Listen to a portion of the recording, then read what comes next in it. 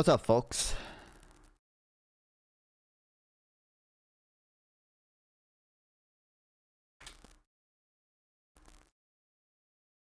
How we doing?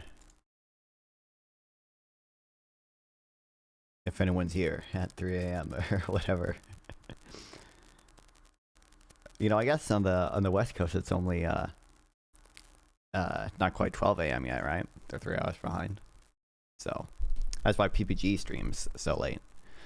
But I totally fucked up my sleep schedule today. So, you know,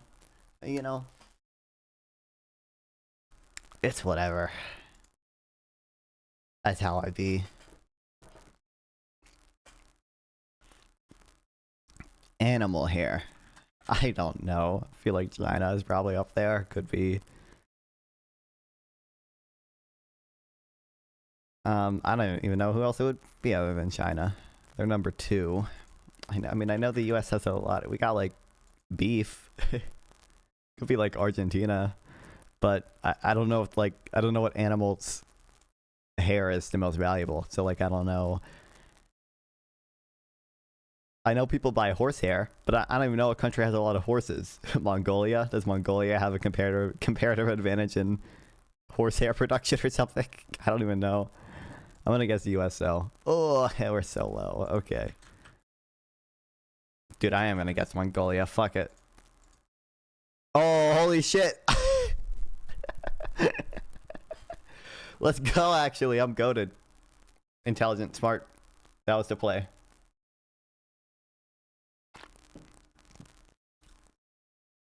Well, who would number 3 be? I guess it is fucking horses.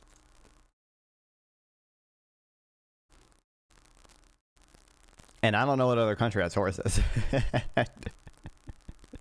Apparently China's got some horses. Mongolia's got horses. I mean, I guess Russia. Non-vegan OECE game moment, I know. Horrible. I'm gonna guess Russia because they border, and I feel like there's gotta be horses in fucking Siberia. Apparently not many. I am gonna guess Argentina. And also, welcome back, Starfuse. Ah, damn. Italy, Lesotho, and Peru. Oh, I probably could have guessed Peru. I don't think I ever would have guessed Lesotho or Italy. But you know what? The Mongolia has horses. Brain blast saved me. Okay. 11 billion, a bunch of oil, and a bunch of copper, and some gold. So probably some African country. Chad. I feel like Chad has more stuff than this, I think. Lesotho is pretty crazy given the size of the country. In terms of overall, or in terms of the hair that they export.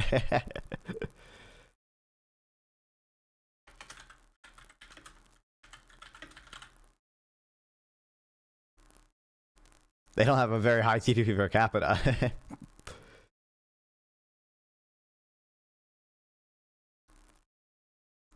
But yeah, I mean... Oh, look. You know, the second image on Wikipedia is a bunch of people hoarding sheeps. So, you know... Guess that makes sense. The hair export given a country is a tiny shithole. Yeah, okay, yeah, that makes more sense. A woman in the economy. I don't think this is Chad, but I don't really have a better guess than Chad. Mali? Maybe? I feel like Mali doesn't even have 11 billion in exports. Oh, fuck. Bro, Rwanda? Madagascar? Madagascar is more than this stuff, right?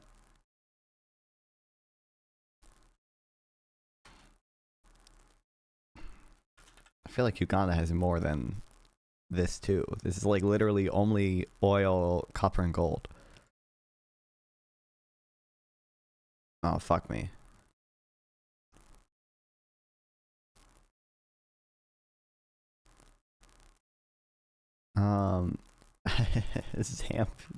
It wouldn't be Zambia. What's that? It's the country above South Africa. Could it be? Wait, could it be like Could it be Angola? I guess that's still gonna be, because I guess that's still gonna be a little east of Mali, right? Damn. Fuck. You're not right. Kill me.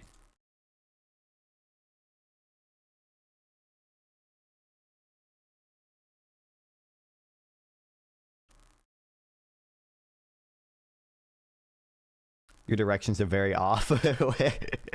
Do we have stream dice? Yeah, what's up, easy buddy? Sleep schedule is ruined. My directions are perfect. Okay. What's 1,200 kilometers north of Angola, though? That has to stop.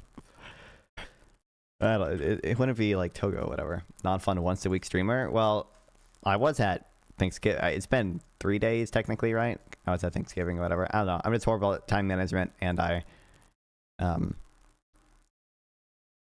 that's really the biggest issue. Yeah, it's 3 days.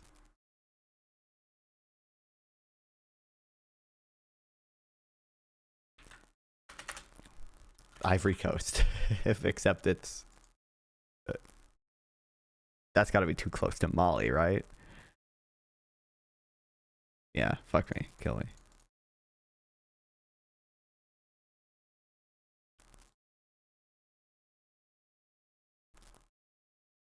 South Sudan. that's not right, but that's you know what? Fuck it. Yeah, damn. Botswana. I don't know. Congo. Which Congo? The Republic of the Central one or the Democratic Central Republic Congo, whatever. You see Trump call for remigration and immigration moratorium? Yep, of course. I have the tab pulled up here. It can't be DRC. I mean, that's what I mean. I did never guess DRC because I thought that they have like more mineral export shit than this country did.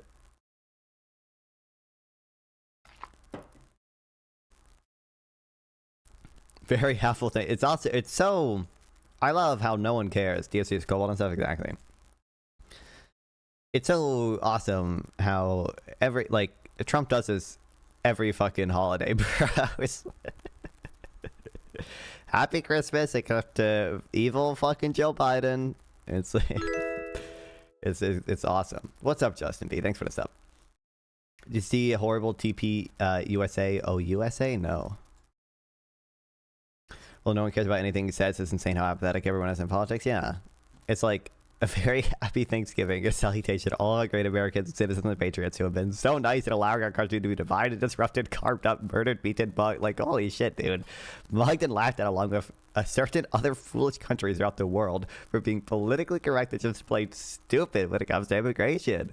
The official U.S. foreign population stands at 53 billion, according to the census, which I think is foreign-born and not, like, some of those people I think are naturalized citizen, and a lot of them are green card holders. But I believe, I could be wrong, I believe when the census says 53 million foreign born or whatever, they are also foreign. Oh boy, some of those are foreign born citizens still, but most of which are on welfare from failed nations or from prisons, mental institutions, gangs, or drug cartels. They and their children are supported through massive payments from patriotic American citizens who, because of their beautiful hearts, do not want to openly complain or cause any trouble in any way, shape, or form. True. They are I'm gonna have a heart attack. My heart hurts. What'd I do? Drink too much caffeine. Actually, I've not had much caffeine today. I don't know. They put up with what has happened to our country, but it's eating them alive to do so. A migrant earning $30,000 on a green card will get roughly $50,000 in yearly benefits for their family. The real migrant population is much higher. Of course it is. Apparently, a third of our country, half of our country is secretly like illegal migrants, bro. And the number always goes up. It always goes up. This refugee burden is the leading cause of social dysfunction in America. True. There's no evidence to support that. Even the evidence that, like, white nationalist people cite certainly does not support this point. It just says that, like, increased diversity will, we can explain like 1% of the variation in social discohesion. It's like it's not that. It's not that. Definitely not that. Something that did not exist after World War II: failed schools, high crime, urban decay, overcrowded hospitals, housing shortages, and large deficits, etc. Yeah, large deficits, like obviously, did not exist after World War II. Don't look at. I think does Fred have a thing just for Fred U.S. deficit by year? Hey, I'm a fuck you. And then you can just look at deficit to GDP or debt to GDP. Kill me. I should look at it as relative to GDP because we ran relatively small deficits still, but well, by today's standards, small. Oh, you know what? I guess I thought we had a bigger deficit after World War II, still because of the Marshall Plan. Like I thought we continued the deficit for a while because we were giving all our money to fucking Europe. Maybe I'm wrong though. Trump loves private sector surplus as a real MMTer. This is true. Will it happen if we just imported housing construction workers on temp visas and no one else? I mean, the cost of building housing would go down and you would expect at least some more housing to be built, but I don't know what else you want me to say. As an example, hundreds of thousands of refugees from Somalia are completely taking over the once great state of Minnesota. Somalian gangs are roving the streets looking for prey as our wonderful people stay locked in their apartments and houses, hoping hoping against hope that they will be left alone. The seriously retarded governor of Minnesota. Incredible that we're just dropping the. I mean, I don't care about the arson or anything, but it's just so wonderful that we have our president saying happy Thanksgiving unless you're the retarded governor of Minnesota. It's like, bro. Tim Walz does nothing either through fear, incompetence, or both. Well, the worst congressman/congresswoman in our country, Ilhan Omar, always wrapped in her swaddling hijab. Holy shit, dude. And who probably came into the U.S. illegally, in that you are not allowed to marry your brother, does nothing. I don't even know if is there some lore about Ilhan Omar that I don't know, because I don't know where that allegation comes from. I've heard people, like I've heard Twitter conspiracy posters say that she was in the U.S. illegally, but I don't. What does the brother thing have to do with it? I didn't see that. I never saw that. Does nothing but hatefully complain about our country, its constitution, and how badly she is treated when her place of origin is a decadent, backward, and crime-ridden nation. Which actually Donald Trump did it's all because of U.S. imperialism. Which is essentially not even a country for lack of government, military, police, schools, etc. And then this says, we got to deport everyone. Even as we have progressed technologically, immigration policy has eroded those gains and living conditions for many. I will permanently pause migration from all third world countries to allow the U.S. system to fully recover, terminate all the millions of Biden illegal emissions, including those signed by Sleepy Joe Biden's auto pen, and remove anyone who is not a net asset to the United States or is incapable of loving our country, and all federal benefits and subsidies to citizens of our country, denaturalize migrants who undermine domestic tranquility, and deport any foreign national who is a public charge, security risk, or non-compatible with Western civilization. These goals will be pursued with the aim of achieving a major reduction of illegal and disrupted populations, including those admitted through an unauthorized and illegal auto ban approval process. Only reverse migration. We have it. Easy money did predict it. It can fully cure the situation. Other than that, happy Thanksgiving to all, except those that hate, steal, murder, and destroy everything that America stands for. You won't be here for long. Incredible. Incredible. Essentially, we need a recession, and then we need real income to outpace inflation like it did in 2016 and 2019, get back to truly affordable living. Why can't you? I don't think you need deflation to get to more affordable living. You just need continued real wage growth, which can be compatible, again, with some amount of nominal inflation that you don't have to go through a recession to get through. LMAO, I actually know about this because I live where he is where he's talking about. There are not hundreds of thousands of Somalis and they're not roaming the streets. I mean, I know there are, like immigrant populations, especially a lot of people who come on like temporary protected status. They do tend to like cluster together. And I do know there are a large number of Somalis in Minnesota, but like obviously Trump is just pulling a lot of crazy amount of shit out of that. They like have higher crime rate than natives, to be honest, but it's not that bad. Yeah, it's like Ilhan Omar marry brother.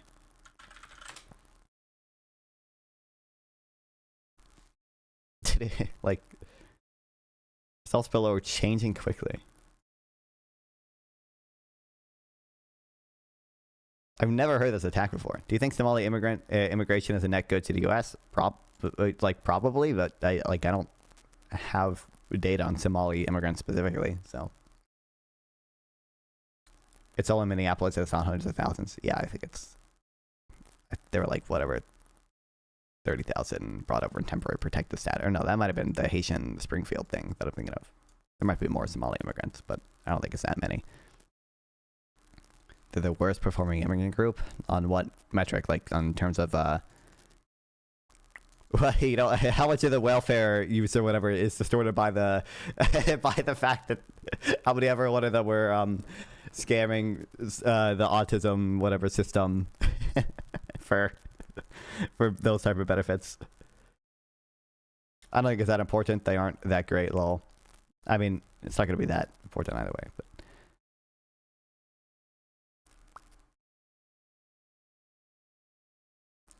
Question is, she came to America illegally by marrying her brother. The U.S. president floated a conspiracy theory as he renewed hardline immigration rhetoric.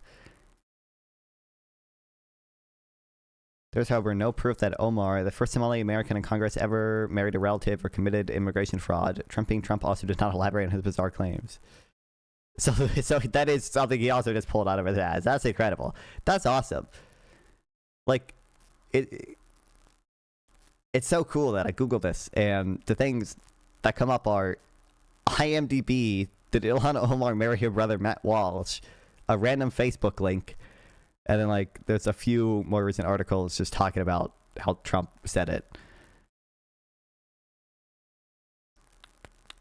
You know, Garrett Jones might be right here. Garrett Jones, the GMU guy. I don't know who, should I know who Garrett Jones is? Oh, Matt Wallace brought receipts.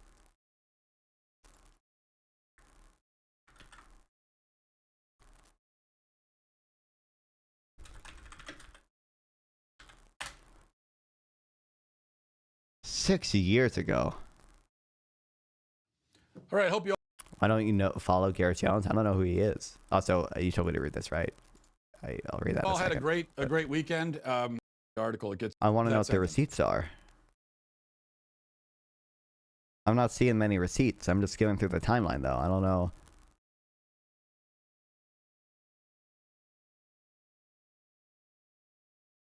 Looks like he's just talking. I don't like culture transplant stuff. Oh, I might know him. I might know him then. those yeah. products. Well, okay, great. It's good for you. You don't like them. Fantastic. Thanks for letting me know. But we're not bending the English language into some distorted shape just to accommodate you. Put it on. So, if you're in, I'm not seeing many receipts. I'm not gonna lie. From Minnesota, so they're sort of the local crew there. And during the campaign, they didn't talk about it. They're only coming out with it now because they have no choice, because of the evidence is piling up, and they have to say something to acknowledge it. And I tell you that just because, and possibly her own brother, to skirt immigration laws. Now, that's not an accusation that you hear every day against politicians, is it? That's not one. That's a years they've been ignoring it. They're the local. That's Minneapolis, and Ilhan Omar, of course, the representative from Minnesota. So they're because they have no choice, because there are some conservatives who I saw over the weekend that. No, don't give them any credit. They only did it because they absolutely had to, and they tried not to. They don't want to. They did because they had to. Is it true? That's really the main point here. That's what matters. Is it true? Well, I guess we don't know, right? We don't know exactly if it is or not. Okay. Yep. Incredible. Okay. I think the Minneapolis Somali clan stuff is overstated. I obviously agree. Do you know the Minneapolis mayoral election is based on the Somali clan war? Like, why do we need this stuff in our country? Well, I don't like. I don't know exactly what you mean by. I think Somali clan war might be overstating it. I agree we don't need Somali clan wars in our country. Now, I think immigration is probably just generally not good. Somali immigrants, certainly, I would say there might be a better way to do it that would make it more obvious that it's not good. I don't know for certain if Somali immigrants specifically right now are not good, but I don't think it's impossible to bring over Somali immigrants and have some assimilation process that makes them, not on average, at least over their lifetimes, fiscal burdens. Now, obviously, I mean, we run at budget deficit, so the average U.S. citizen, sort of by accounting, is a net deficit because we have an overall budget deficit. But Tika Frey has been a good mayor, so I'm glad they didn't vote entirely based on whether the Somali candidate is Somali. Incredible. Didn't Trump try to I hadn't heard this myself, but at Thanksgiving my grandparents told me that Trump threatened to deport the Somali mayor as well.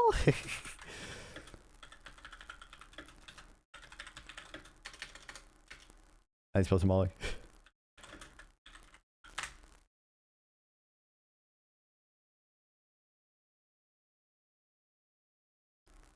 I don't know, maybe my grandparents fell for some Facebook Trump derangement syndrome misinformation or something, but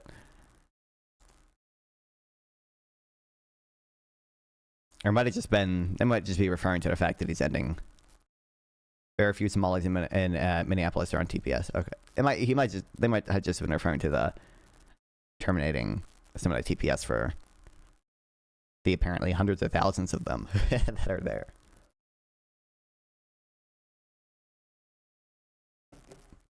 Okay, what is this about?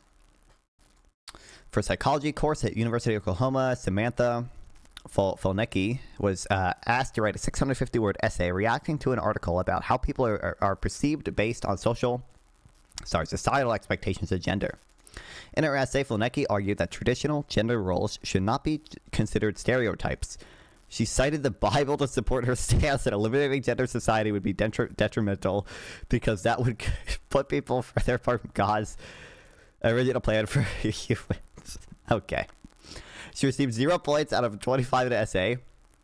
Transgender professor Mel Curtis said Ms. Folnecki failed to use empirical evidence and called parts of her essay offensive. Just read the essay? Oh, wait. I do want to read the essay. Oh, boy. To call an entire group of people demonic is highly offensive. Okay.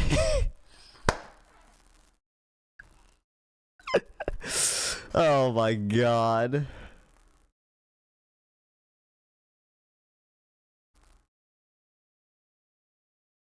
Hold on. This isn't the essay, right? Because he's saying in here.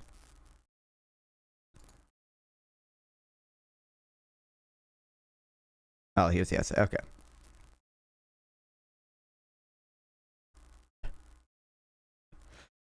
Article is very thought-provoking, caused me to thoroughly. Is this where it starts, or shouldn't there be a 3 of 5? This article is very thought-provoking and caused me to thoroughly evaluate the idea of gender and the role it plays in our society. The article discussed peers using teasing as a way to enforce gender norms. I do not necessarily see this as a problem. God made male and female and made us differently from each other on purpose and for a purpose. God is very intentional with what he makes, and I believe trying to change that would only do more harm. Gender roles and tendencies should not be considered stereotypes. Women naturally want to do womanly things because God created us with those womanly desires in our hearts. The same goes for men. This is his college level? Is this University of Oklahoma? Okay. Same goes for men. God created men in the image of his courage and strength, and he created woman in the image of his beauty. He intentionally created women differently than men, and we should live our lives with that in mind.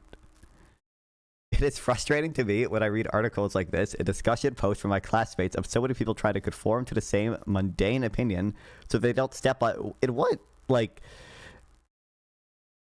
you should almost never be saying this in an essay, right? Like, I don't know what the prompt of the essay was, but you're supposed to be generally supporting your thesis or something in an essay. You're not supposed to be saying like, well, when I read stuff from my classmates in discussion posts and stuff, like, people are conforming to one date opinion, but regardless. So they don't step on people's toes. I think that is a cowardly and it's an insincere way to live. It is important to use freedom of speech. We have been given the freedom of speech we have given to the country, and I personally believe that eliminating gender, you should, oh my god, universal go home is basically daycare for stupid people, seemingly. And I personally believe that eliminating gender role in our society should be would be detrimental. Shouldn't the prompt of the, like, this should be your thesis, right? And you're supposed to, like, defend it. Like, what is the prompt of the essay that she's even doing here? Like, it's very weird to me to see this as, like, a random part in a body paragraph, as it pulls us further apart from God's original plan for humans. It is perfectly normal for kids to follow gender stereotypes because that is how God made us. The reason so many girls want to feel womanly and care for others in a motherly way is not because they feel pressured to fit into social norms. It's because God created them to reflect his beauty and his compassion in that way. In Genesis, God says that it is not good for a man to be alone. So he created a woman, or so he created a helper for man, which is a woman. Many people assume the word helper. The prompt in the last reply, along with the last paragraph. Okay. Assume the helper in this context to be condescending and offensive to women. However, the original word in Hebrew is ezer. Not going to try. Indirectly translates to helper equal to. Additionally, God describes himself in the Bible as using whatever helper. And he describes his Holy Spirit as our helper as well. This shows the importance God placed on the role of helper, woman roles. God does not view woman as less significant to men. He created us with such intentionality and care, and he made woman in his image of being a helper and in the image of his beauty. If leaning into that role means I am following gender stereotypes, and I'm happy to follow a stereotype that aligns with the gifts and abilities God gave me as a woman. I do not think that women feel pressure to be more masculine and feminine. Okay, incredible. I love the I love all the ands. Yeah, it's. I love every other sentence. It's just a like the average sentence in this essay. It's just like a new, like, complete sentence of just God created men and women differently, and God created men and women in his beauty. And God created men. It's like, bro. I strongly disagree with the idea from the article that encouraging acceptance of diverse gender expression could improve students' confidence. Society pushes pushing the lie that there are multiple genders and everyone should be whatever they want to be is demonic and severely harms American youth. I do not want kids to be teased or bullied at school. However, pushing a lie that everyone has their own truth and everyone can do whatever they want and be whoever they want is not biblical whatsoever. Incredible. The Bible says that our lives are not our own, but that our lives and bodies belong to the Lord for his glory. I live my life based on his truth, and I firmly believe that there would be less gender issues and insecurities in children if they were raised knowing that they do not belong to themselves, but they belong to the Lord. Society's pushing a lie multiple gender. So true. The unigender, exactly. It's like, yeah. Oh my god. I love how you could even see, like, the grammar suggestions in here.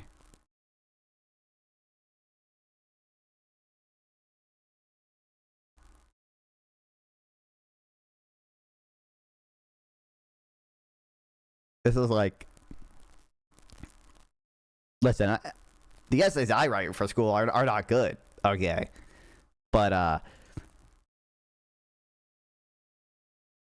this feels not like a college level essay. Is it a paragraph in a rubric? Oh boy.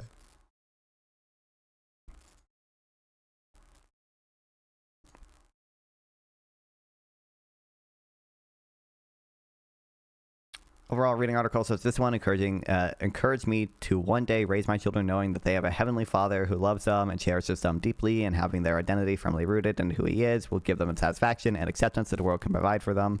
My prayer for the world, and specifically for American society and youth, is that they would not believe the lies being spread from Satan that make them believe that they are better off as another gender than what God made them. I pray that they feel God's love and acceptance as who he originally created them to be. Incredible. Great. Does the paper show a clear clear tie into the signed article. Barely.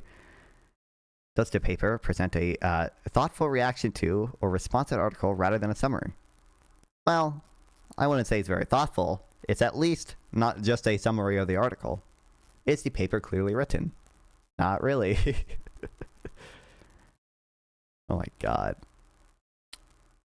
650 words, double space, reaction paper demonstrated that you read the signed article and include thoughtful reaction to material presented in the article. Points will be deducted when papers are deficient in any of these areas. I will deduct 10 points if your paper is between 620, blah, blah, blah. Please remember your action paper should not be a summary, but rather a thoughtful discussion of some aspects of the article.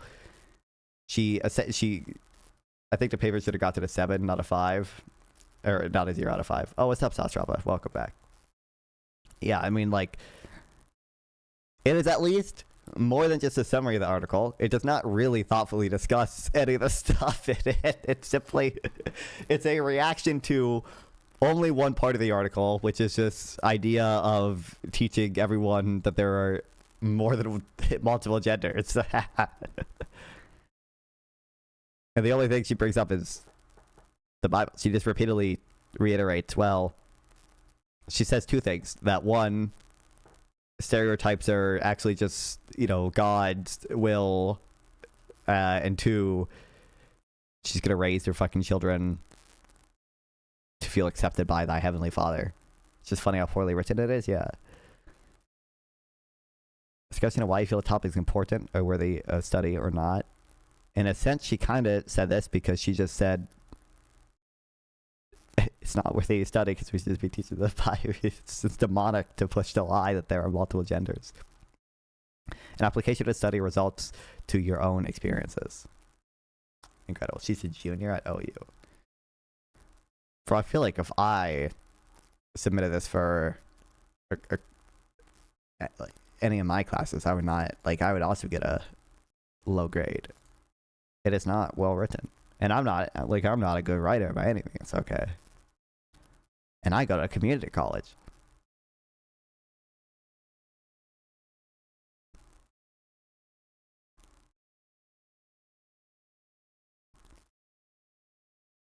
$10K likes, incredible.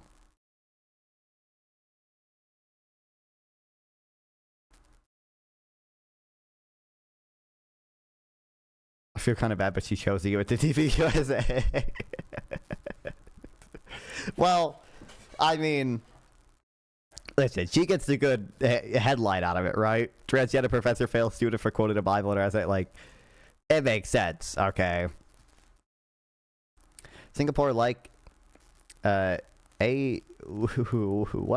Center for Migration proposal that would likely strengthen America's future compared to status quo. 2-track model. Is this Daniel DiMartini's stuff or whatever? I thought there would be a link. 2-track model, one for rotational labor, other for permanent settlement, would enhance fairness, reduce exploitation, and bolster public trust. I mean, I'm sure it would, but we gotta get. It's possible to get the average American to understand that. So I don't know what the best solution there is.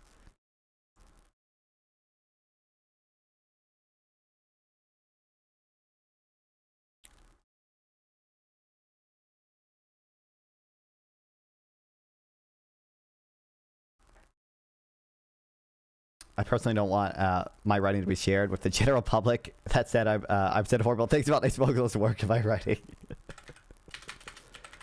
Oh no. Screenshotting it, crucifying you over Twitter on it, okay. About to be cancelled.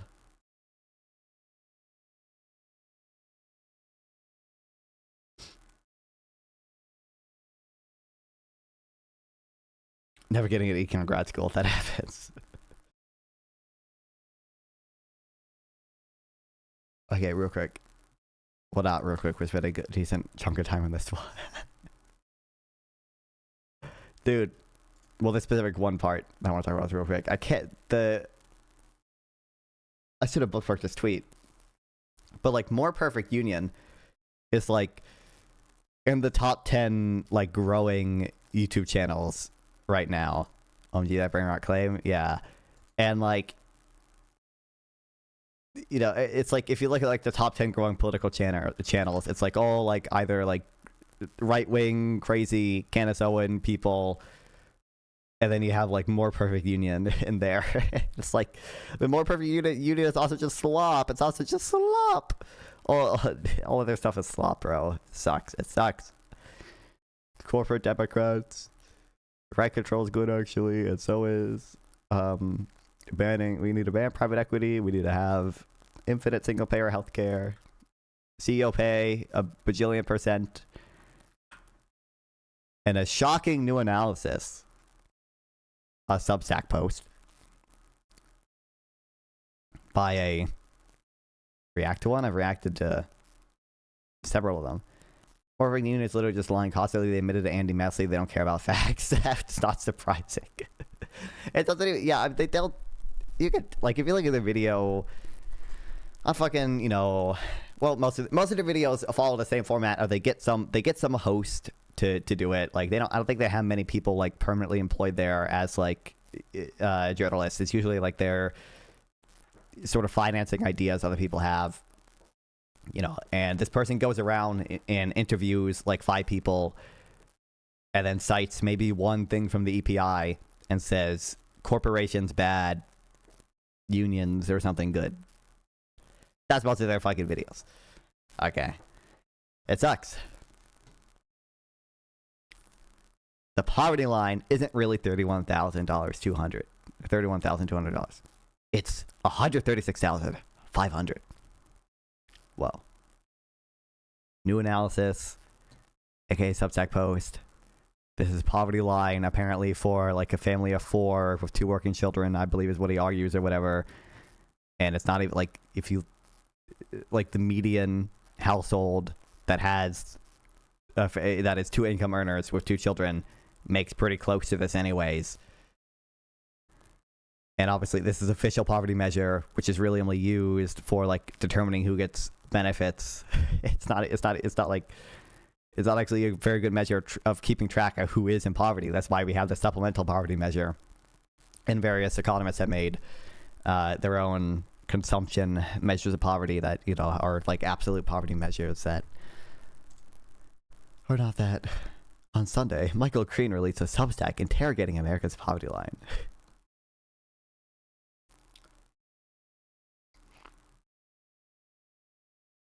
Back in 1963, food was about a third of our family's spending. So government analysts took the minimum amount a family needed to spend on food and multiplied it by 3. This became the poverty line. Oh my god, how evil. Oh no. Oh no. They failed to mention it's updated every year, or it might not be every year. It's updated semi-frequently based on CPI, which includes more than just food in it. Okay? But you know, this next slide, I think, pisses me off so much. Green argues that this calculation is now massively outdated. Costs for childcare, healthcare, and housing have all ballooned in recent years, which I believe, well, actually is, I don't know if, I think childcare is in CPI, right?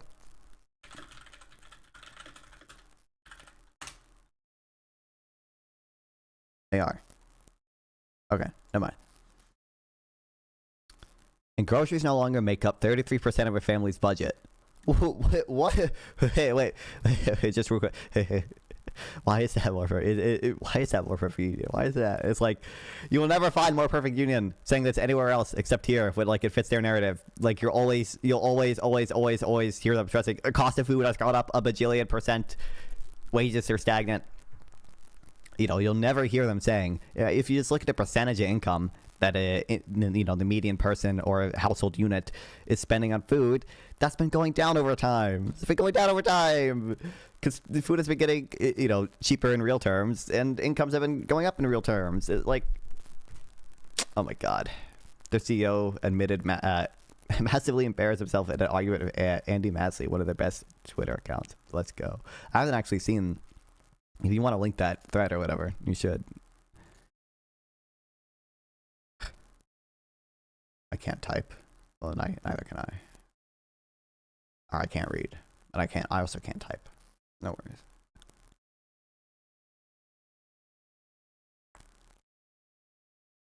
Childcare, 32,000. By the way, Green, most of these numbers are, he doesn't like actually cite sources for them, but they are like pretty closely aligned with numbers from, you know, numbers that you can find from that are counted by the BLS or whatever. But these are all like averages. These are all like the average of what people actually spend, and he uses them as a minimum. Food, transportation, healthcare, other essentials, you know, childcare as well. That's a temporary expense for people. His conclusion: an American family of four needs $136,500 today to reach a basic quality of life. Do you want a UAE immigration system?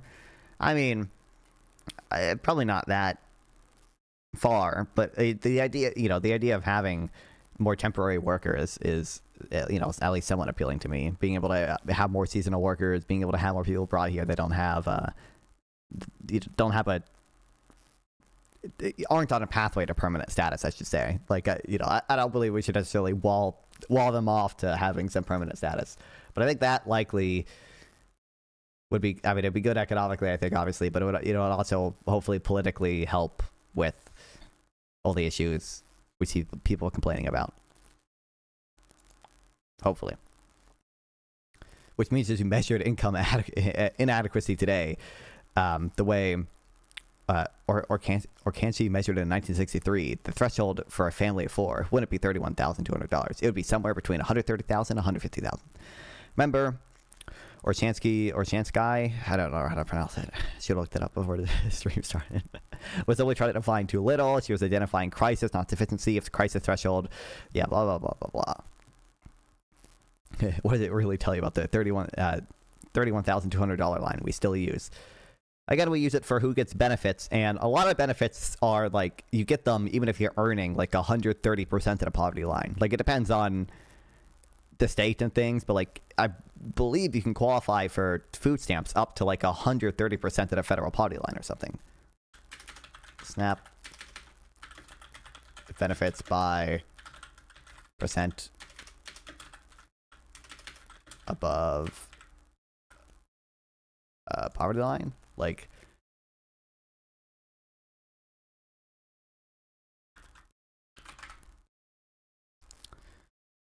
household income before any of the program deductions are applied generally must be at or below 130% of the poverty line. And there are other, like, you can probably get Medicaid above that amount even.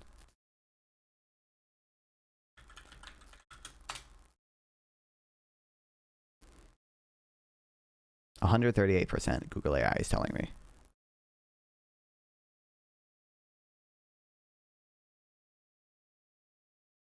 That it's closed the... Oh no, that's right.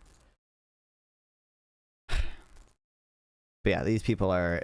They're evil. Okay, fuck these people. And they're apparently one of the fastest growing channels.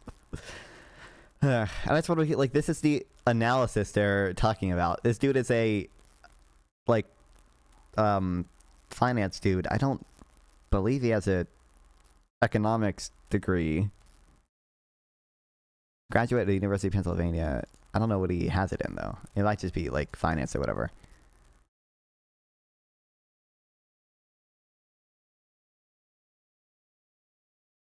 I thought it's in finance or something. Regardless, okay, not some dude who has a deep understanding of the, you know, how things like the poverty measure and stuff are like calculated, right? Oh boy, what is this? Always on the move, reaching new heights. Who is this? Is this AOC 2.0 Zorhan coat rider? And rushing towards the future. But today's leaders can't keep up. My name is Cameron Caskey, and I'm running for Congress because there's no real path forward for most Americans. You and your family are working all week just to spend most of your paycheck on rent and healthcare. Meanwhile...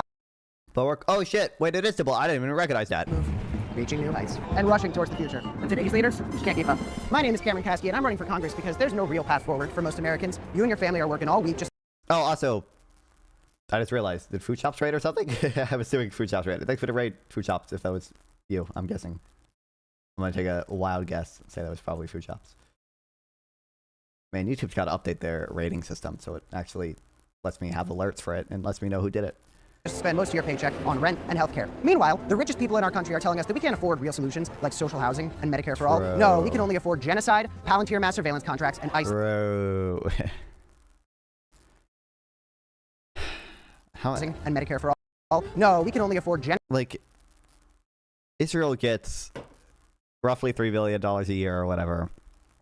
It's been more in recent years, and some of that money is like, you know, it's military aid, like it's, you know, us giving money to Israel for them to buy our jets, right? Like it's not even all necessarily equivalent to literally spending like dollar for dollar that much or whatever, because a lot of it is not coming back to us in form of military shit, and like Medicare for all would cost like trillions of dollars. Palantir, like mass surveillance contracts, and ICE ducks. I'm running because we need people in Congress. ICE does get a lot of money. We're going to do something about it and work on laws. I don't know how much Palantir gets, but too much for what Palantir does. That help all Americans. Isn't that crazy and radical? Not enough to fund Medicaid for all. Well, turns out we actually can build a society where we're feeding children instead of tearing them away from their families. Their streets are lined with federal housing and small businesses instead of the National Guard. Well, we're going to have troops everywhere. No, I've been taking on members of Trump's regime since I was literally a teenager. Senator Rubio, can you tell me right now that you will not accept a single donation from the NRA in the future? I never dreamed I would get into politics, but then a disturbed 19-year-old was able to legally purchase an assault rifle and what's FMR? 17 people at my high school. My classmates and I learned the hard way that this shooting didn't happen in spite of the government-run hospitals. It happened because what about of it. them? And this is a system that is failing you at every turn. But out of that tragedy, my classmates and I were able to get millions of people all across the country to take to the streets and call for real change. Whoa. Now, nearly a decade later, the country is even more violent than it was, and we need leaders. Then since when? To take to the streets and call for real change.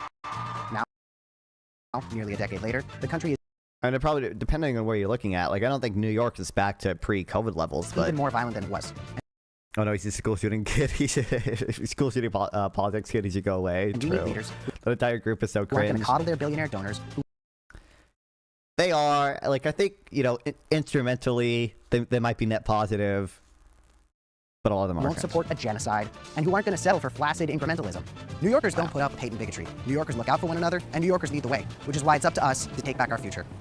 I'm Cameron Kasky, and I'm running for Congress because it feels like our party has no future, so we need to invest in a new generation of leaders to take on the fight. Please donate to me online. All of my opponents have a lot of very rich friends. I can't necessarily say the same thing about myself. I'm Cameron Kasky, and I approve this message. Incredible. Oh, man. Bro, stop funding genocide #1. What district in New York is this guy in? What percent of Jewish voters are there? 12th district, Midtown, like Midtown Manhattan. That's gotta be like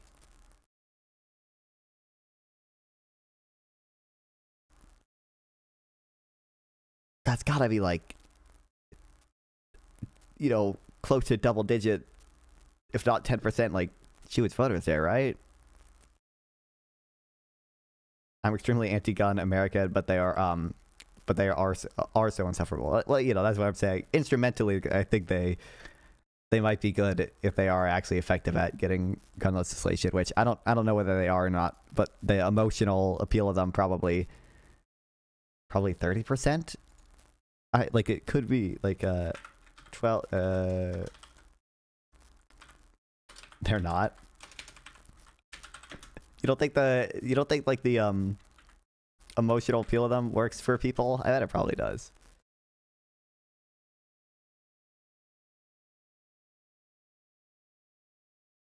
It's not what I want.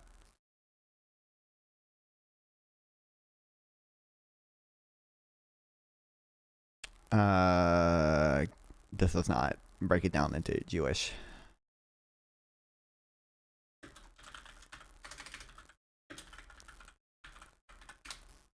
Emotional appeals wins elections, unfortunately. Yeah, that's what I'm thinking, but ooh, wait, it says 20%, but this is just Google AI.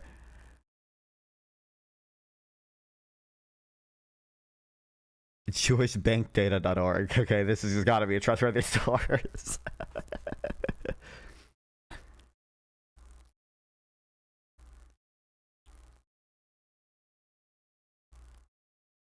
Well, it says 181,000 or whatever.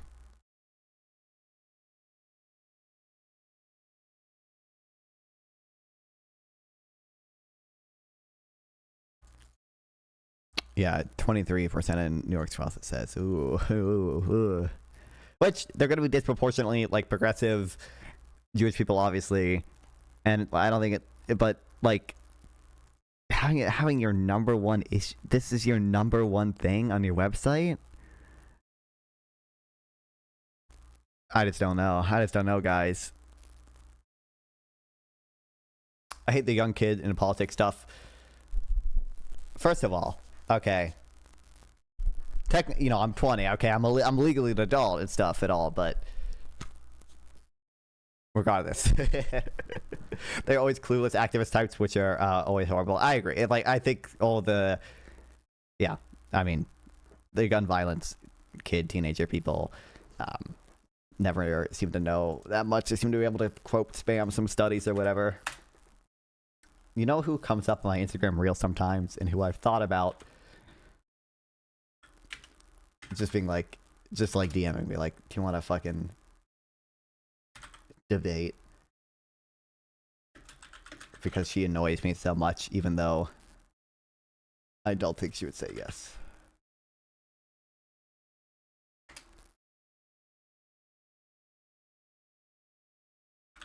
Oh my god, how do you spell Sydney?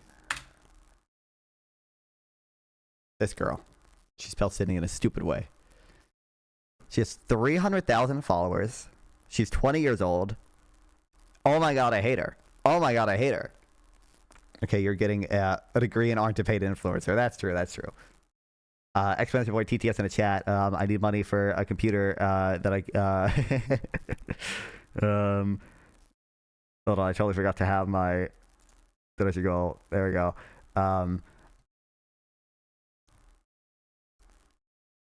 Because I found a good deal on a CPU and stuff. I bought a motherboard. I got a good deal on a motherboard too. And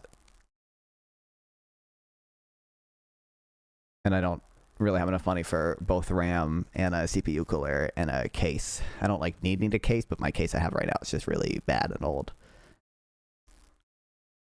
God, I hate this girl. There's one video I commented on because it was so... Oh my god. Did you know I think it was this one. That billionaire yachts are tax deductible, while we, the people, have to spend 20% of our money or more paying the government every year so that they can bomb foreign countries. But I am the leader of the Progressive Party, and we hope to do things differently. We want to lower taxes for the working and middle class while holding corporations... That's exactly what I want a Progressive Party to do, is to lower taxes for the middle class. Bro, accountable, what? Taxing the yachts, Bro. And making sure that we'll have better education, better healthcare, better public transit, and overall a better quality of life for everyone. If you want to join the Progressive Party today, the link is in my bio. Sign up to become a member and follow for updates. Thank you so much. This girl is 20 years old. She wants to run for president. I'm 19 and running for president of the United States. I founded my own political party, the Progressive Party. The Progressive Party is looking for candidates right now. Go. She ain't winning, folks. Okay. Oh my god. Fake SF party just joined the DSA, lol, for real.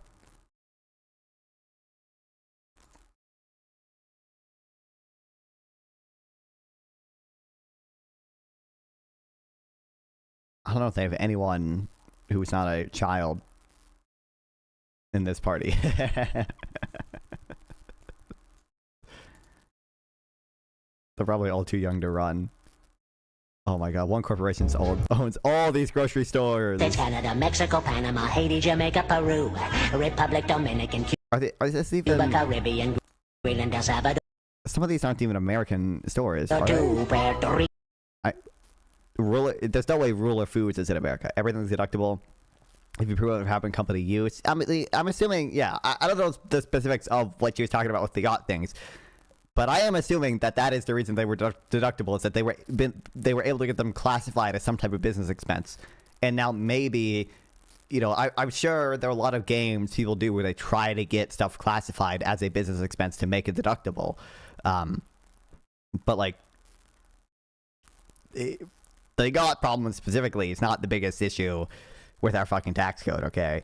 And like very few people in America, I don't want to say very few, most middle class people in America or whatever, like I don't think the median person in America pays a 20% effective tax rate like you were suggesting, because they also are the ones who get benefits, they're the ones who get welfare and stuff, right? And they're the ones who, you know, like even if you reach the 20% bracket in income tax or whatever, that's obviously the marginal tax rate. You're taxed at a lower rate below that. Colombia, Venezuela, Honduras, Guyana, and still. But yeah, it's like, kill me. But I don't think she would ever do a debate or anything. She's not that type of person. She does not do that. Medicare for all. Healthcare is a human right. Human rights are non-negotiable. Our current system is simply not working. There is no social or economic endgame to keeping healthcare semi-private and impossibly expensive. There is only waste and suffering. True. Medicare for all will not only save thousands of lives and for long-term health, national health will save trillions of dollars by reducing MSA. Yes, true. Yes, this guy has not read the Gator Coast article. Oh my god. But we're not even sourcing stuff anymore, okay? At least Bernie has sources, all right? I call interest payments the poor people tax. Well, they're riskier to lend to, right? So, I mean, you would expect, like, you're not entirely wrong, but, like, you would expect if you did something to try to influence that, you would just get less lending to poor people. And it seems like that is the case, because we have evidence from Chile, for example, when they did, like, interest rate caps. You know, I'm trying to come up with a Kantian argument for organ markets. Wait, well, why would, like, should it? I don't see anything incompatible with Kantianism and organ markets necessarily, right? Like unless there's some Kantian rule about fucking respecting your body or some shit. But like, am I not acting by the maximum such that it shall become universal law when I sell my kidney for $3,000? Like, I don't know how exactly it is in a big pond, but there's upper class people who use infrastructure, but they can deduct so much from taxes because of government programs like employing disabled people. Their tax rate is about 10% instead of 21% like other people's have. I mean, you know, in America at least, like most of the data shows, richer people pay a higher effective tax rate. The gains people, like the effective tax rate when taking into account all the taxes they pay. There are obviously some things that like rich people might, you know, have avoid taxes on because they don't take a regular income, for example, so they can avoid some amount of income tax if like a CEO pays themselves a very low salary but then gets a lot in stock benefits. But you know, they have to pay. There's no unrealized capital gains tax, but they have to pay capital gains tax if they ever sell it. If they take out a loan against it, you know, they have to pay whatever sales tax exists on whatever they buy with the loan. Now, I think that should be higher, to be fair. I think we should have a consumption tax that taxes people progressively. So if a billionaire takes out a loan with their stock as collateral, they are taxed at a relatively high rate when they buy whatever. But they also have to pay back that loan with after-tax income anyway, so. Has the school shoot? Oh my god! As a school shooting survivor, I began my adult life calling for an end to the violent slaughter of innocent children and adults. This meant stopping violence against everyone. If elected to Congress, I would vote against sending money or weapons to the state of Israel, defensive or otherwise, and vote in favor of implementing meaningful sanctions against Israel and the UAE for the continued support of genocides in Gaza and Sudan. Oh my god, we have to throw Sudan in here too. Let's go. I don't even... I don't, like... Kill me. I don't even want to really send money to Israel anymore. I don't like them that much. I don't hate them, but like, why is this the messaging we're doing here? How does he plan on addressing Sudan? Very curious. Well, apparently sanctioning the UA, I believe, is what he's suggesting here. Meaningful sanctions against Israel and the UAE for their continued support of genocides in Gaza and Sudan. Okay, support that. I don't actually know shit about Sudan or what the UAE does or whatever, but As a proud Jew, I'm not allowed a prosecution of my faith, as endured for thousands of years, to be exploited as an excuse to commit genocide and colonial violence against Palestinians or anyone else. State Israel is not simply safe for Jews or begin stability or democracy in the Middle East. It is a direct result of colonial projects and corporate interest that willingly puts its own citizens in harm's way with regional conflict escalation. True. Just defund the Iron Dome and surely the Palestinians will be free. Well, I don't even... the argument is... I don't know how much I don't know exactly where it's in this. If we don't give Israel Iron Dome money, they'd have to buy it on their own, and that probably restricts what offensive capabilities they can use or whatever. And now I guess the argument on the other side of that would be, well, what if they don't buy Iron Dome shit and they buy more offensive weapons? And in fact, the fact that more people are being killed because there's not an Iron Dome anymore, or not as effective Iron Dome, means that the population is going to be more willing to fight against Palestinians or whatever. But this humanitarian crisis is so inhumane. It's so inhuman that there are United States Congress people who own stock in armed manufacturers of weapons to Israel. As America struggled to afford groceries and childcare support to families, resetting billions of dollars to put bullets into guns that are firing at children waiting in line for fresh water. True, though.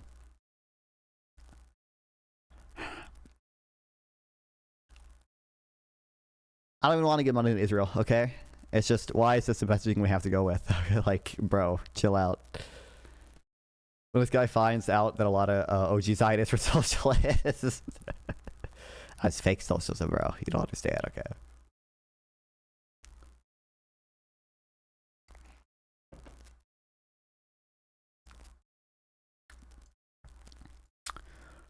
Why didn't the early Zionists choose fucking Australia, bro? Okay. Kill me. Well, I know, I believe I know why. I believe I remember why is they didn't feel, well, they did care about the Holy Land, and they also thought, because other Jews cared about the Holy Land, if they set up somewhere other than the Holy Land, and they're able to get promises from the British and stuff. But they believed the Holy Land is important because they wanted a bunch of Jewish immigrants to move there, obviously, and they probably going to be more willing to move to the Holy Land than some random plot of land in Australia. Okay, I like the Kimberley plan, guys. Can we just go back to where's the map? Chunk of desert in Australia, bro.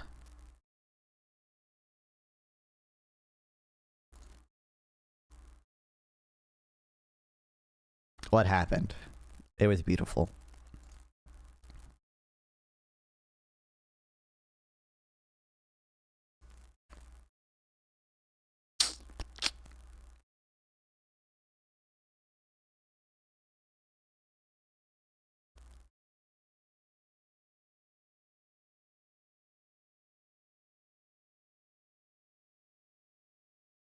Regardless.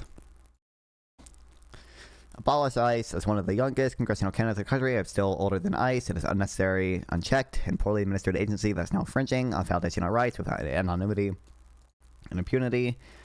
An organization that can be turned into the president's fastest secret police in a matter of months cannot be reformed, only dismantled. True. ICE does not serve any actual domestic security purpose. It is the private police force of an authoritarian president. They violate laws. Yeah, blah, blah, blah. Okay, incredible. Gun violence prevention. I wonder what his position is here, guys. I am a school shooting survivor. After many of my classmates were murdered. Oh my god. Fight the AI oligarchs.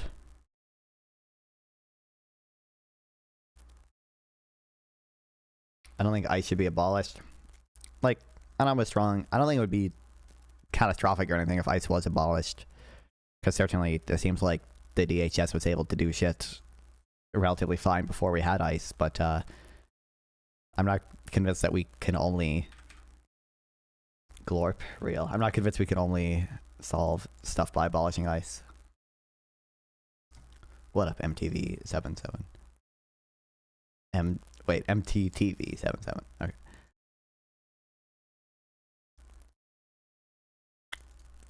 Blah, blah. It's right. There's nothing, no actual policy here. At least he's against tariffs, okay.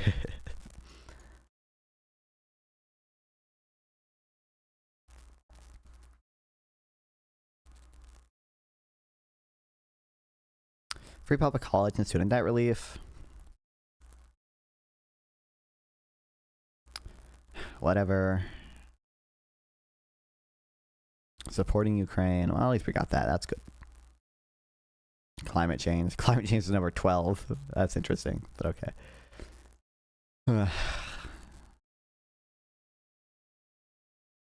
Why are we like this now? The border issue, I'm assuming is pretty annoying. The perceptions matter a lot regarding the border. We should do anything possible to avoid immigration politics. Abolishing ICE will give a perception. Politically, I think that's true. Yeah, of a more open border and increase illegal immigration. Even if enforcement doesn't really change. Sure. Pure slop. Indeed. I don't know what it's with these finance. Okay, can we forbid anyone who's just like a finance bro from talking about like economics? I don't understand. Half of them are like weird MAGA grifter people, like the Geiger Capital dude, like the Anthony Pomp dude. James Fishback is also a investment finance dude. And by the way, just on the stupid Scientific is evil. Actually, fuck this dude. God, there's one tweet of his that just rage baited me, bro. It just rage baited me. Like, breaking Afghans in America are now living in fear per CNN. Heart. Like, bro. Like, dog. What? Like, can I show my reply to this on Twitch? On Twitch, I don't know if they like that. Like, dog. What are we doing? That guy's Jubilee appearance gave me the creeps. Steven. Just wait, Steven. It'll never happen. Just look at Gary's economics. We are doomed. Apparently. It's like how Trump became president, reduced illegal immigration just by getting elected. Perceptions matter more than policy. Yeah.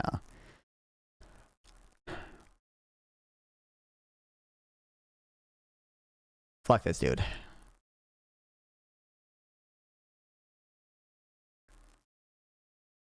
We put out whatever Slop Substack, which we originally got on this train about hating progressives because more perfect. I cannot believe more perfect union cited this, and they called it an analysis too. It's like, oh my god. This week, we're trying to understand why the American middle class felt poor each year despite healthy GDP growth and low unemployment. I came across a sentence buried in a research paper. The U.S. poverty line is calculated as also, it's like buried in a research paper. Like, you can just look up the definition of the like, I'm pretty sure the Census Bureau has almost this exact line on their website about the official poverty measure. Poverty line is calculated as 3 times the cost of a minimum food diet in 1963, adjusted for inflation. I read it again. 3 times the minimum food budget. I felt sick. It's also confusing here. The initial line was set by the 3 times the minimum food diet. And then when it says adjusted for inflation, that's adjusted for old inflation, though. That's adjusted with CPI, which includes everything, not just food.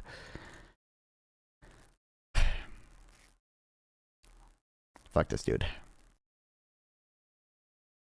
Anyway, I read some stuff of it already, but I haven't read the ultimate post about it by Scott Winship. Okay, so.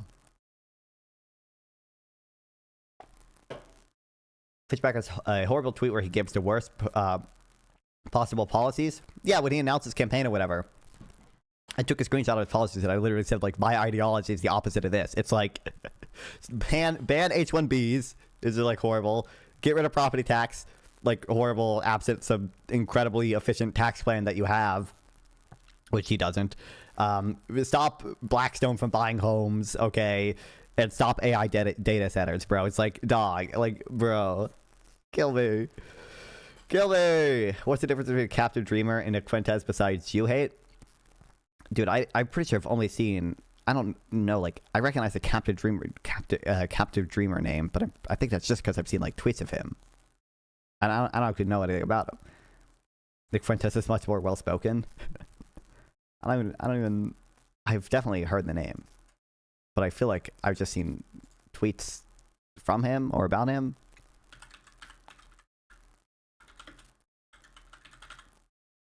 Am I spelled captive?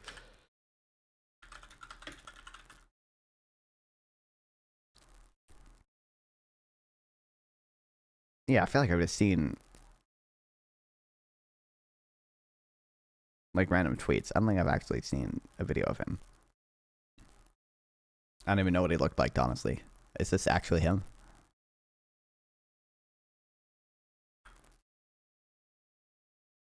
We also use a different measures for poverty. That's true. Well, yeah.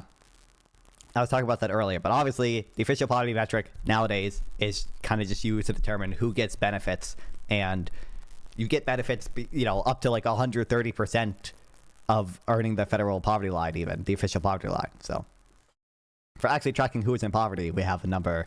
We have the official, well, I say official. We have the supplemental poverty measure, which is officially put out by the Census Bureau, and then there's a ton of economists have put out a ton of different measures of like consumption poverty and stuff, and, you know, they're in their own research. But yeah, it's a horrible retarded comedian. Nick is a horrible person, but he's much more coherent. True. Okay.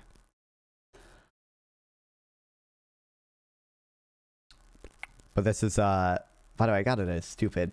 We're getting sidetracked again. We're never reading anything. We'll never read. Okay. I woke up with like 30 Twitter notifications because I keep getting notifications for this fucking thread where I'm in. I was just talking to these people under one of the posts from the guy who originally wrote the article, and the Scott dude replied, who is the guy who wrote the critique of this article. Kill me. Where's my actual... This guy sucks ass. In 1964, federal minimum wage was $1.25 an hour, or 5 silver quarters. Today, the melt value of a 1964 silver quarter is at $56 an ounce, or $10.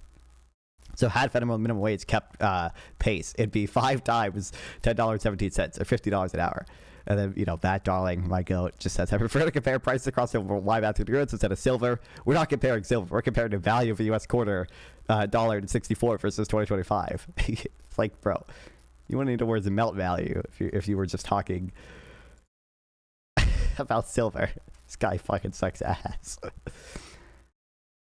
I'm using this picture more often. I made this picture. I'm using it every time now in threads like this. Did you read the hamsters cut Orion Girl Sloth post? No. OMG is like the gold post? It basically is. And he, like, it's just not capable of understanding the points. 5 1964 quarters used to be worth $1.25. Now they're worth $50. Well, 5 quarters are worth $1.25. That's about the purest measure of currency debasement there, aka inflation. And I'm just like, 5 1964 quarters are still worth $1.25. The value after you get rid of the quarter and turn it into silver is $50. Now, technically, because there's the expectation that one day maybe the U.S. will allow, you know, getting rid of or allow people to melt currency, because that expectation is there. The current price of silver quarters is you can sell for higher than their face value. But regardless, okay, it's only there because the expectation, and he's too dumb to even mention that point. So then he just goes to citing the material cost of making coins. Like, what are we doing?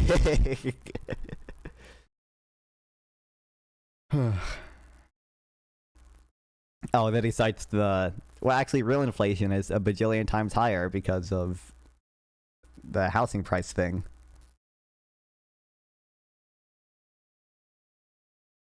Kill me. Should I read the hamsters cut Orion Gross Laws post? I really only, I think Relearning Economics said it was a balanced take or whatever, right? So who knows? It's not even, can't be that good then, okay?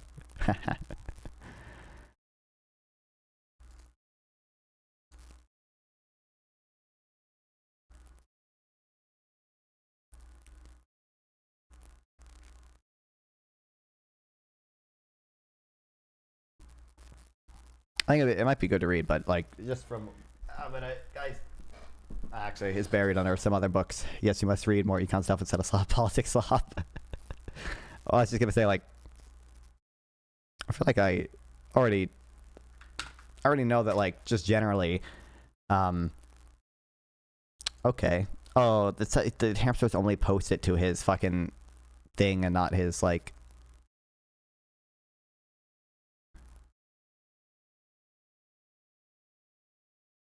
Oh, no. Okay, never mind. It lets me do this.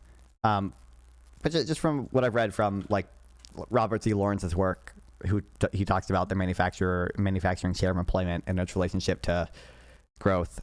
I feel like he just has a lot more empirical stuff behind his stuff than Caldor ever did. Like, it just seems clear to me that the second and third Caldor growth laws are just not empirically demonstratable at all. Wait, what is this work? I talk about this book a lot. Behind the Curve. Kilby.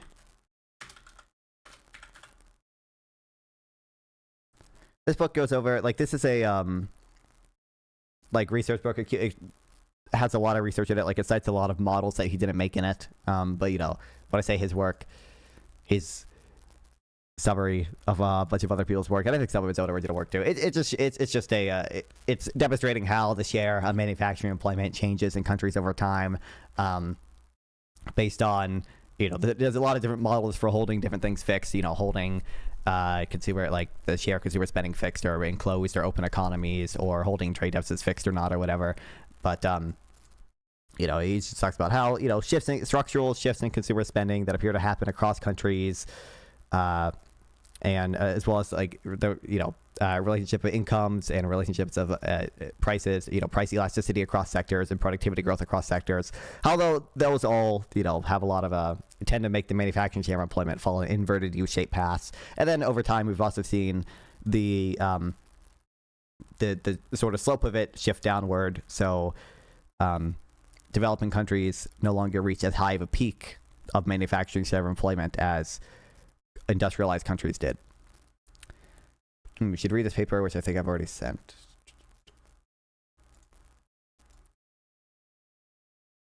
Yeah, I think you have. I think you have sent this before.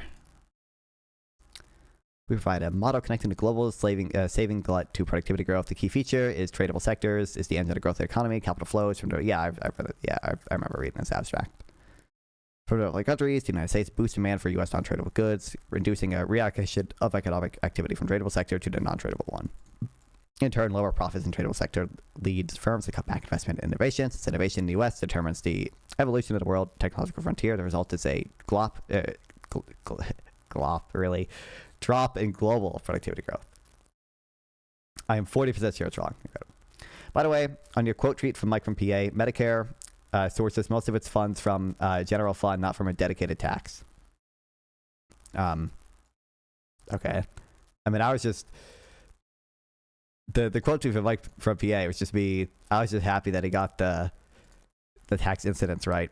I don't actually know how much Medicare gets from dedicated taxes versus just transferred from the general fund. But I'm just glad he says Social Security and Medicare are paid for directly by workers, okay, not the employer side tax as well. But I'll keep that in mind, easy money. But I think 2 and 3 here, the growth of GDP, one, the growth of GDP is possibly related to the growth of the manufacturing sector. This is perhaps better stated in terms of GDP growth being faster to excess of growth, industrial growth relative to GDP growth. I mean, this was like true in Caldor's time for the U.S. or whatever, because we were still, the inverted U-shaped path implies that for the first half of a country's development or whatever, initially, these will be positively correlated, but later on they'll be negatively correlated. The productivity of the manufacturing sector is positively related to the growth of the manufacturing sector. This is true up until a point, and then it's not true anymore. It's true up until changes in the productivity of the service sectors, like, well, I think it's the... Every time I want to open the book, I have to open stupid Columbia's stupid reading website shit. I need to find it, see if I can just pirate a PDF of it by now. Here the argument is that there are increasing returns to scale in manufacturing. These might be static with a larger size of the sector, the lower the average cost, blah, blah, blah, blah. Productivity of the non-manufacturing sector is positively related to the growth in the manufacturing sector. This is true. So I think the argument in Lawrence's work is this is true of like the agriculture sector, but not true of the doesn't seem to be true of the service sector. So eventually you get to a point where the agriculture sector just has so few workers in it because it's already so productive that the dominating factors are just between the manufacturing sector and service sector. And at that point, you don't see this anymore. Okay, but what does Hampshire say? Austin Post Keynesians will discuss Ricardo's insights on competitive advantage, which prescribe free trade because certain countries have higher opportunity cost than others in favor of Ricardian growth laws, which were first, to the best of my knowledge, published under a seminal article titled Strategic Factors in Economic Development. In the mid-60s, Britain, Nicholas Caldor, a famous Cambridge economist and advisor to the Labour Party, pointed out that deindustrialization was harmful in virtue of manufacturing being technologically progressive, whereas service industries were not. Essentially, my argument is that Caldor growth laws are context-dependent and are unlikely to be a universal truth. The stylized growth laws were essentially empirical observations made by Caldor, circa 67, that being countries that correlated to high level living standards, had a great deal of resources dedicated to industrial activity. Post-war era rich economies with strong manufacturing were almost always coupled with a strong GDP and thus skyrocketing productivity. The only notable exception were countries such as New Zealand, Australia, and Canada, which mainly grew through agriculture. The laws are as follows. We just read these. I think it's quite silly to say something is an economic law based on empirical observations and drawing rough correlations out of that. But even that aside, which I'll touch on later, there seemed to be a lot of confusion about what Caldor was implying, at least from my reading of it. Jesus. For example, a notable post-Keynesian user, as seen below, regularly invokes Caldor growth laws as justification for trade protections is a CEF, i.e. tariffs. I could tell from the very small amount of his profile picture that is readable. It is CEF. And he has mentioned them to me before. And I've seen him talk about them on Twitter before. In other words, his understanding of it is that manufacturing is an anchor for strong long-term economic growth. I disagree with this reading of Caldor, which I'll touch on later. Endogenous money and Caldor's laws. The classical interpretation of Caldor's law is that economic growth is spurred by manufacturing-led expansion and effectively driven demand cycles. Hold on, real quick. We're going to sidetrack. Really quick brief sidetrack, okay? Just update on Alphonse's beliefs. I read through this. And maybe I should read through some of Seljun's original thing too. I don't think that some of the prescriptions like Steve Keen makes from this stuff, like I'm not sure how well, for example, this stuff really holds. And I don't think that just following endogenous money or whatever, there are, for example, like I think he mentions in here, or like the 2008 crisis or whatever, like I don't think it's sort of the sort of view that like financial crises are endogenous to capitalist structures and total free market policies, no regulation or whatever, that are going to create speculative bubbles and stuff. I don't think that follows or whatever. But I thought Steve Keen had better points here than what he at least mentions of Seljun's paper with regards to endogenous money.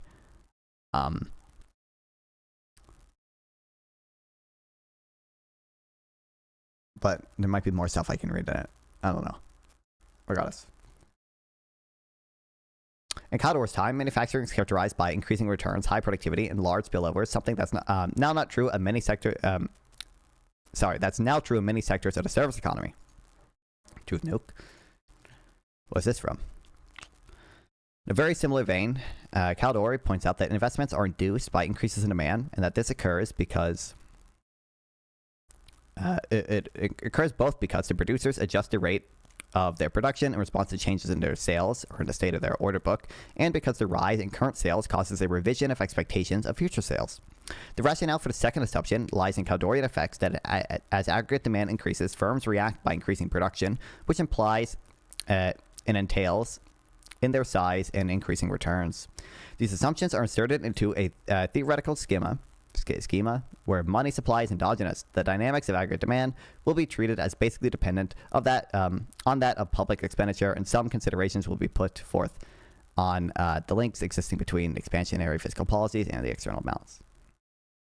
Andrew Wilson or Wes Watson? I don't even recognize the name Wes Watson, so I can't give you a good answer there, baby. Sorry, Drew.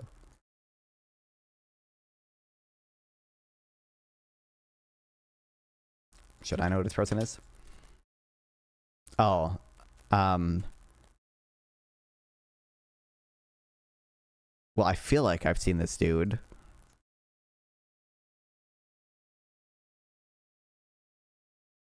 I feel like I've seen this photo before, at least. I feel like I've seen this photo.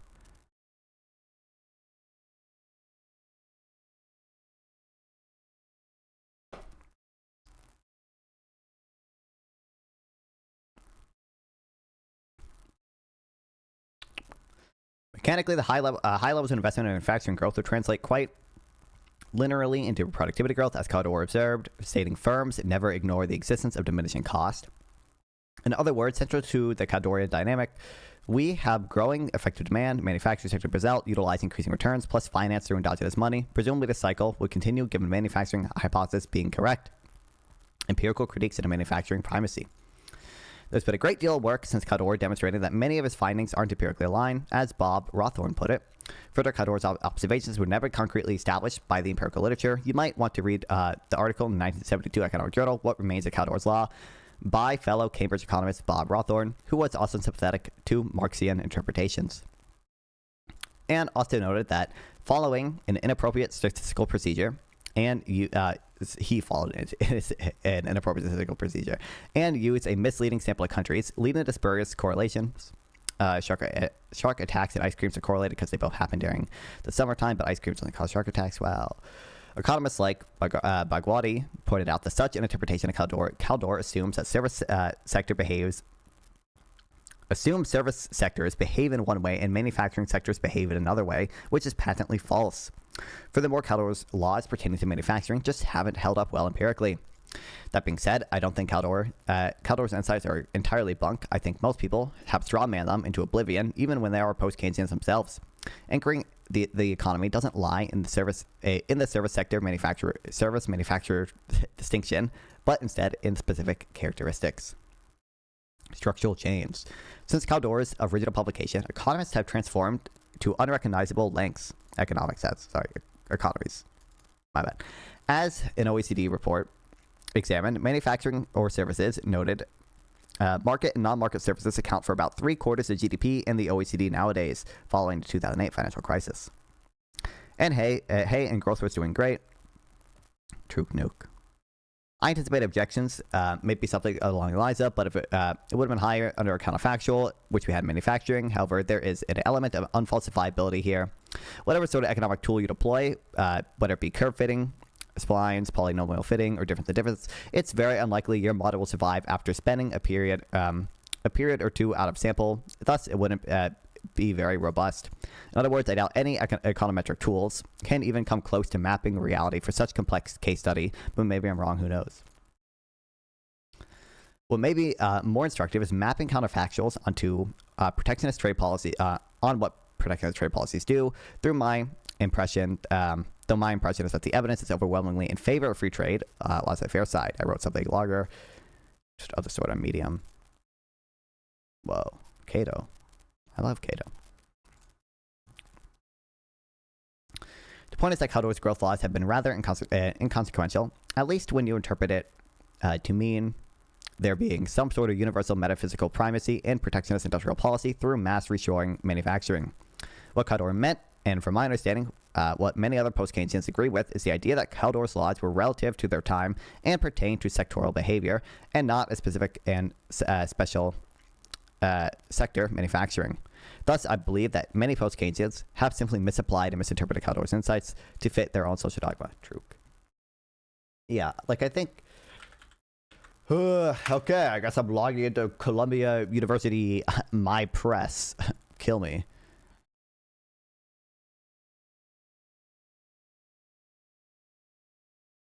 Please enter your email address. See, there's bullshit about it. I gotta enter my email. I gotta enter my code that they send me.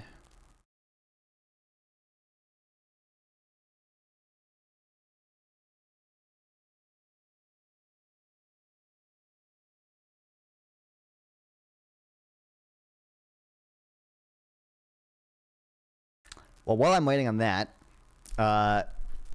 the benefit of models like those Robert Z. Lawrence uses in sites or whatever is that they're kind of unifying. They're not really context dependent. He's saying countries are going to follow a relationship where, is an inverted U relationship between the manufacturing share of employment and like growth or income per capita. Oh my god, why are they not sending me my email? There's no way it would go to spam, right?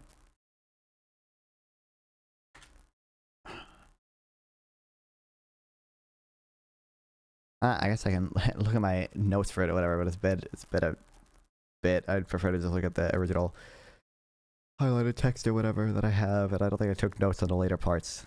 But that would explain why there is some positive relationship there initially.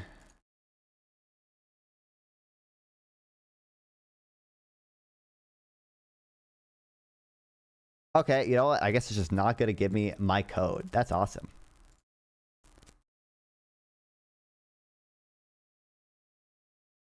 Did I use the wrong email? Nope.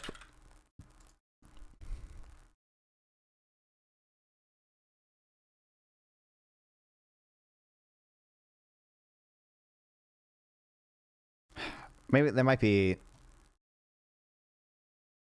Later I'll see if I can just download a PDF of it by now. I think when I first bought it, when it was like actually new and there were no one had uploaded it to certain websites that I may or may not use. Okay, there's no universal metaphysical primacy. It's important to keep in mind that Caldor derived these laws from the historical context. The idea most post-Keynesians seem to have gotten is that some sort of universal law that is necessarily true rather than empirical observations and broad prescriptions that were relative to Caldor's time. This is less about salvaging the master's meaning and more about preserving the insightful parts of Caldor's work. Manufacturing simply is not inherently special in any sense of the word. Manufacturing was instrumental for post-World War II industrial growth due to characteristics that extend beyond the manufacturing sector. My proposal in reading of Caldor's laws is that they were time-bound observations. Post-World War II's manufacturing sectors was characterizable by massive spillovers and high productivity, as observed by Caldor. My proposed Caldorian reinterpretation preserves Caldor's laws as not emphasizing manufacturing as an anchor, but by simply characteristics of the post-World War II manufacturing sector, i.e. high productivity, high increasing returns, and high spillover industries, e.g. cloud software and AI model training, parts of the service economy. If it wasn't already clear, I do think the services versus manufacturing distinction is quite arbitrary. True. Okay, Columbia needs to get their shit together. Oh, they emailed me. No, I'm lying.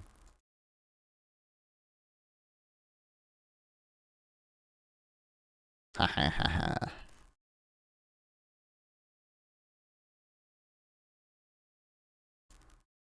How do I check my highlights? I don't have that many. I thought I had more. It's about... It's not... I remember what this is, but it's about something different than what we're talking about right now. Ricardo's comparative advantage versus Caldor's growth laws. Given that my reading of Caldor as not one of manufacturing versus services, but of productivity and spillovers, this makes Ricardo's insights and Caldor's insights compatible. Conclusion implications. In my very humble opinion, I do think post-Keynesians, especially overzealous ones, have a problem of overstating certain empirical findings and then generally, essentially straw-manning the PKE position. For PKs, start with what's ostensibly observed in the real world, effective demand-led output, costs plus pricing, etc., and then extend off of that. Otherwise, you might just find yourself in a cycle of exaggerating and prescribing nonsensical policies that aren't entailed from prior observations. True. No. In short, Caldor's logic and observations have been far overstretched as a sort of blanket prescription to justify terrible economic policy.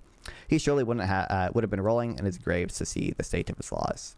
P.S. From what I've heard, there are PK synthesis literature on how Caldor's laws, if you buy into them, require an unrestricted banking sector. Well, thank you, hamsters.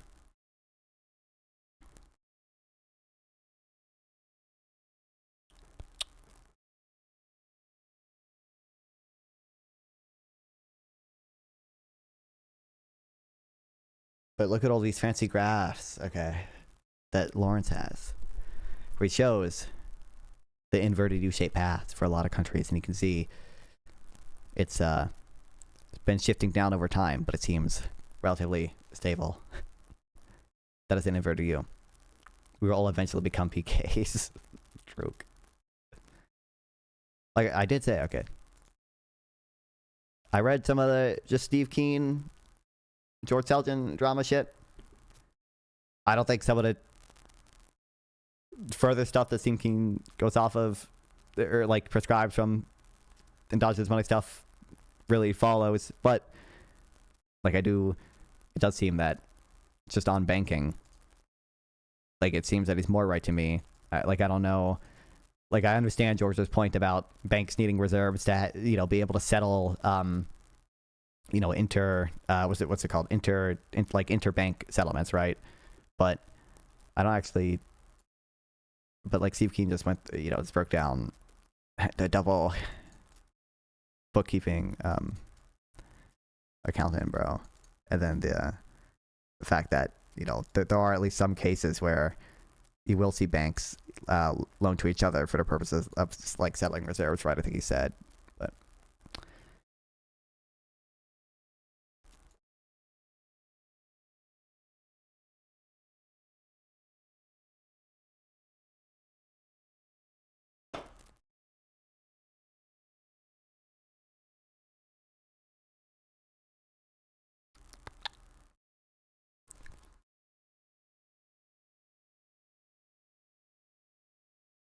But yeah, I don't know.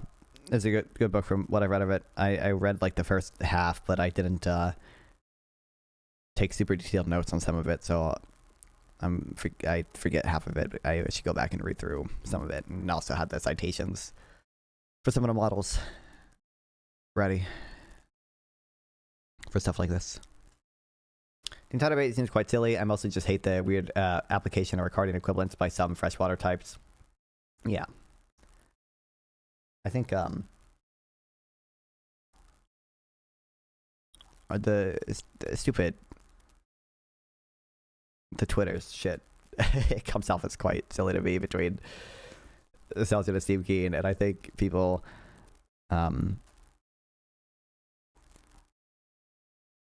just I just don't see how shit follows from whether or not the loanable funds market like really makes is like that descriptive. I think people draw way too broad implications from believing that it is or isn't, but whatever.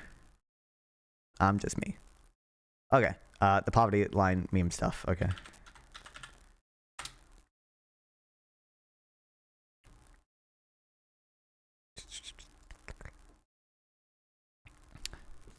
I'm most ignorant. I am still mad that John Cochrane made a horrible post 2008 with arguments re-E. Yeah. You know what? I still need to do physical theory to price level stuff because I don't know where I stand on that exactly. But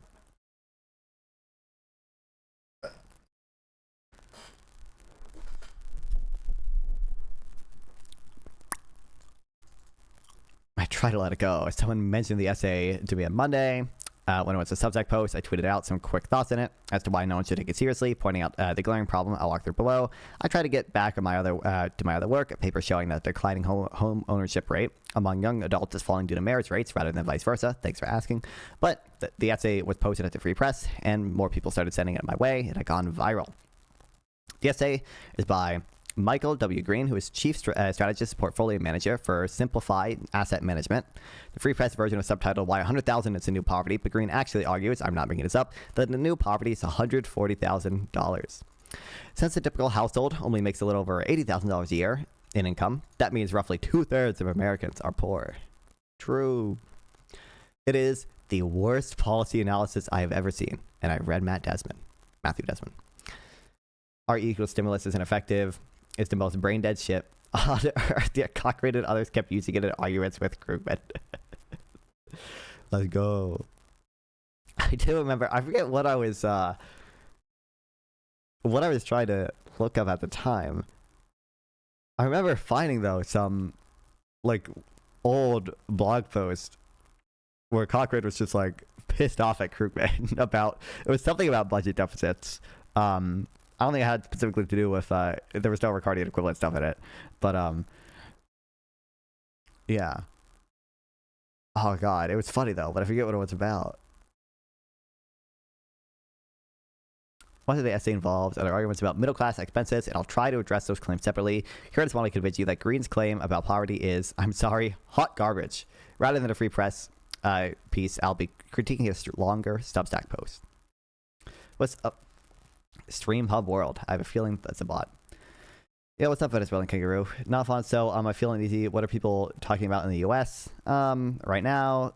I mean, the deportation stuff, the National Guard shooting stuff. Well, really, so the National Guard shooting that happened, which caused Trump to do his new immigration deportation stuff. Can you link this article? Yeah, sure.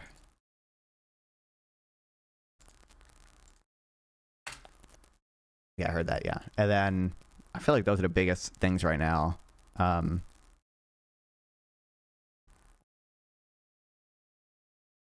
You have to be insanely stupid to believe in a Ricardian household. I hate Cochrane. God damn.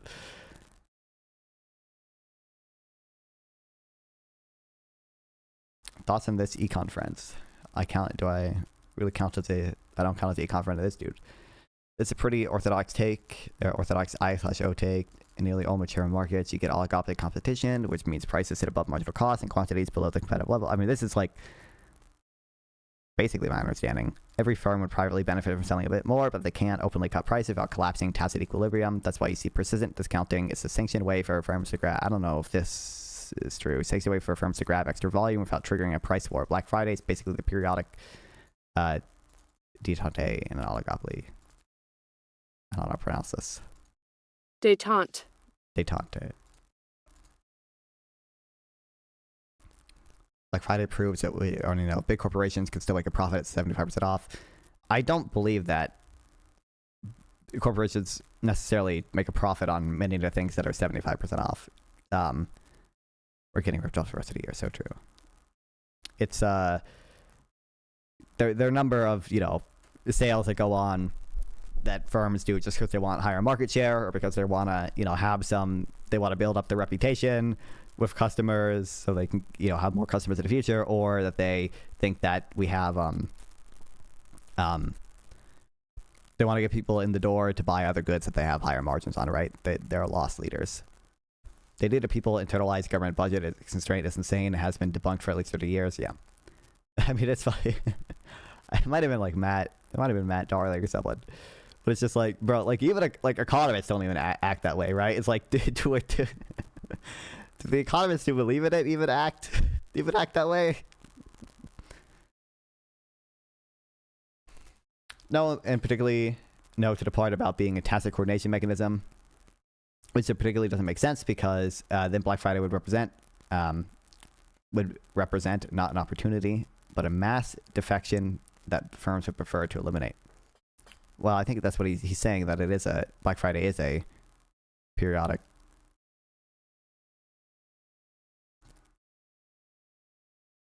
deflection, right? That's what I got from context with this.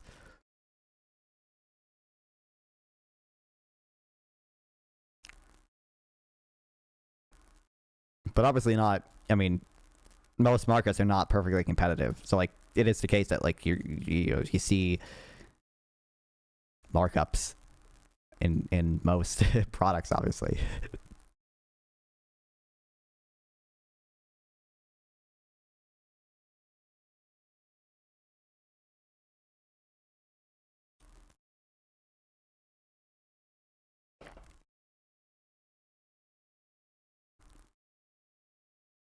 Oh yeah, compared to most of them are fake and a handful of lost leaders. I agree with this.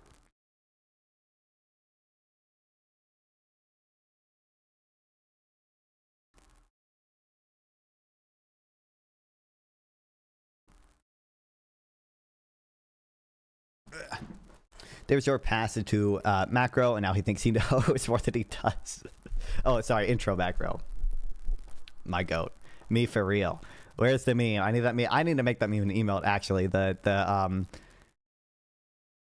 Well, the guy who talked to Leader Khan. I don't know how I forgot his name. The podcast dude. Funny podcast dude. Him saying, I passed intro to, or I took, high school micro and macro. So I love that meme. That meme is me for real, though. That's what I copy pasted. Oh, base.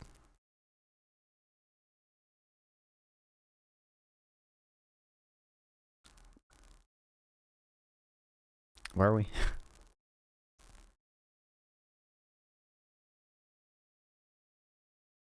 According to the, I think we did read. Yeah. Okay.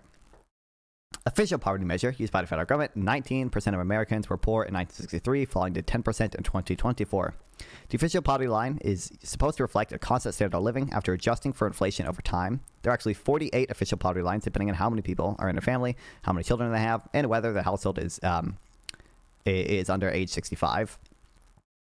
For a family of 4 with 2, the threshold was 31. Actually, I should. This is gonna be green.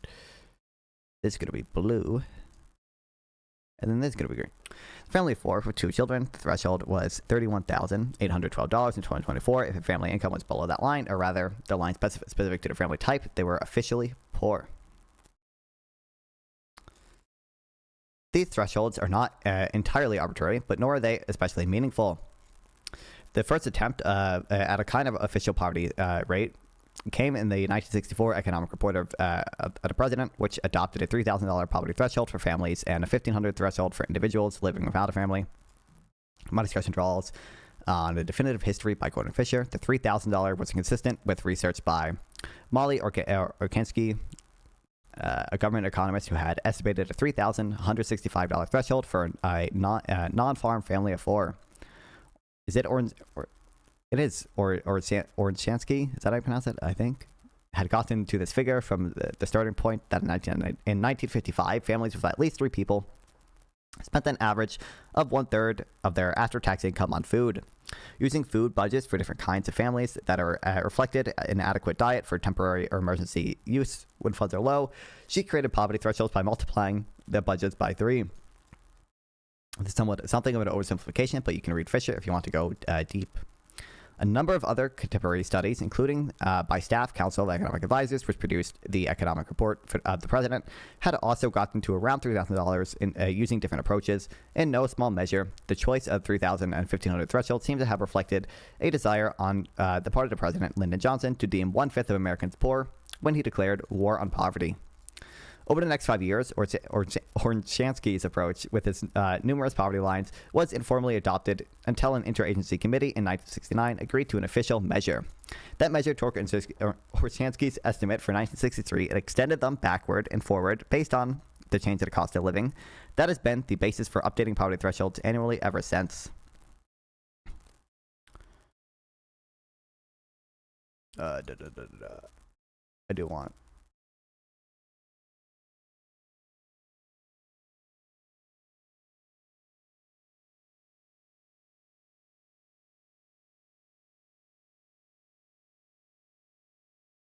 just this. Okay. At no point have poverty thresholds ever been adjusted by revisiting either the cost of minimally adequate food diet or the share of food spending, the inverse of which is to multiply it turns the cost of diet into poverty line. The thresholds are best conceived in the way that Orchansky herself described as arbitrary but not unreasonable.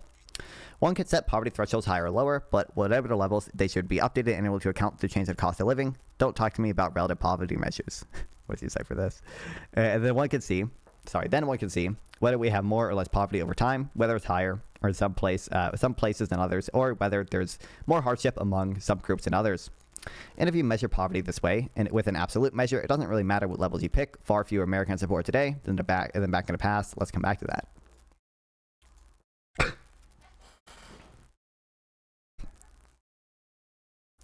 My goat. Marred by ideological groupthink. Holy shit.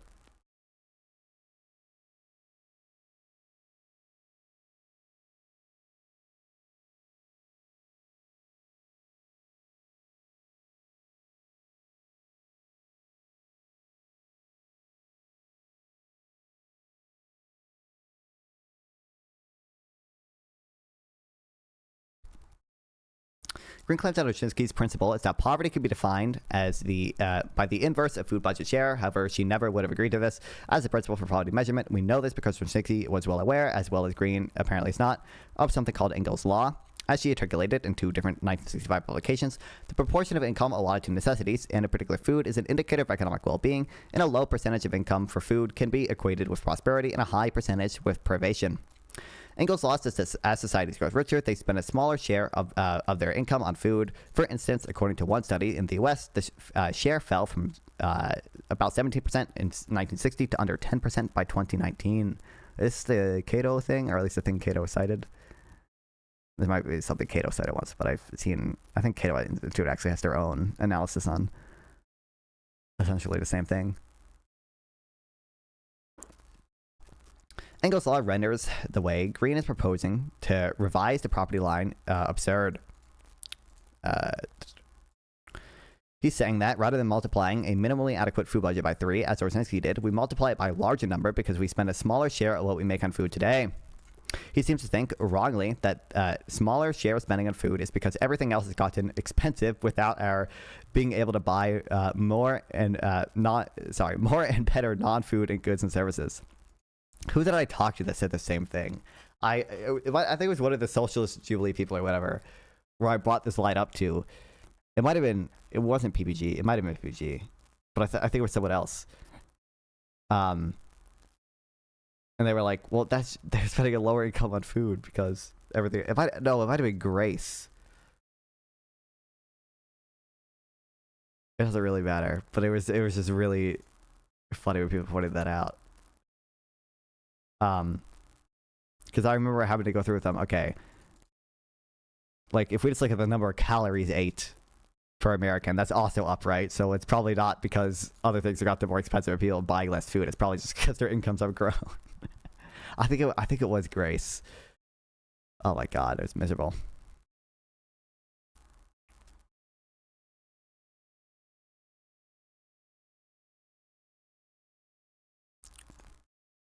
Because the more expensive non-food purchase would crowd out the spending of on food and lower its share of spending. Multiplying a food budget by 3 would produce a low poverty threshold relative to increased cost of living. It would fail to capture the increased hardship from simply paying more for the same non-food goods and services while being unable to afford the same food. Updating the poverty measure by a new multiplier would then make sense.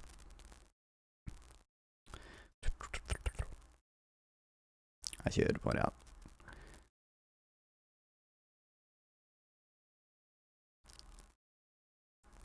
Where's the poverty mentioned? It's just adjusted for the cost of living overall.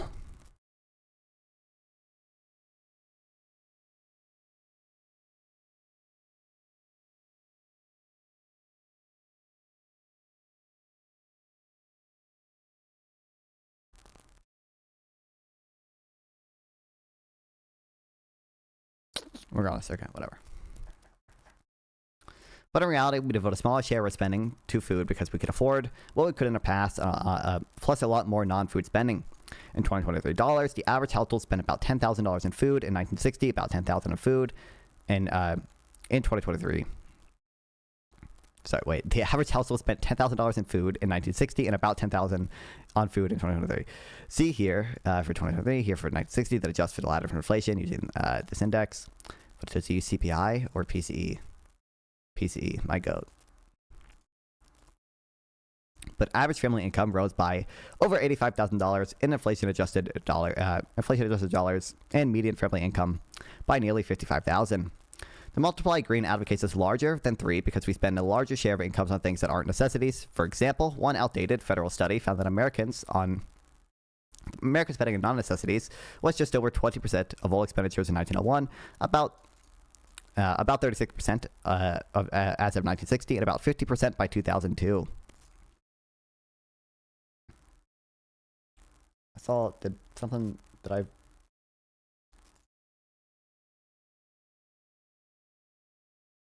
Oh, might have been a notification for Twitch that I just saw pop up. Never mind.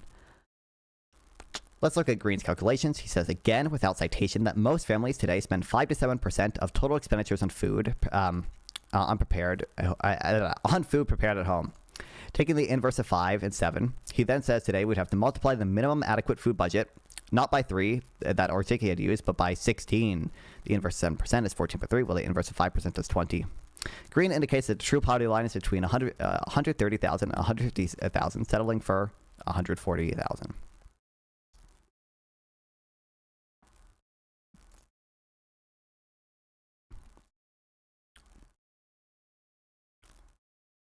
I'll do this. I was able to replicate his 130,000 to 150,000 estimates, but not using a multiplier of 16.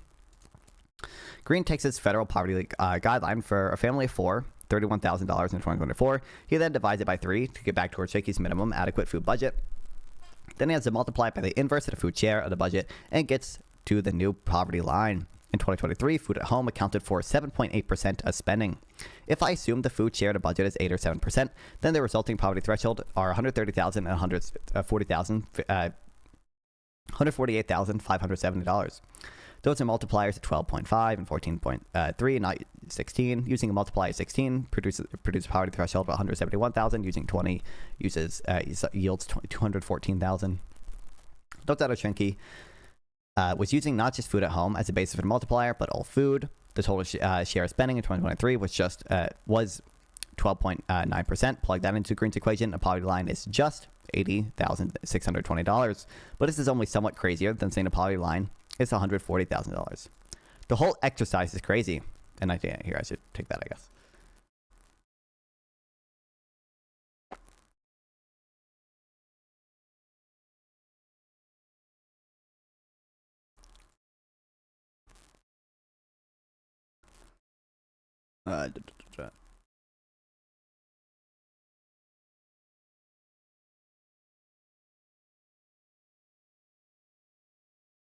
Whole exercise is crazy. In 1901, the food share to budget was 42.5%. Plug that in the Green's equation, and the poverty line is $24,224. That would be much easier to surpass than $80,000. But does anyone think that the reason we spend a smaller percentage on our income on food today in 1901 is because everything else has become expensive without our lives improving? In that case, we'd all be better off and non-food prices decline, but we could afford to get our food share spending back to 42.5%. But if the food share has gone down because we can afford more and better things than days when we could afford fewer than 1 in 10 homes had electricity, then why on earth would we be better off spending less on non-food goods and services in order to spend more on food? Before moving on, I want to direct your attention to the fact that while the share of expenditures going towards food at home prepared fell from 14% to 5% between 1960 and 2019, the share spent on food enjoyed outside the home rose. Increased visits to restaurants is not what you would expect if hardship were rising. What? Yeah.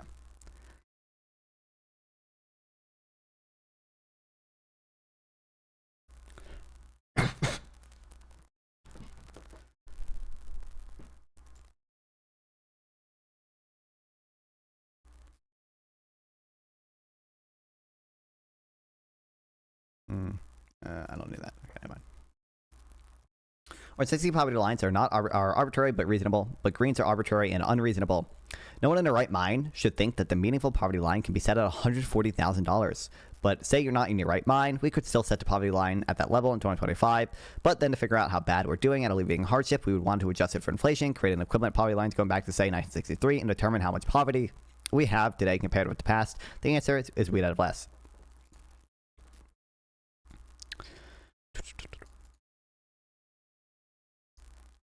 As it happens, returning to statistics for people in their right mind through the logic of the OMP's thresholds in 1963 is reasonable. In practice, the measure severely understates the extent to which poverty has declined. This is for several reasons. Okay, hold on. I will highlight.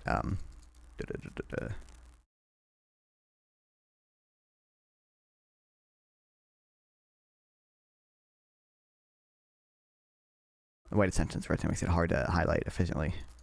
I hate when authors do that.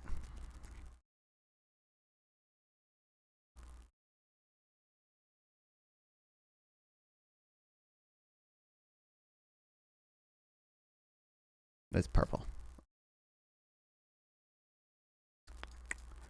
Okay, first, the price index it uses adjusts the thresholds each year, overstates the rise in the cost of living.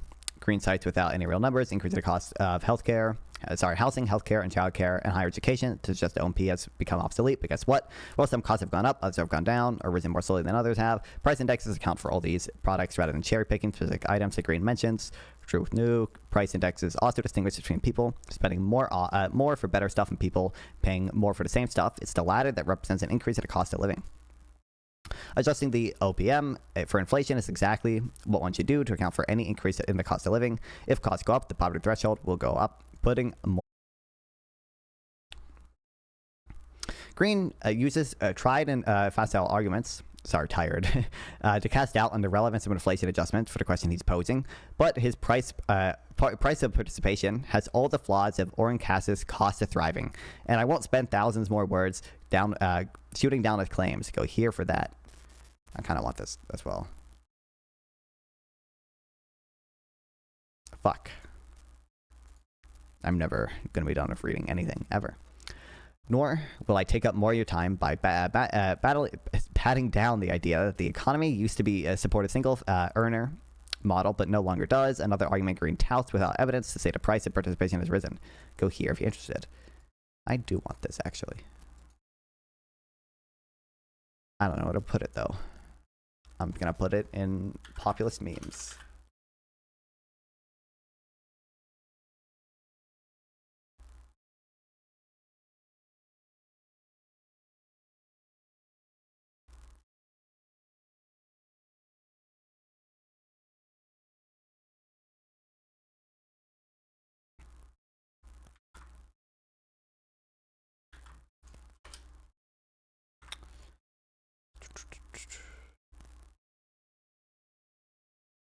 What should I title it?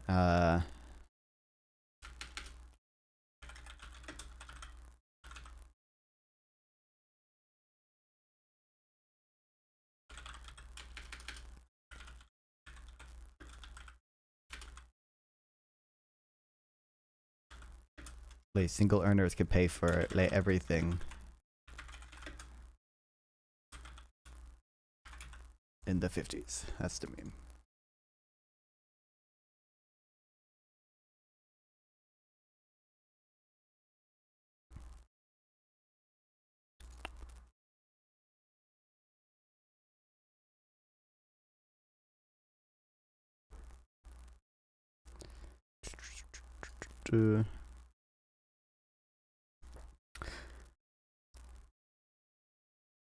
Second reason why the OMP understates the decline in poverty is that many resources are missing from the money income measure that compares against the poverty thresholds. The missing resources include employer-provided health insurance, non-cash government transfers such as food stamps, health coverage, and housing subsidies, and refundable tax credits.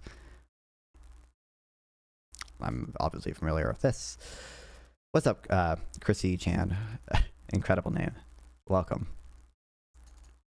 A third factor that causes the OPM to understate poverty declines is that money income is pre-tax measure, but spending depends on after-tax income. The latter has increased more than pre-tax income. The most comprehensive effort to address these issues is a recent paper by Richard. I'm not Crispus Chan, lol. Chris Chan. Yeah, I mean, I figured you were not literally Chris Chan, but Christy Chan. Kevin Corneth, James Elwell, and Jeff Larry Moore, ungated version here. These authors,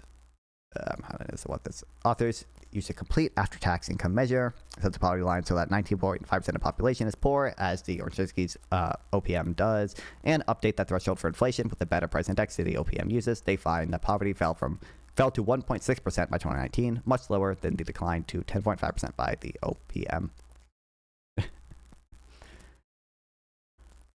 At this point, there's a good chance you're saying, who would take seriously any poverty measure that says only 1.6% of Americans are poor? But remember, poverty lines are arbitrary, but should be reasonable. The authors of the paper also show results setting the 2019 poverty rate to 10.5%, and then looking back at what the 1963 rate was using a more generous threshold. The answer is that poverty rate was 70%. Either way, poverty has fallen dramatically. The idea that populist rage is rampant because of widespread economic dissatisfaction is almost always an assumption not backed by evidence, but evidence does exist in this case too, and it tells us that people are not actually any more dissatisfied with their own economic situation than in the past. Rather, they think, contrary to what people say about themselves, that everyone else is doing poorly. That impression doesn't develop in a vacuum. It's fed by inaccurate, sometimes wildly inaccurate claims that are taken up by the very online. Oh, thanks for following, Christy Chen, despite me getting the name wrong at first. Very online and spread like wildfire among the disaffected on social media. I won't follow Green in accusations of being bad faith. Don't let them gaslight you, but his argument about poverty is simply bad. True. I think I've actually seen this paper. Stop smirking. I can't have a fun time. I can't throw a little smirk in there sometimes. I can't be excited that I got a follower. I can't be whimsical.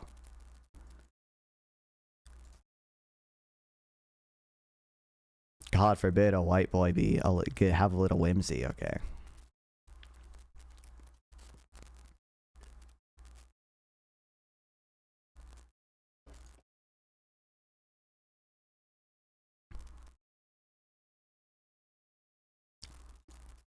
Okay, that's the first one, and then the second one, which I think is shorter. Also, I'm liking that one because I like this dude.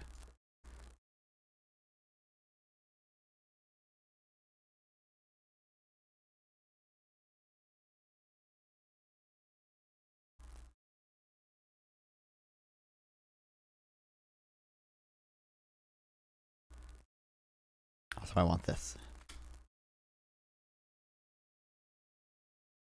Okay.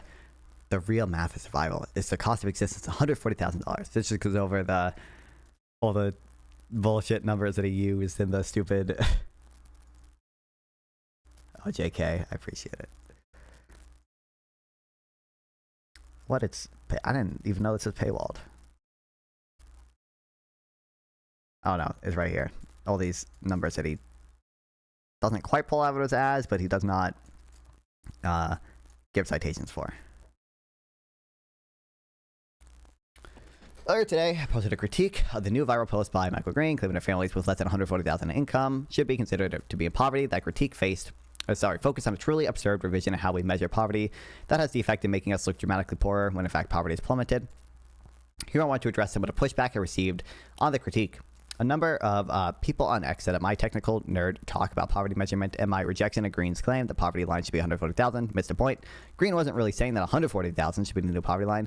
He was just making a point about the cost of living being so high today that it's hurt even more, even Americans making six figures. Half of economists just considered this. It's poverty if you live in Seattle, California, 140K. Not for an individual, for a family of four. If that's their total household income, then maybe. But, like the supplemental poverty measure, for example, they take that into account. And I don't believe. Do you use Obsidian to take notes? No, I don't like Obsidian. I use Notion. Notion is more intuitive to me, looks nicer to me than Obsidian does. And it lets me, I think Obsidian does this too, but Obsidian lets me share individual pages and stuff easier than Obsidian does, at least. I think Obsidian is a little weirder, because like with Obsidian notes, like when you share your notes or whatever, like you share your entire like profile or whatever. Like I know, like I think if I fuck. Oh no, I had like renewed stuff or whatever. But like you can see, I don't really want to do this. Usually I just want to share like a certain page or whatever. And I do like Obsidian, to my knowledge, does let you like private pages and stuff or whatever. But usually I don't really want to share like non-fonts notes and have a bunch of different sections. I kind of just want to share whatever one page or stuff when I want to share notes. So. And I do share them sometimes in my Discord server, ! Discord and chat. Join the Discord server, and there's the notes section where I publish stuff when people ask me to, but most of my notes are really only comprehensible to me and are really messy and lame. I don't think so. So as someone that lives in LA, I don't think so as someone that lives in LA that poverty for a family of 4 is 140K. I mean, it's just, you know, obviously all poverty measures are going to be somewhat, like, it's going to be somewhat arbitrary, but I didn't know you could share Notion. Yeah, you can share them and you can like turn pages into wikis and stuff. I don't do that because it changes like the changes how things look on my end, and I don't like that. But yeah, like I think a family of 4 in LA on 140K a year probably be like struggling. Poverty is like I want to. They might not be like persistently in poverty, but like they're certainly they would have a stressful life. It seems like. Okay. Pardon me, but I think I do pretty well in reading comprehension. There's really no ambiguity in these passages from Green's essay. Well, by wiki, do you mean collaborate? Not in that sense. So Notion does have an option where you can share pages with. I mean, like anything does, like Google Docs does. So like Notion can work like Google Docs, where you like invite people and you can let them either view or edit it too, or comment and stuff. Wiki just means it's like a separate domain that you can go to, but it doesn't mean everyone can contribute and edit to it. Although you can technically do that if you want. I don't even think that would be struggling. Stress is relative. Stress is relative, sure, but like it would be as stressed as, you know, a family would be, you know, 50 years ago if they're making an equivalent. Kids are expensive. I never considered this. 50 years ago if they're making the inflation adjusted income, I think, but I don't think it would be a, you know, would not be a life that most Americans would find kind of acceptable. Michigan and North Carolina, if you had to live there. I live in North Carolina right now. North Carolina is goated. What the fuck? What the fuck? Are we supposed to be between bad options or good options? I don't know. I like North Carolina. I don't have anything against Michigan, but I don't know enough about it other than it's probably colder than North Carolina. And I don't even like how cold it is in North Carolina right now. I think I am a little biased, though, because of my current situation. Not only is it cold in North Carolina right now, but it's cold while they're doing construction on my house, and they've like torn out some of the insulation because they're adding a room next to my, or like in front of my room. And because they've torn out like insulation and stuff on my room, it is very cold in my room. So it could just be the fact that I'm cold right now speaking, but North Carolina. And we have the Outer Banks are cool. Michigan, I guess Michigan has Great Lakes, but can't even swim into fucking Great Lakes because it's too cold all the time. So, you know.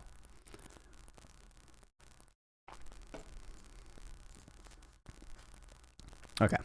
There's really no ambiguity in these passages from Green's essay, which means if you measured income in an inadequacy the way Orczynski measured it in 1963, the threshold for a family of 4 wouldn't be $3,100. It would be somewhere between $130,000 and $150,000.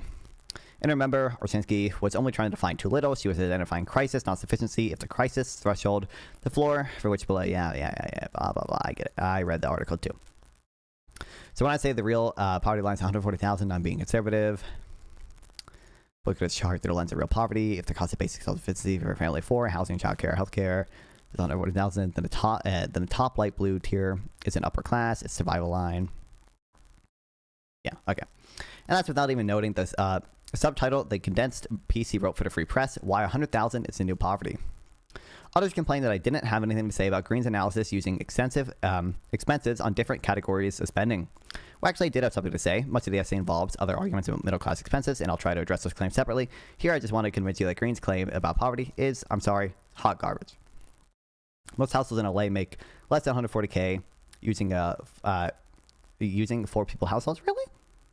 Less than, I would expect in LA 4-person households would make more than that, because the median 4-person household in America makes pretty close to 140K, and I would guess that the average income in LA is higher.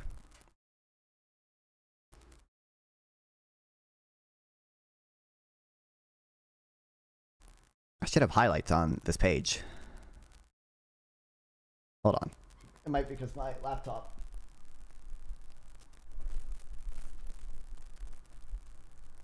I read it on my laptop when I was at my family's for Thanksgiving. It might be just it didn't sync properly.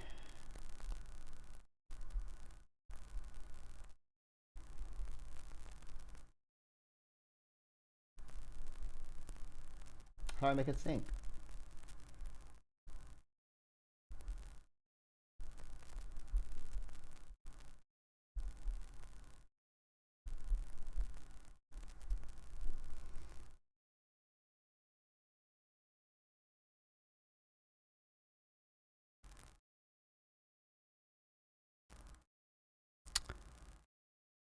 Kill me. Whatever. I'll fix it later, but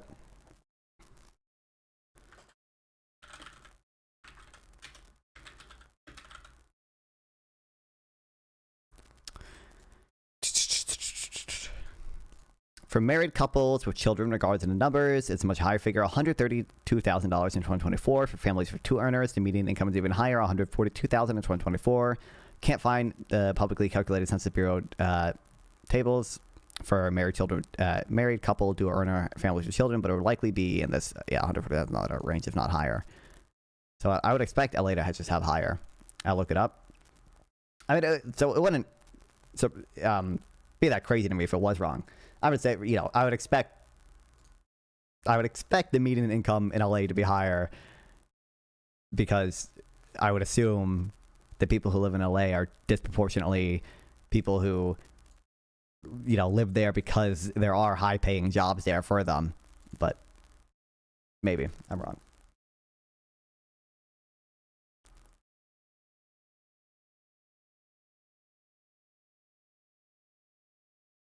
In the meantime, Jeremy Horpdahl is how you pronounce it. I should know how to pronounce this guy's name. I like him. He is a libertarian, but he makes good stuff. Published an excellent critique of those analysis, which I encourage you to read, but there's more to be said. At 2 different points in his essay, Green reports average spending for a number of product categories and then explicitly or implicitly adds them to show how unaffordable life is today. There are several problems with this methodology. First, let's remember that averages, as opposed to medians, are pulled upward by relatively small number of high values, in this case big spenders.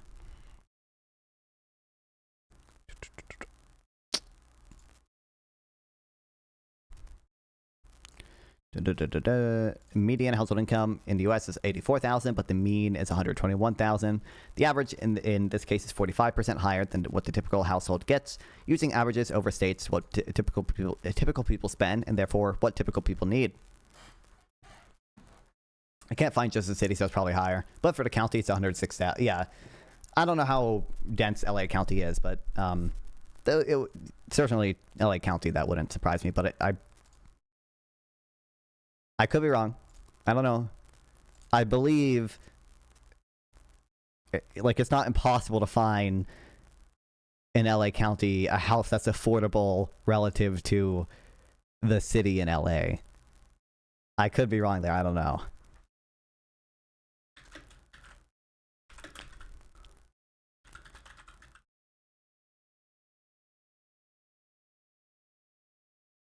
How do I...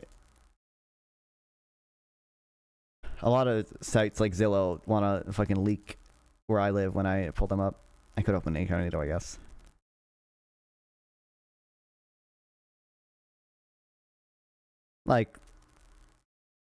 This is LA County still, but... Oops. There was one I saw for $1,500. If you go here, $1,500 is for a studio apartment. $1,700.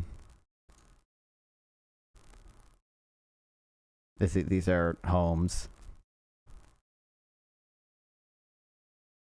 Obviously, that's not for a family, I guess, but that's for... Well, the homes can be for families. I was just thinking for individuals, but... Like 4 beds, 3 baths, and it was, oh my god, this website sucks. It wasn't like crazy. There's definitely people that make a lot, but I think most people in like a normal house are under 140K. Just my own personal vibes. Okay, sure. Okay, as Horpdahl over. If I Google pronunciation of this,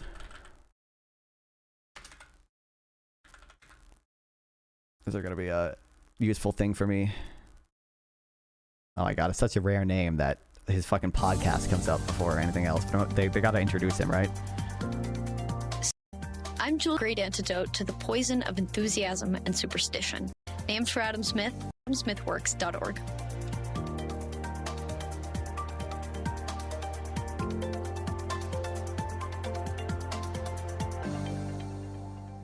Welcome back. There's been a lot of talk recently about the condition of America, or... But they don't even... Do they say his name? Science is the great antidote to the poison of enthusiasm. Visit... Oh my god.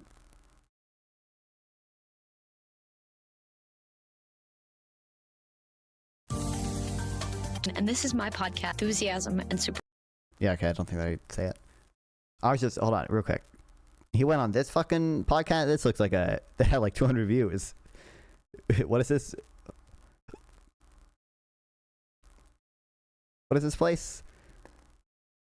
Can we get him on my podcast?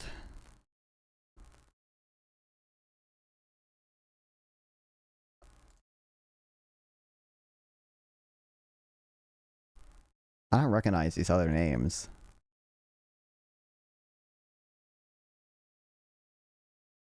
I recognize the Fraser Institute, but that can't be. They haven't listed Institute, Fraser.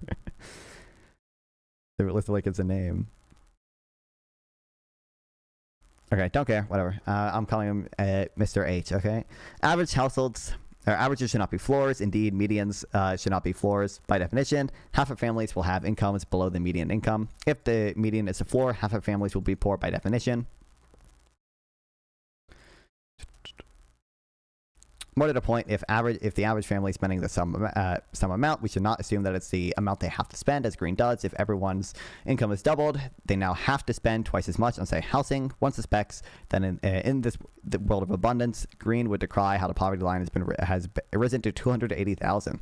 This is the same problem I have flagged in my last post. The issue of spending going up because we because we get richer and buy more and better things, versus spending increasing because we have to pay more for the same things. It's the latter that is bad. True. Okay.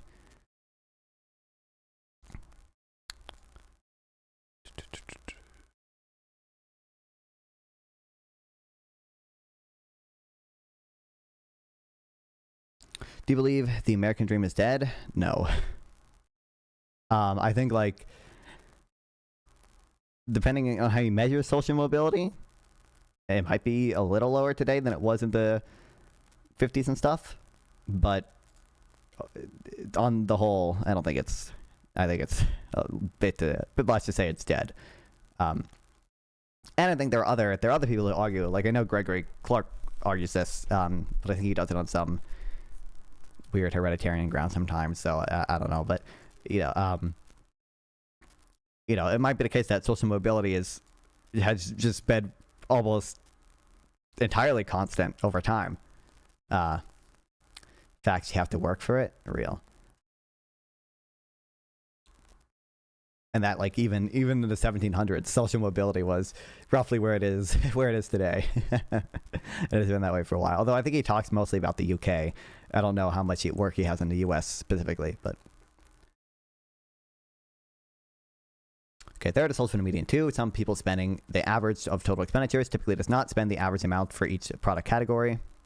In the real world, some families spend relatively more on some things and relatively less on others, depending on their life stage and unique needs and preferences. Few people spend average or typical amounts on everything. Take childcare, as Horpdahl notes, childcare costs are incurred over a relatively small number of years in an adult's lifetime. In many years, they are zero, even for parents and future parents. Many adults don't become parents and incur $0 in childcare cost, and many others have a stay-at-home parent during the years that they'd otherwise need childcare. Their childcare costs are also zero. The same arguments can be made for higher education expenses. In general, people make trade-offs. If they want or have to spend more on, say, higher education, they spend less on retirement savings.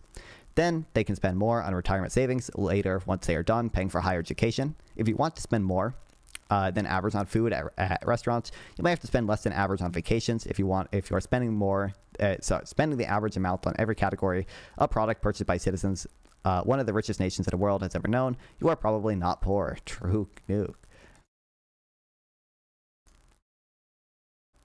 There's also a fourth problem, which is that Green doesn't cite a source for any of his averages. I truly hope he rectifies this issue, as it would help shut down the online speculation that he just used AI to write the piece. He did admit to using AI to write some of it or whatever, but not like a high school person trying to reach a high school student, like trying to do an assignment or whatever. But in a, it just like helped me,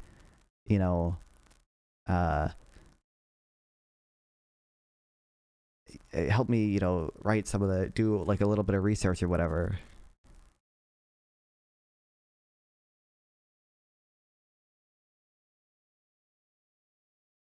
It's supplemental. Yeah, that's what he said, at least. It's also a fourth problem, which is that Green doesn't cite his to see how this issue affects Green's analysis. Consider the following passage. The composition of household spending transformed completely in 2024. Food at home is no longer 33% of household spending. For most families, it is 5 to 7%. Housing now consumes 35 to 45%. Healthcare, 15 to 25%. Childcare for families with young children can eat 20 to 40%. Again, where these numbers come from is unclear. But if we take the midpoints of each of these ranges, food at home, housing, healthcare, and childcare consume 96% of household spending. That leaves practically no room for education. Clothes, food away from home, transportation, entertainment, vacations, or retirement savings. Yet, as discussed in my last post, the share of spending devoted to non-necessities has risen over time. How can that be? One answer is that the estimates appear inflated. The U.S. averages for 2023 are 8% for food at home, 33% for housing, including utilities and all that jazz, and 8% for healthcare. Childcare is not included in the housing category. Childcare is included in the housing category. Okay. That sums to 49%, or about half of what Green estimates.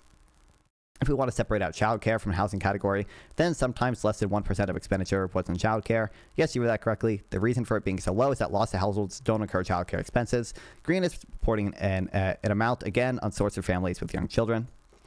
However, even for married coupled parents, in which the oldest child is under 6 years old, under 5% of spending goes to childcare.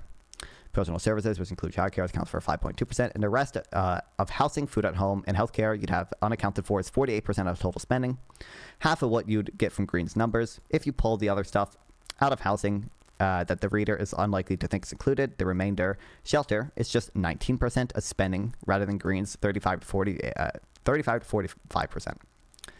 The total accounted for by Green's categories falls then to 33 to 38% of spending, with the uncertainty due to the unknown childcare share.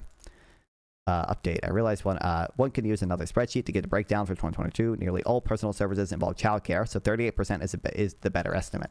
That spreadsheet also lets one calculate how much people with positive spending on childcare spend. It was under 16,000 in 2022, less than half Green's estimate of 32,000. Incredible.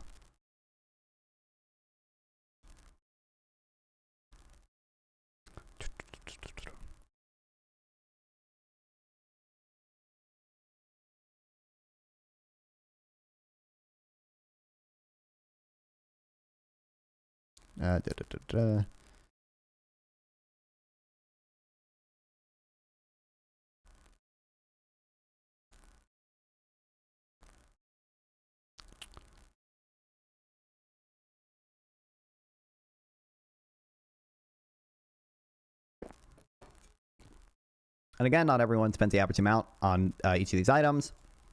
The average amount spent on childcare is surely greater than 5% for families among the families using paid childcare, but it's precisely 0% for a lot of families. For those families, they may spend quite a bit more in categories than Green has quite a bit more in categories Green has left out. That's also true of some people who spend less than average on healthcare or their home. Green later shows conservative averages, again without citing sources, for 8 categories of expenses. Total sum and finds that $136,500 is required to participate in society. It is the cost of existence, the floor. Conveniently, it is also close to the $140,000 he gets from its innovative new poverty measure. But again, these are category averages, and few people spend the average amount in every category. If they did, it is hard to see how they would be poor. Moreover, Green is exaggerating costs again. Okay,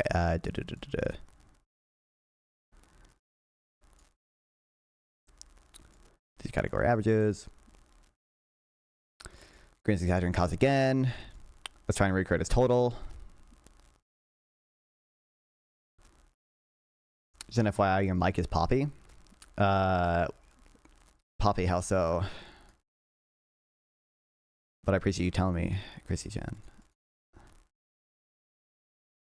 Is it like the staticky thing? But I appreciate you telling me, Chrissy Jen. Rectify this issue as it would help shut down. Do you tell me, Chrissy Jen? It crackles? I didn't notice any crackling. But I'll try. I think sometimes it's my fucking cord, I'm pretty sure.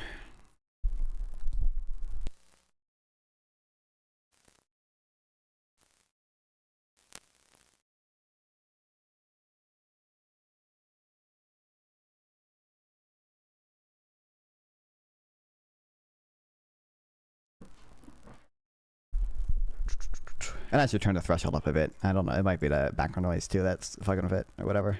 But I think it's because my cat fucking chews on my cords. If I don't feed my fat ass cat, okay, this entitled motherfucker.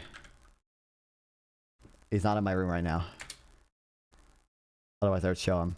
I guess I can show a picture. He fucking chews on my cords.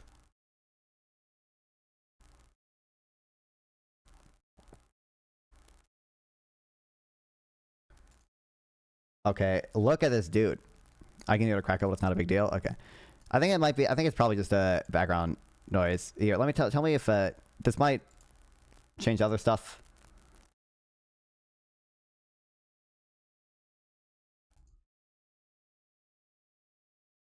Tell me if what I just did fixed it in any way. Bro, look at how fat this dude is. Does this guy look like someone who needs to be eating much better? Okay.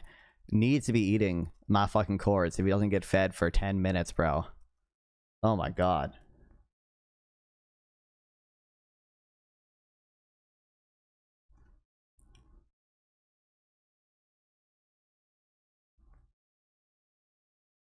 Yeah, okay. Yeah, it must have been a background noise and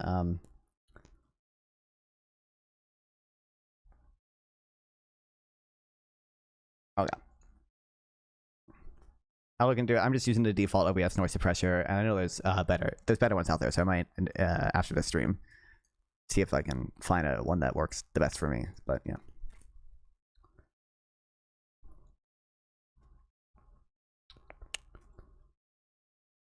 Let's try to recreate his total using the 2023 data for married coupled parents with no child, no child age 6 or older. That will maximize the share of spending going to childcare. I'll leave out this mysterious other essential category for now, since we who knows what's in there. That leaves his total at $114,000. My total is $92,000, 20% lower if I compute spending plus taxes. I only get to $122,000. That's just Green's other essential categories might just be all other spending. By the way, if I use this figures for all households, the single and married, with or without kids, the spending total is just over $91,000. So the issue isn't my focusing on married parents with young children. Finally, I'd be remiss if I didn't marvel at how close Green's mysterious $136,500 is to the $140,000 poverty line he estimates using the multiplier approach I criticized in my last post. And I think that without the undocumented other essentials category, it would fall short by $22,000. I don't think this will be the last of my post on Green's essay. There's too much bad information to stop now. My goat. I don't think he's written anything new on it though. So since this. Oh no, he had. So no, 12 hours ago. Hell, there's a third one. Third post has hit the tower, dude.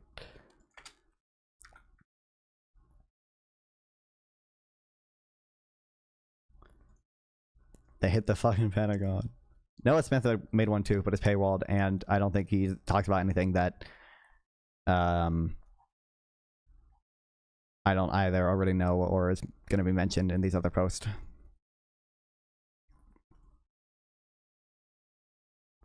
Okay, now we're getting somewhere thanks to the person at X person who posted on X.com using at MS Insights. I know where Green got his inflated costume estimates, which I critiqued in my last post. Green, you may recall, claimed that $140,000 is a new poverty line and the cost of existing. His figures come from the Living Wage Calculator, a project of Amy Glassmere, professor of economics, economic geography and regional planning at MIT's Department of Urban Planning and Urban Studies and Planning. If you focus on married couple with children, I think the median income would go up, right? Yes, it does. Yes. It'll like almost doubles. It goes from like 80,000 to roughly 130,000 basically. I'll spend the bulk of this post critiquing the LWC numbers, but it's worth emphasizing how misleading Green characterized his numbers. Okay.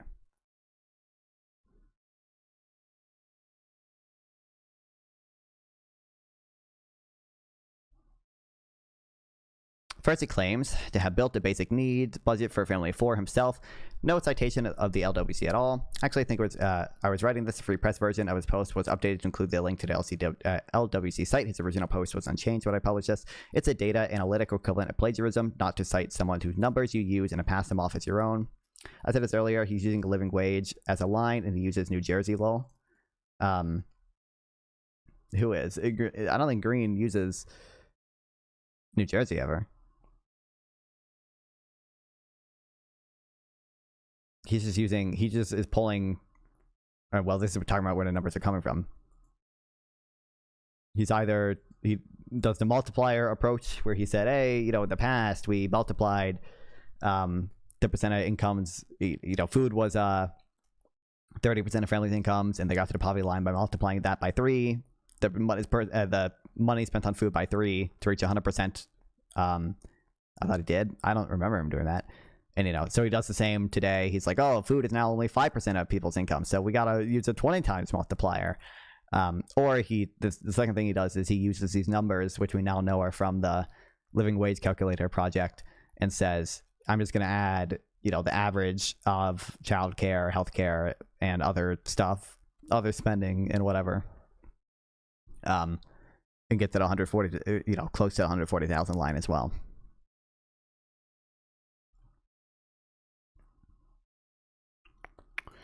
Green also indicates that the numbers he provides involve conservative national average data, but he revealed to MTSI Insights that the figures were for Essex County, New Jersey. Oh, no, you're right. Okay. Sorry, you just read into the. Yes. Okay. Yeah. Now I understand what. Yes.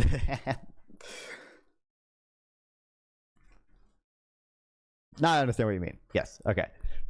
In fact, they are here. Whoa. Now you might think that conservative national average data reflects the national average of being conservative somewhere that is poorer than national average. You'd be wrong. Out of 13,000 counties for which per capita income estimates are available from the Bureau of Economic Analysis for 2023, Essex County, New Jersey is the 224th richest. It includes New York and, more importantly, its western suburbs. Per capita income in Essex County was $80,000 in 2023, 15% higher than the U.S. figure. Jeremy Horpdahl, whatever, how you pronounce it, noted on X.com that median family income in Essex for a married couple of children was $174,000 in 2024, nearly 1/3 higher than the national median of $132,000. We should expect that the expenses Essex County will be 15 to 30% higher than the national figures too. And indeed, I found in my last post, his averages were high by 20%. We'll see below that they are even more off than his estimates. Yeah. Isn't particularly different from a high-income locality. Well, I mean, it's not. I mean, it's 224th richest county, right? Like, I wouldn't expect it to be different from most counties that have suburbs around big cities, but it's not really representative of the national average, right? Like,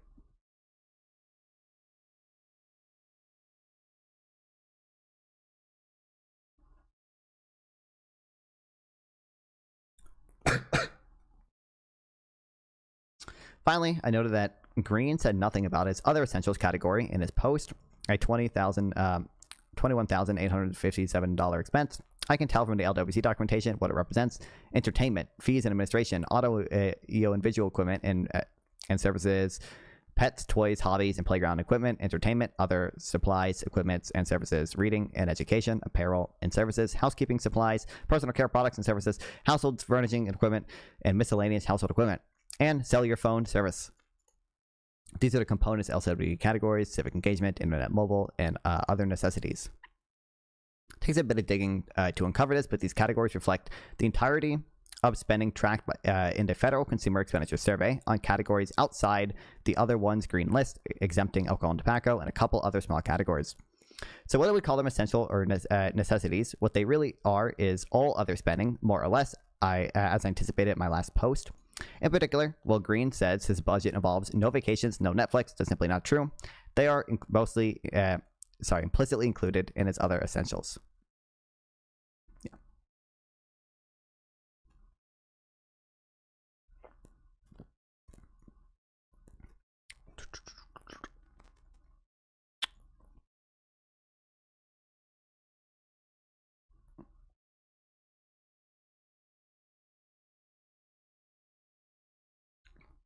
Okay, let's move on from Green's obfuscation and look at the living wage calculator.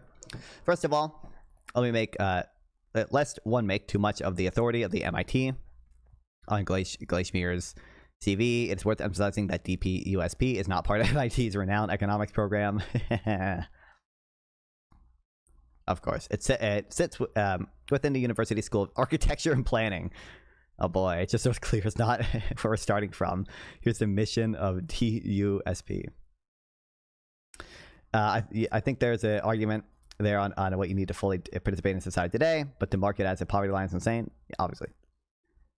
And there's not even like, you know, it's not totally unreasonable to include things like some amount of cell phone, internet expenditure, whatever, you know, as a necessity that didn't used to be a necessity, because, you know, you do have to do a lot of things online now. Your life kind of sucks if you don't have a smartphone and a cell phone plan to read QR codes at restaurants or to apply for jobs online or for, you know, whatever. But, you know, I think Green, it's not really, he's arguing a lot more than that. Okay, we prepare leaders to plan, design, create communities. We pursue this mission through forward by evolving strategies, achieving racial justice, enhancing multiracial democratic governance, tackling the climate crisis, and closing the wealth gap. Oh, man. We aim to fulfill our mission through all aspects of our teaching, research, department culture, and external collaborations.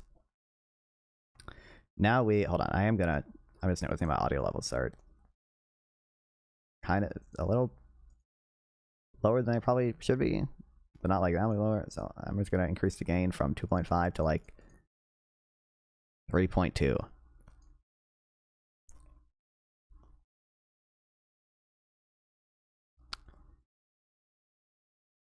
We aim to fulfill a mission through teaching, research, yeah, blah, blah, blah. Okay.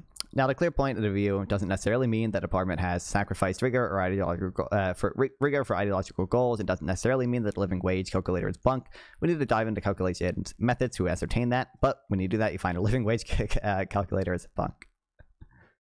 Listen, I do think, just in my experience, if you have some non-economics department or person who specializes in something that's not economics, whose goals are like this, and they try to put out some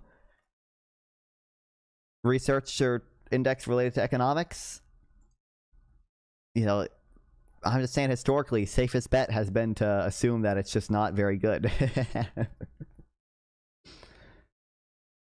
Let's look at each of the LWC components in turn. There are two different potential problems here. The fact that Essex County isn't representative and possible issues with the LWC methodology. The LWC doesn't seem to provide national estimates, so I'll compare the Essex County figures to those for Montgomery County, Alabama, which is roughly the median county for per capita personal income. I'm going off the documentation LWC provides. Okay, true. I'll report the Essex County amounts, Greens Montgomery County's amounts, and amounts from national CX data for married parents, and a preferred measure to use. At the end, we'll sum each the category amounts and compare them to incomes. As I emphasized in my last post, this is a bad thing to do, but it's a bad thing Green does, so let's kick the tires of it. What's up, Socializing Sapien? Welcome back. What the fuck is that badge? Gamer Duo. Sub to a streamer and get 3 months of free Super Duolingo. That's interesting. I've not seen that badge before.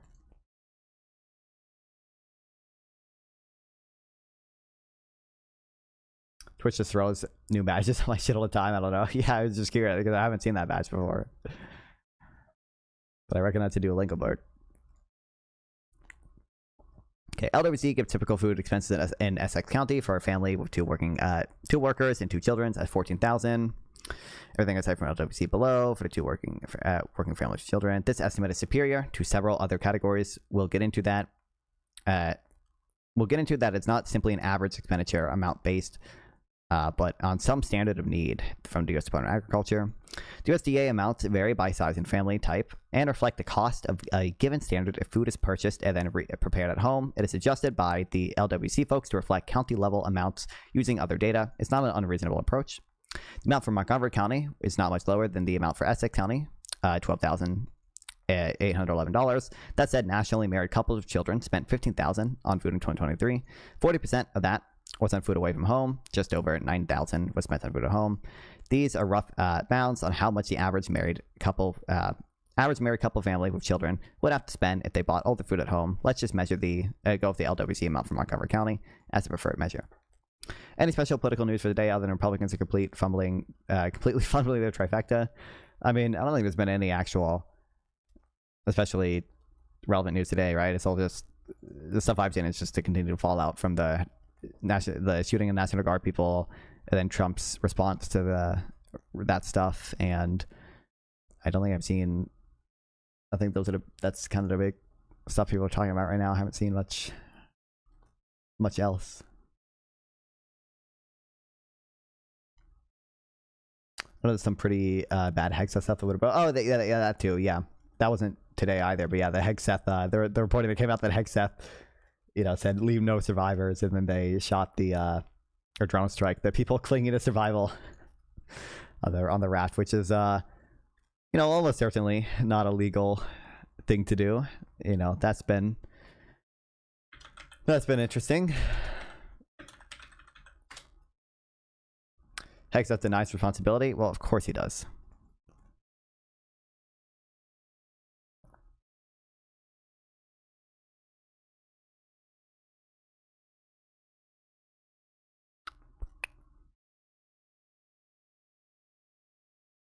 Fake news. Lawful under both U.S. and international law.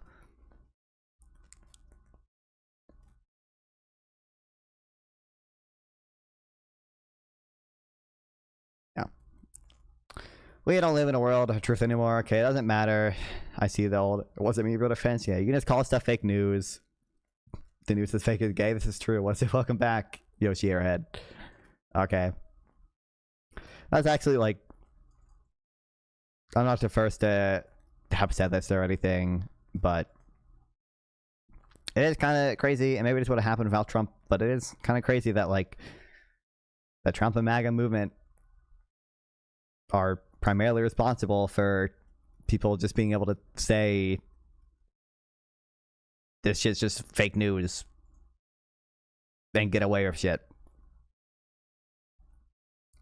Wasn't Hexeth in the military for like 15-20 years? How does he fumble shit this hard? I thought he wasn't he just a Fox News host? Or he might have been. He wasn't. I don't think he ever actually held a like command position in the military. He might have been in the military, but he was like, was he fucking Fox News person, dude? Yeah, military service and then political activity. Like he Yeah, Fox News.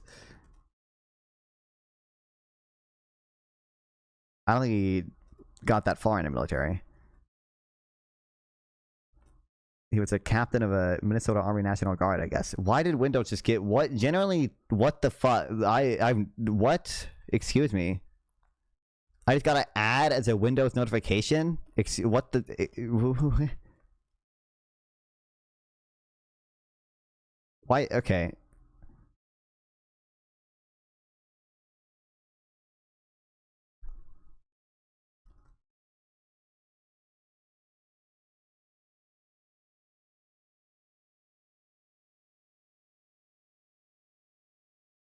I feel like I should want notifications from NVIDIA, but if they're gonna send me ads, I'm gonna turn it because I feel like the NVIDIA app would warn me if my graphics card is fucking up.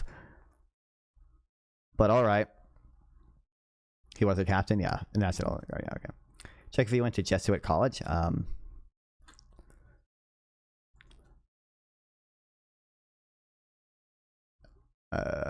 Enrolled at Princeton University, where he majored in politics.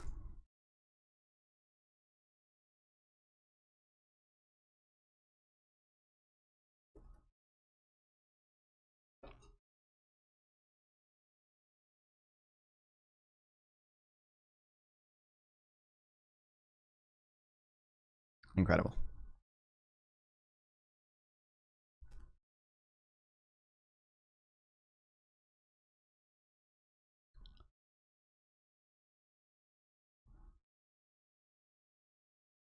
Another note, if they really wanted to inorganically support internal Venezuelan, I don't know why I said Argentina, Venezuela democracy movements to destabilize and possibly take down the regime, they might want to start by not having sent Venezuela citizens to the El Salvador gulag.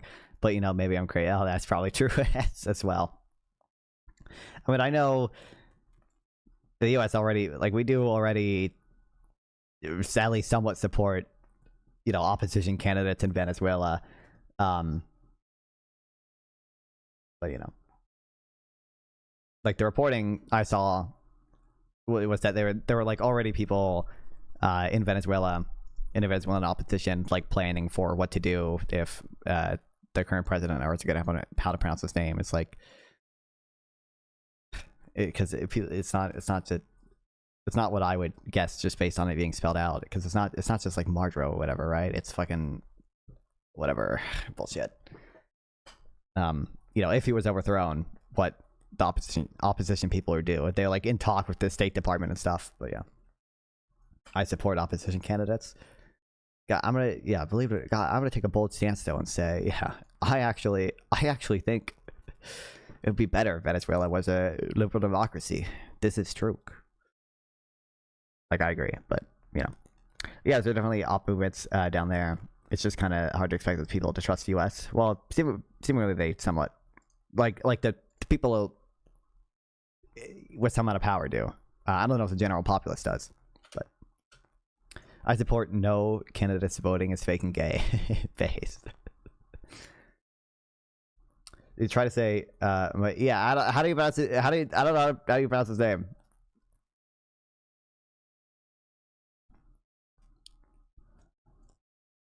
I can't read on a good day, let alone pronounce any or speak on a good day. Okay, trying to ask me to pronounce words in different languages, okay, or names in different languages too, like impossible. Okay, anyway, back to this shit. According to LWC, typical childcare expenses in Essex County for a family with 2 workers and children amounts to $32,000. Thanks for following, Yoshi Airhead. The LWC childcare amounts are based on the cost of center-based care. Nationally, just 37% of children under the age of 5 and not yet in kindergarten are in center-based care, so this component of the cost of existing is relevant for barely a third of children. Since center-based care is more expensive than other forms of childcare, it's no wonder that even among families that pay for childcare, the average amount is less than half of what the LOC indicates for Essex County.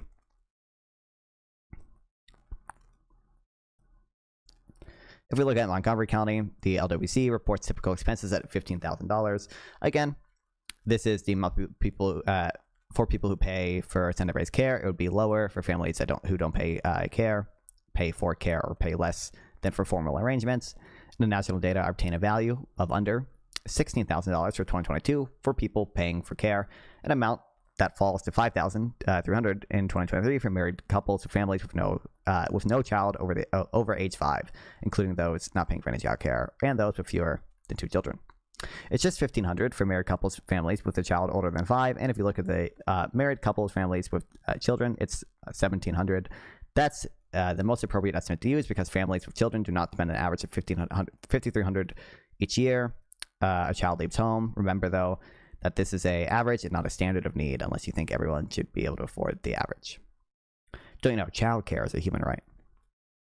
All in all, Venezuela is going to be way better off of a liberal capitalist democracy in there, even if satellite USA state. Well, I mean, I guess I would agree that the question would be how stable you can make it, number one, especially if it were to be a USA, like a satellite USA state. That seems to not have gone well historically, and it's probably not. I mean, it wouldn't like really be a liberal democracy if it was like a full-on satellite state of us, right? But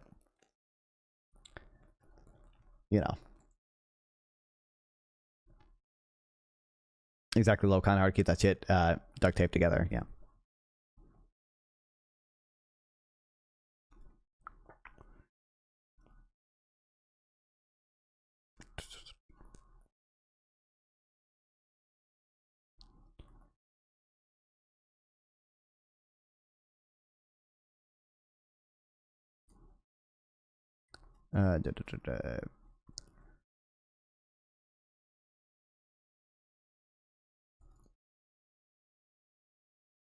Okay, sorry, I totally forgot the.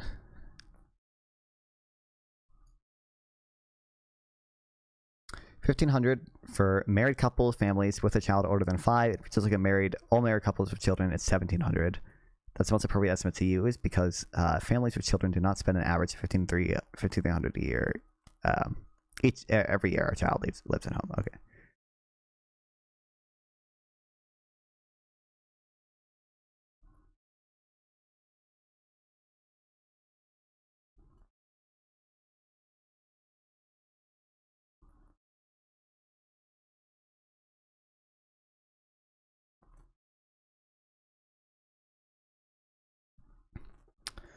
I don't think the Abbott can pull it off. Me either. Fuck lol. True. The opposition, well, they are liberal. They aren't particularly capitalist. Well, I would imagine.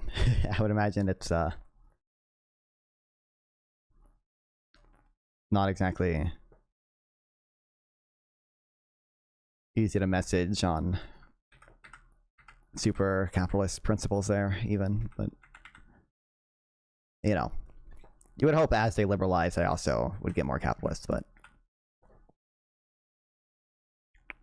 Okay, the amount for Essex County is, this is medical, $10,000, $10,567 based on the employer share premiums for health insurance sponsored by private employers and 2 out-of-pocket spending on prescription drugs and medical supplies. These are state and national averages that are adjusted to the county level with other data sources. 2 county average amounts are then presumably added together. Again, these are averages, not standard of need. The insurance premium component is the amount that people with employer coverage spend, which reflects the comprehensiveness of the covered offered. If some people reject employer coverage or are not offered it, they might obtain public coverage, including subsidized premiums for many middle-class families. About 3 in 4 married non-elderly adults who have health insurance get it from their employer. 2 other potential problems to flag. First, adding these 2 averages, premium expenses and out-of-pocket cost, overstates average spending on healthcare. People who pay for their premium will tend to have better coverage and lower out-of-pocket cost. Second, adding these 2 averages together, premium expense and out-of-pocket here, overstates average spending on healthcare. People who pay more for their premium will tend to have better coverage and lower out-of-pocket costs. I understand this point, but I don't. Why does that lead to necessarily it overstating average spending? Because there's also people who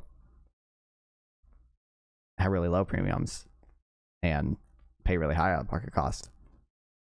So you just average them. Pick one: Texas, Florida, California, to live in, or just that is doing best overall. I feel like probably Texas, but I don't know. To live in, I would like to live in Florida if I'm not considering the possibility of James Fishback winning in Florida.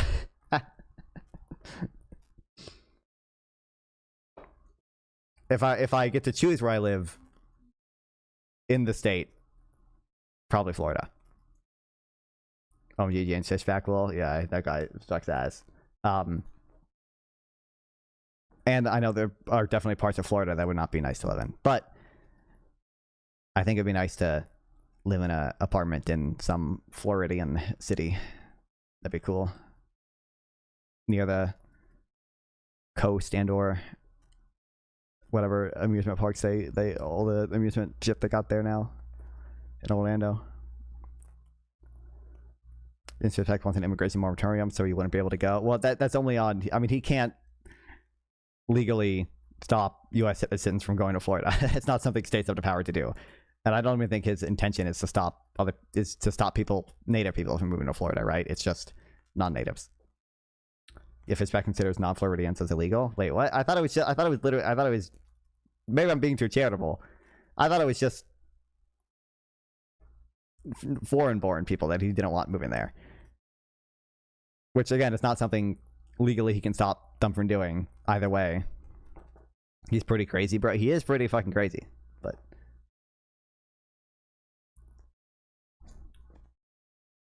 He's like, no one can move from New York to here. Wait. What's the source of these claims? Wait. I thought he was just talking about foreign-born people. No, he says people from other states take jobs from Floridians. True. Yes, we finally did it. We finally... Hold up, bro. Yeah, hold on. If you can find it, it'd be funny. But we finally did it. We finally got someone who... Dude, when is he going to start putting tariffs in other states too? Doesn't he know that because the cost of labor in West Virginia is cheaper, that companies will offshore to West Virginia instead of Florida? Dude, we finally did it. We got the internal protectionist, dude. Holy shit. I didn't think we'd get here already. we got the lump the labor fallacy fucking internal to the US. Let's go. Let's go.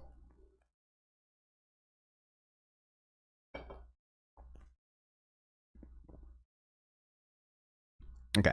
Second, the use of averages is also likely to be particularly problematic for out-of-pocket costs, given a small number of people who are sick or disabled may have very large spending pools that pulls the average up. So it doesn't reflect the typical person. In 2022, 5 people. 5% of people account for half of health spending. Goddamn.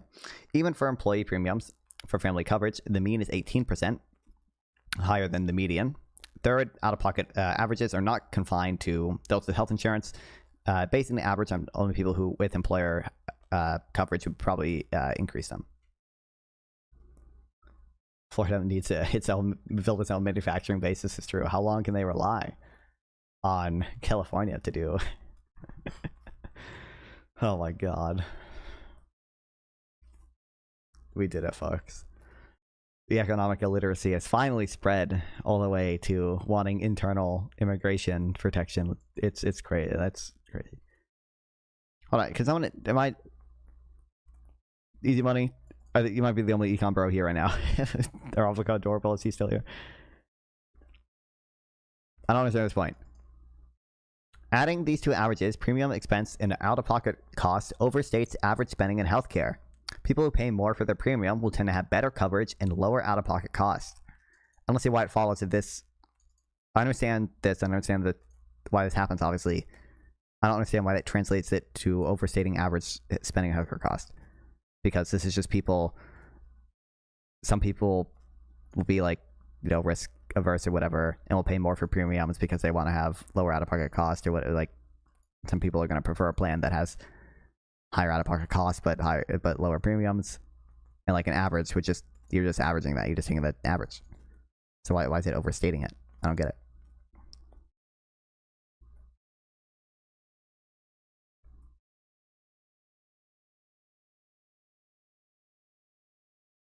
Link the Substack? Sure.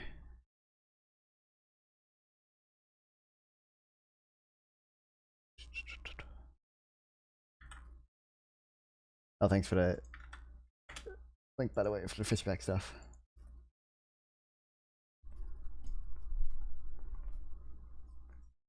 Florida is not a refugee camp. Florida is full. Sorhan Mandami. It's your problem, not yours. We've had 800,000 people move to Florida over the past 5 years. Families and seniors built our state are being priced out and pushed out. Dude, probably half the people who move to Florida are fucking seniors as well. Like, they're probably not even working. I got to disagree with my friend Senator Rick Scott from my home state of Oh Florida. my God. Who says if you don't like Mandami, come move to Florida. No, Florida's full. We had 800,000 people move to our state over the past 5 years. Right. We cannot be priced out and pushed out. Working class Floridians built our state. And I got to tell you, New York, I love you, but you're not a refugee camp for Florida. We just can't take any more of you. I got to disagree. True.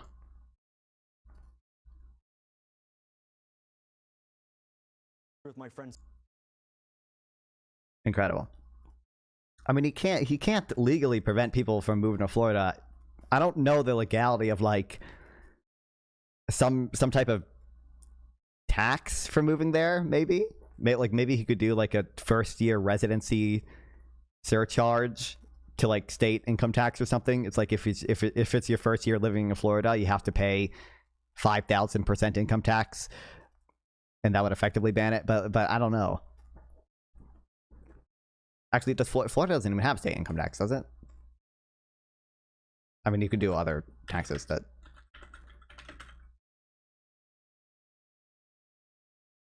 Yeah, Florida doesn't even have state income tax for individuals.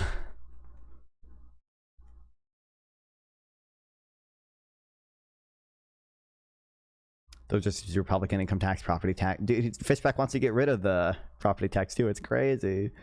It's crazy. Oh yeah, property tax and rented rooms. I guess you could do that. Yo, thanks Comic Girl 222 for the follow. Hey, follow go reached 420 followers on Twitch again. I hit that follow go goal before, and some people unfollowed on Twitch, and now I hit it again. But you know what? No, I'm on 420. Back at 420 followers on Twitch. Okay, all the YouTube viewers, all the Kick viewers, all the Trovo, D Live, and Rumble viewers. Follow me on Twitch too, and vice versa. All the Twitch viewers go sub to me on YouTube and Kick and Twitter and everywhere else. I don't know how they average it, but it sounds he's criticizing using a higher premium cost basis with the out-of-pocket spending of all people. That didn't sound to me that's what he's saying.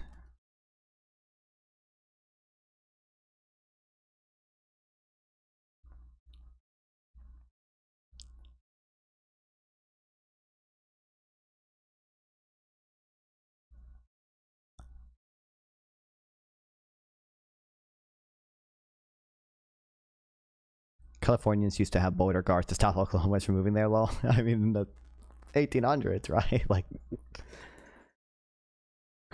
based. True. We need to go back to this time.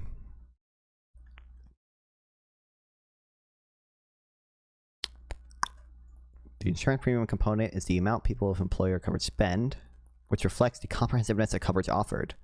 If some people reject employer coverage or are not offered it, they may obtain public coverage, including subsidized premiums for many middle-class families.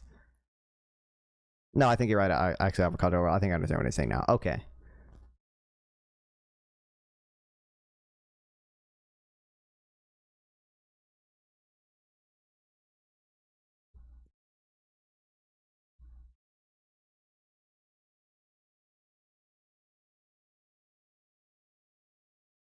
Okay. No, I understand. Okay.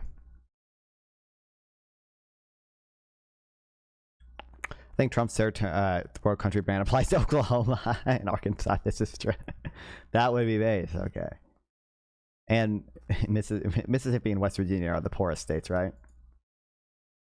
I think West Virginia's poorest and like Mississippi's second or something.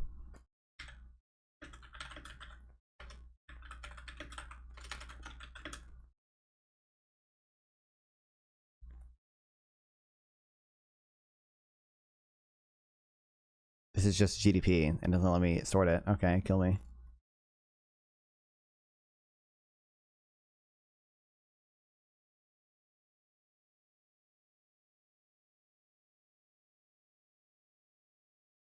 Oh, this has Mississippi is poorer than West Virginia. But it's also Statista. I don't like Statista. They're usually Silly. Use of the slur were struck down in 1941. Oh, those anti-Oki laws part of the USS.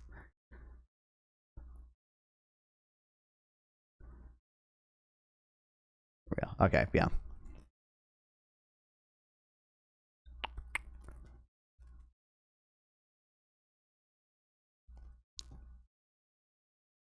Okay.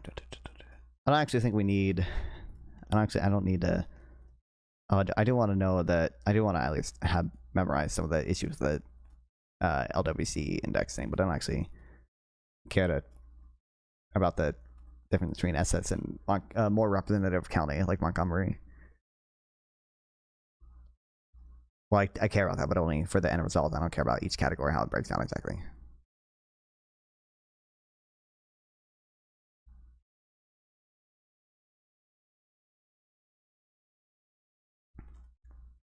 Mississippi is porous, I think. Yeah, I thought it was West Virginia, but the data did say Mississippi, yeah.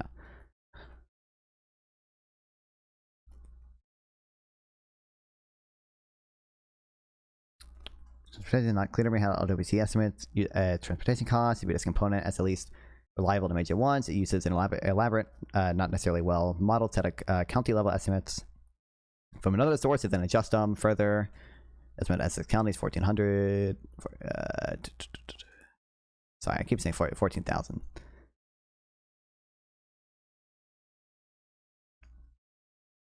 I think there's large differences in how cost of buying new cars treated. Absent net outlays in vehicle purchase, the national figure is $10,000.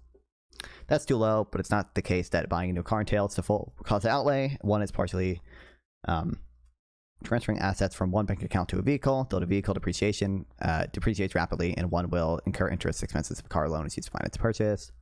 All these estimates are based on averages, not any needs threshold. So let's go with 16,000 as per estimate. Because for the average person, you're not spending that much in premiums, and your out-of-pocket costs, you're spending more in the other, which will ultimately be less than adding those two. Yeah, okay, yeah, that's true. No, I think I forget in the context of the earlier paragraph that he mentioned.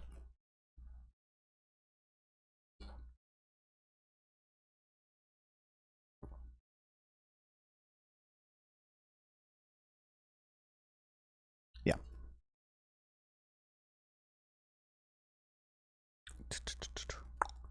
Civic engagement. This is entirely based on the CEX, same source I'm using, and reflects average spending amounts. Specifically, it includes spending on audio-visual equipment, education, fees and admission, other entertainment, pets, reading, toys, hobbies, and playground equipment. It's an odd set of goods and services lumped together to lump under civic engagement, and it's part of Green's other essentials category. In the CX, these spending amounts are subsumed into just three categories: entertainment, reading, and education.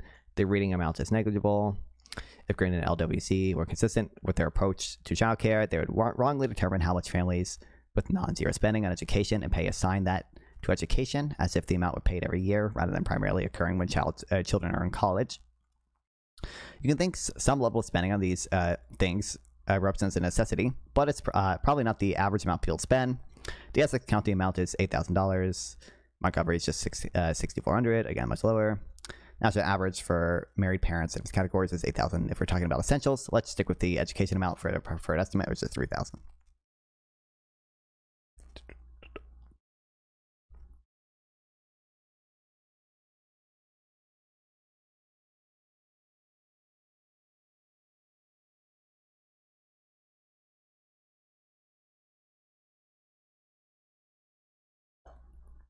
And then mobile services again comes straight from the CEX and represents an average spending amounts adjusted county level. Internet spending is based on county level data and low cost internet service plans. The low cost distinction makes it a useful need standard. In Essex County, the typical spending was $2,001. It was $2,142 for Montgomery County. Nationally, for married parents, estimated it would be about $2,500 in 2023, based on the amount for internet service and services for families and spending on mobile internet, mobile service for married parents.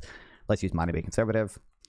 Under necessities, this category basically includes the remaining categories of spending and uses average from CX. Specifically, it includes spending on apparel, household furnishing and equipment, household keeping supplies. Yeah, blah blah blah. Okay, yeah. All category spending are in fact necessities, at least for one of these, everyone should be able to afford what the average family affords. I'm pretty sure LWC is double counting miscellaneous household equipment. So it's part of since part of household furnishing equipment in the data we're both using. Incredible.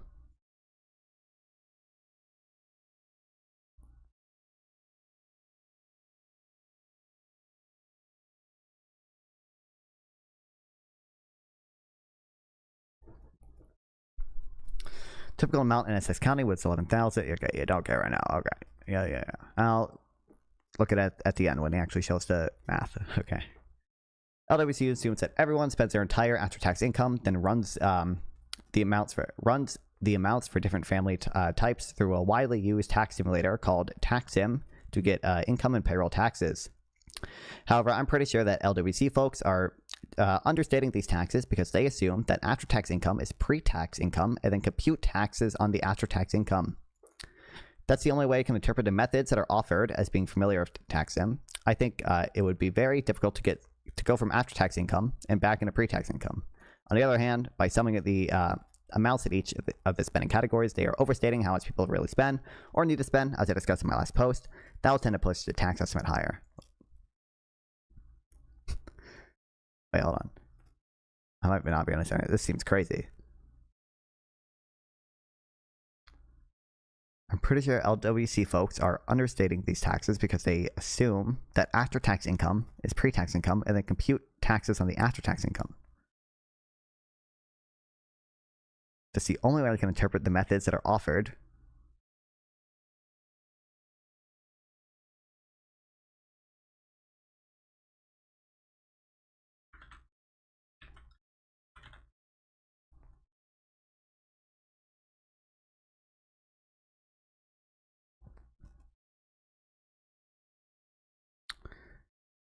The annual family budget after taxes is used as a proxy for income. The county level, based on these inputs, tax model outputs to multiply annual. It does seem like they're doing that. Let's go. I love when we let non-economists do things like this. The LWC reports 18,000 for Essex County and 11,000 for Montgomery County. Nationally, the average for married parents is 22,000, much higher than the Montgomery County amount, which suggests I'm right about the errand LWC. We'll use my estimate below. Summing up, remember, don't do this. Okay, we can now sum these categories and see what we get. As a reminder, this is a bad idea for reasons I went through in my last post. We already know that the total for Essex County, Green's total is 136,000. That's his cost of existence. If we use estimates for Montgomery County instead, that's 95,000. That's lower by 30%. Put another way, Green's estimate is higher than median county by 43%. Thanks, Bit2V for the follow on Trovo. If you want to react to a comment made on Owen's channel. Oh boy. Yeah, it's somewhat expansive. Oh, it's Gavin. I'm familiar with Gavin. He commented on my video too. I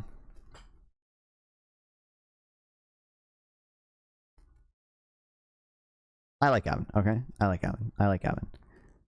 I think Gavin comes off as misinformed in 90% of the things he says in my chat or my comments.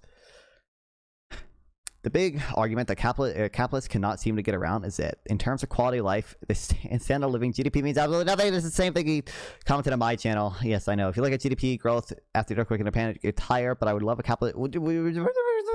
Love capitalists to tell someone whose house and workplace were leveled. It doesn't have clean water because of the hydrogen explosion. Well, it couldn't be too bad. Look at your GDP. That's not what anyone says. Number one, the GDP of the regions that were affected by the earthquake probably did go down,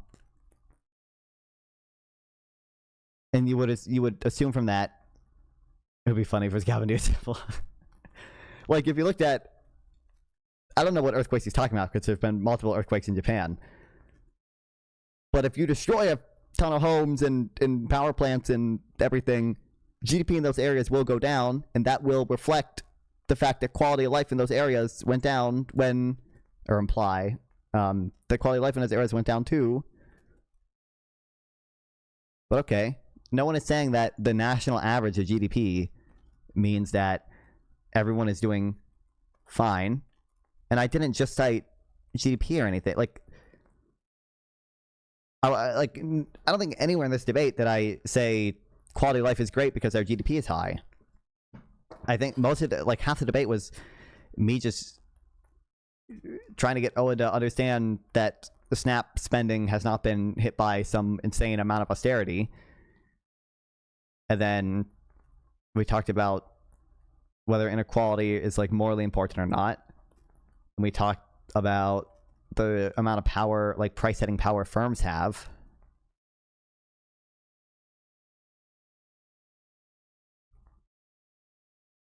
He implies that other regions can't compensate for the major loss in a particular area. That's not what he's saying, really. It's saying, like, GDP is... He's saying... Well, he literally says GDP means absolutely nothing. What's up, Balthier? Why is Trovo chat doing that? Or, sorry, not Trovo chat, party chat. Hope you have a nice day.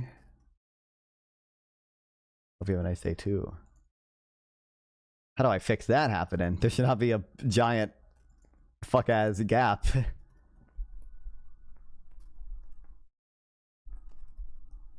But I don't know what option could fix that. I enabled all the other chats to all the random ads platforms I stream to, by the way, because I figured out I'm stupid, and instead of running the chats on my computer to take up CPU and RAM usage on my computer, I can just run the chat thing on my laptop and have my laptop handle that. So that lets me run all the tabs I need to on that without taking up any of my actual computer usage. If you look at a comment I made this argument, and they immediately backtrack. Did I? I like Nothing, but he interrupted you every time you're about to make a good point. I don't know how you could watch the debate and come away with it with this interpretation. Initially, I let Owen go on a long time when he was not making good points or not even making relevant points. There were so many times throughout the debate I let Owen ramble about a point that just did not substantially address what I was saying. And I got harsher later on, and I would ask a question, and he would start to respond, and he would not be answering it, and I would just say, hold on, can you just answer my question in a coherent and short fashion? Thought it was quite ugly in my honest opinion. I commend you for keeping your cool during this debate because I know you probably couldn't couldn't if you talked to me that way. It's very obvious he is from a place where nothing happens to people who talk to others like this. And as a New Yorker, that just frustrates me. Do you still have the broken 2-screens phone? Yeah. 104K is poverty in NYC. I know a family who makes that is on food stamp. Well, in New York City, if you are a family of 4 on making 104K a year, that might not be unfair to consider it poverty. But you also get food stamps up to, 130 something % of the poverty line. They're family 7? Yeah.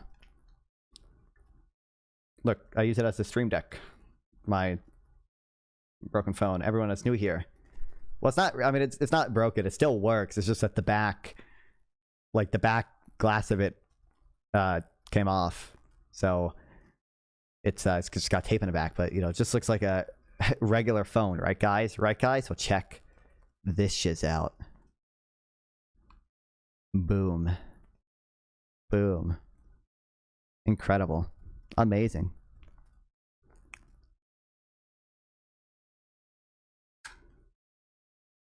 And then also another kind of cool feature, okay? How can they, there's no room for a front camera because it's got to do this. It'd be weird to have the, front camera there. What are we going to do? What are we going to do, guys? Boom. Look at that. Look at that. You know what? Since the back glass is off, you can actually just like see how you can actually just see the mechanism. But you got a pop-up camera, which is cool for the novelty. Okay.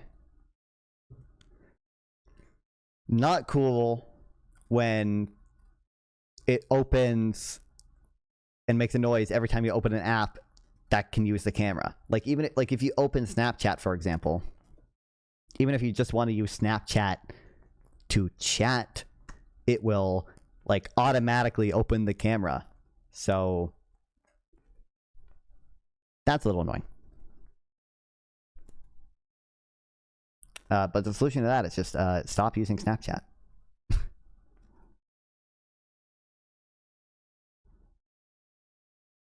I also use this phone for IRL streaming because it can show my chat and my everything else at once.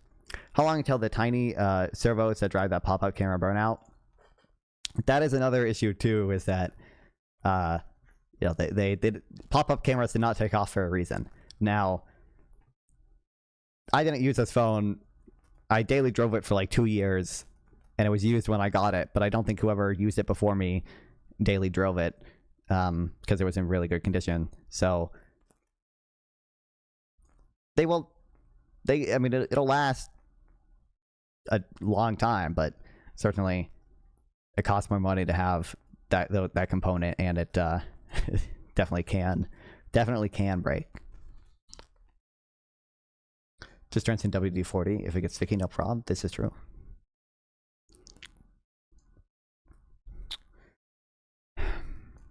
I mean, they talk about real life experience, but do you know what happens to someone who talks like that to another in front of their face in the real world?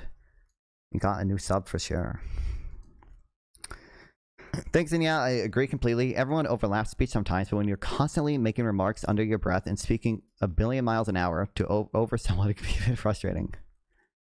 I only started doing the constantly making remarks under your breath, under my breath, near the end of the debate, like maybe the last 30 minutes. Like, but I was just frustrated at the point because it is equally frustrating, okay, and more rightly frustrating when you're talking to someone and you ask a specific question and you bring up specific evidence, and then they don't answer it and they ramble on for 10 minutes and don't substantially address anything you said. Not the first time as well, a neoliberal can't look beyond the graph. True. Stuck in a world of economic jargon and growth, the real world experience of the social world are lost. Hence the insistence that austerity, something he presumably agrees with. I said in that debate that I didn't really. I mean, like, What's up, Jared? Welcome. I literally remember talking about this. I said in the debate, like, by the way, I think most European countries probably made a mistake doing like austerity after 2008. I'm so tired of the term neoliberal. Well, I do. I don't think neoliberal is like a meaningful term, but I think it's used in a stupid and dumb way too. But I brand myself as a neoliberal, so like I don't mind when people call me like neoliberal or whatever. But like, you know, I do agree. By the way, this is like one of the things he sent me in this fucking debate, dude. Oh my god. Like, I don't even think he's read this. Like how are you? I'm doing good. Like he literally cites this, like, Slop thing, like right wing calls for austerity suggests more than the market-driven desire to punish the poor, working class, and middle class by distributing wealth upward to the 1%. It also points to the politics of disposability in which social provisions, public spheres, and institutions that nourish democratic values and social relations are being dismantled, including public and higher education. Neoliberal austerity policies embody an ideology that produces both zones of abandonment and forms of social and civic death, while also infusing society. Like, this is the way in which neoliberal is used, right? And that's frustrating. But oh my god, and also just like it's not an economist like citing any data or anything. It's clearly like an ideologically like motivated paper. It's not an empirical paper. There's like barely any. There's only like one thing about SNAP in here.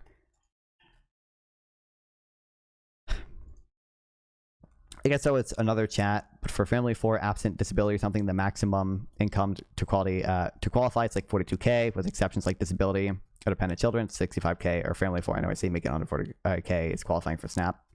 Well, I think he said a family of 7, I guess, but I don't understand why immigration moratorium would be bad, because immigrants are just generally good. Like it'd be beneficial for like growth to allow companies to hire immigrants, and there's some human cost to it too. If you want people who come here to have better lives, preventing them to do so is bad, but maybe you just don't care about that. I also don't get why the fertility crisis is a thing. Places are usually better off with less people, less traffic, less annoying people, less competition for jobs, less welfare uses, etc. What do you mean by people? Like, I don't think the aggregate is better off when everything is, when there are less people necessarily.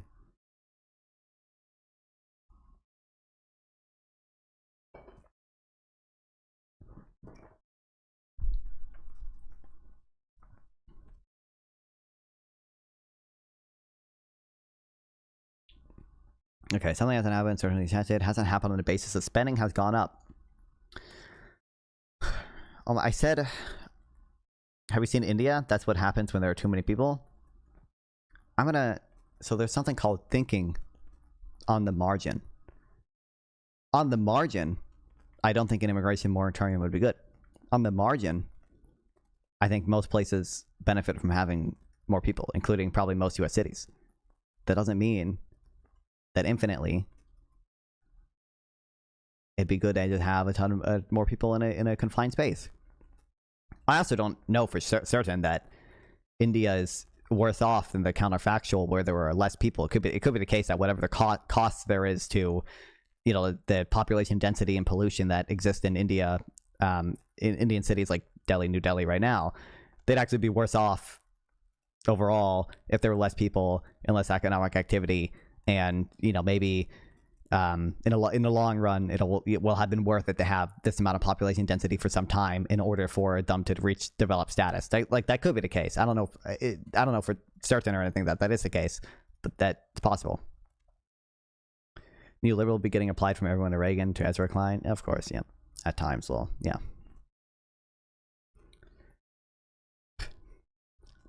Certainly, this isn't felt by everyday folk like you and I, in the millions, with even less than that as social programs and public services cut. The snobby dismissal of anything not from an approved economics paper was revealing too. It's frustrating too, because half of this debate was about me asking him how he reaches the conclusions he does, right? Because I've seen Owen debate this stuff before, and I was just like, I don't understand how he's arriving at the conclusions he is arriving at, because, like I said, in the debate, like I literally said, like when I look at like whether SNAP funding SNAP spending has been hit by austerity or whatever, these are the things I would look at: the percent of spending as welfare spending as a percent of GDP, for example, the sort of inflation adjusted spending SNAP has done over time, or other welfare programs have done over time. Because initially we weren't just talking about SNAP; we were talking about all welfare, and Owen's your new hater. I mean, I don't think Owen is I don't know if he's a hater, but okay, I haven't seen him say anything other than this comment after the debate. I don't know. He said he'd be open to speaking again after when our conversation ended. So I don't know, but and like, kill me.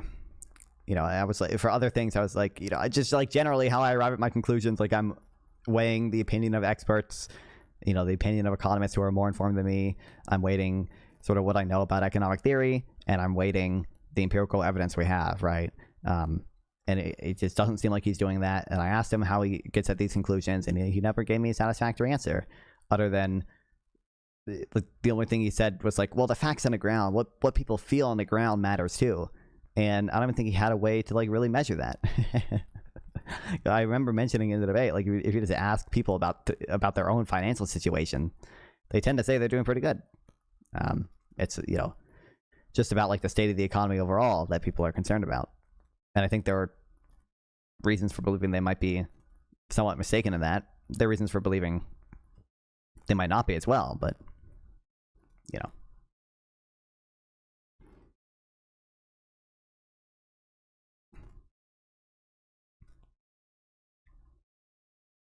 He commented on my video as well.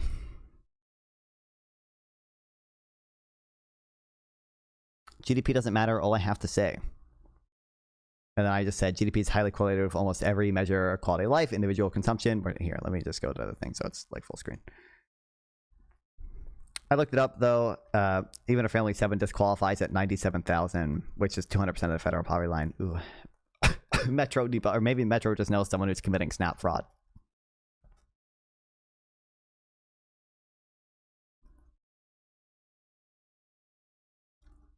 So it just said it's highly correlated with like every measure of quality of life.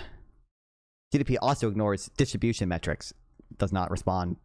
Not responsive. GDP can go up with people without people's livelihood going up. Not responsive. I said it was highly like conceptually this is possible, but the fact that GDP is highly correlated with all these measures means it's a decent measure for what we want to look at. For example, Coca-Cola brought huge chunks of Mexico freshwater source that they use to make soda. Technically, because of the amount of things being produced, GDP went up. But I'd love for you to tell poor Mexicans whose water prices went up and it's now more expensive than cola because it's literally rarer than cola and face dehydration every day, that their life is better now because of GDP increase. So one, typically like GDP is an aggregate measure. Some people can be made worse off by something, while everyone overall is made better off. So it could be the case that Mexico overall is better off because of the production in their country, even if some individual people are made worse off. And again, I'm not even committed to the claim that GDP is always like causally going to raise the living standards of people in aggregate. I think it's a decent metric to like GDP, real GDP per capita. It's a pretty good, gives you a pretty good understanding how rich and well off a country is. Like, all this stuff is stupid. Also, Japan had massive rebuilding projects after earthquake, which increased GDP tremendously because of the buildings and homes being created. Just a misunderstanding of opportunity cost. Literally broken window fallacy. That's not how GDP works. One of them got laid off. Even then, though, like, you still have to make below. Isn't it? It's like based on yearly income, right? Also, the stuff varies frequently district to district. Yeah, greatly. It's supposed to be just talking headlines and making dumber generalizations. Yeah. Stuff is stupid. But yeah. Look at Finland, for example. Low GDP, but in every metric, the happiest country on planet Earth. Well, Finland's GDP per capita is like not that low. There's also not many people in Finland, so even though its GDP is not very high, the GDP per capita is like relatively high. I think it's still lower than any U.S. state, but it's not low. Where's Google sending me, bro? There should be a graph. But it says, yeah, I mean, 56,000 according to IMF. Purchasing power parity, 66,000.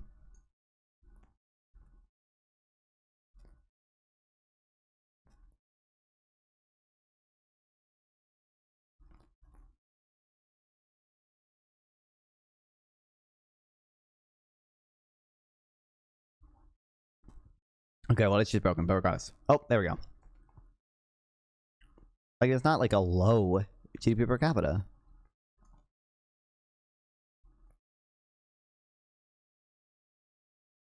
Does it disaggregate by state? No, that's unfortunate. It's 19th nominally how it's that low? Yeah. Oh, what's that Boeing stuff? Good morning. I guess technically it is morning by now. World Bank has been hacked? Wait, really? I bet Owen likes wealth taxes. I think he does, but we're going to talk about that. 23rd PPP. Yeah, it's pretty high. Yeah, exactly. Regardless, dumb internet or commentary. Okay, I mean, I think he said he does debates, so maybe I'll set up a conversation with Gavin. Okay, but I don't think that would actually go. I don't think that actually lead anywhere fun. All right, we're finishing up this real quick. Okay.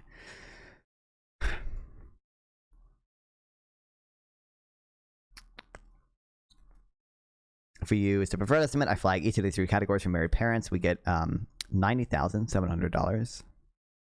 These amounts are too high as indicators of what people need because some or all components reflect average spending rather than minimum needs because average is skewed by outliers that don't reflect what's even typical. They're too high as indicators of average spending.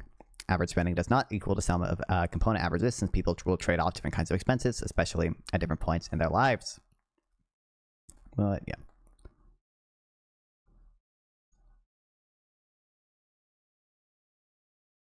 Nevertheless, we can look at how these amounts compare to income and see whether Green is right, that much of the population can't participate in American society. Green mentions in his post that median family income is roughly $80,000. Median household income is $81,604. That's below its threshold by 40%. Apocalypse now. But of course, it's a no-no to compare the national income to the amount to the higher than average Essex County spending amount. In Essex County, median family income among married parents is $174,000, which is 28% higher than Green's lousy needs threshold. In Montgomery County, median income is $116,000, or 22% higher than the still lousy median county threshold. And nationally, among married parents, median income is $132,959. That's 47% higher than the still lousy preferred spending threshold. I can't emphasize enough that you should not use any of the thresholds I've reported because here they are all too high as indicators of what middle class families need because they're spending all too much close to simply because they are all much too close to simply being measures of what middle class families spend, and they are overstated measures of what middle class families spend. If everyone's income doubled tomorrow, it's likely that everyone would be spending would also roughly double. Would our needs also be required to double in that event? Would we be no better off as a society, no more secure? Of course not. But that's not the that's the sort of logic behind Mr. Green's in the living wage calculators analyses. Finally, I have to say it's remarkable that of the 3,000 plus counties Green could have chosen, he found one that reinforced his 140,000 poverty line claim from a separate, also flawed analysis. I've spent more time on Green's posts than I have wanted to do, and it's possible I'm not done. This stuff needs to be discredited because it conveys a completely inaccurate picture of the American economy, how the American economy is doing. It's nice to get hundreds of thousands of followers. I wouldn't know, but followership is not the same as accuracy, nor are vibes. True.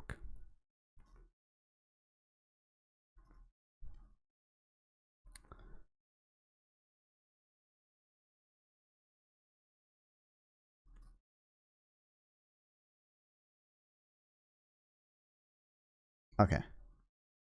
We're done with that for now.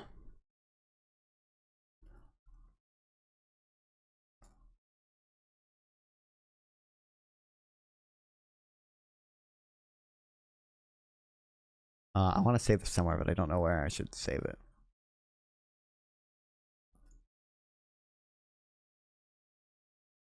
I'm just going to save it in here for now, but it's not directly related. Let's watch more James Fishback, yay. I don't want to just watch like more random James Fishback Twitter videos.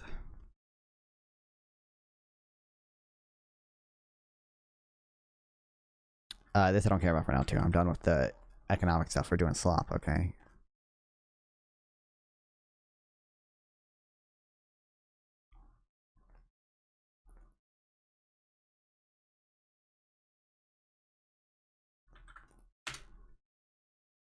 It's pretty short, actually. This is pretty short. Can you read Josh Barrow? I feel like I recognize the name, but I don't.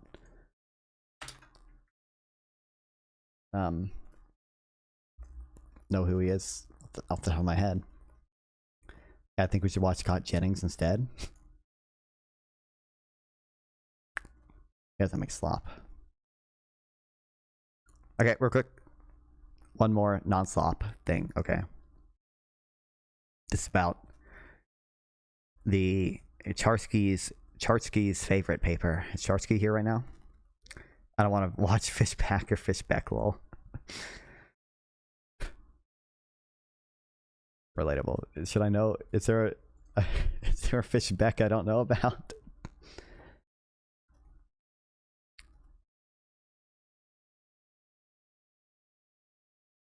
Oh, yeah, I've seen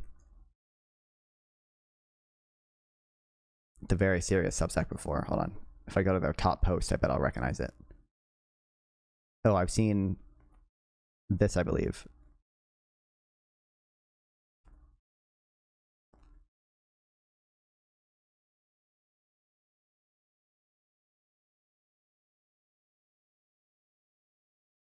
What kind of PC upgrade are you getting for 250 bones? That's just what I need to finish the stuff I'm getting, basically. I just don't know how to spell it. Oh, okay. So I already bought a new motherboard. You guys can't see it, but I'm pointing to it.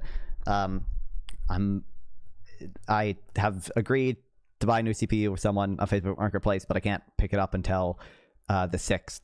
And I basically right now, with just the money I have in my bank account right now, after that I could afford to buy either RAM, like DDR5 RAM, or a fancy CPU cooler and like a case. But I cannot buy all three. I could buy like one or two out of the three depending on what level of each I go to. So can you zoom in the words? They're too small. I guess I can, but it'd be a little weird for me to read it then.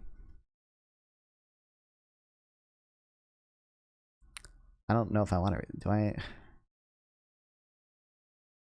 I don't know. I'm not gonna like disagree with this stuff, I don't think, even, but it's just not what I care about most.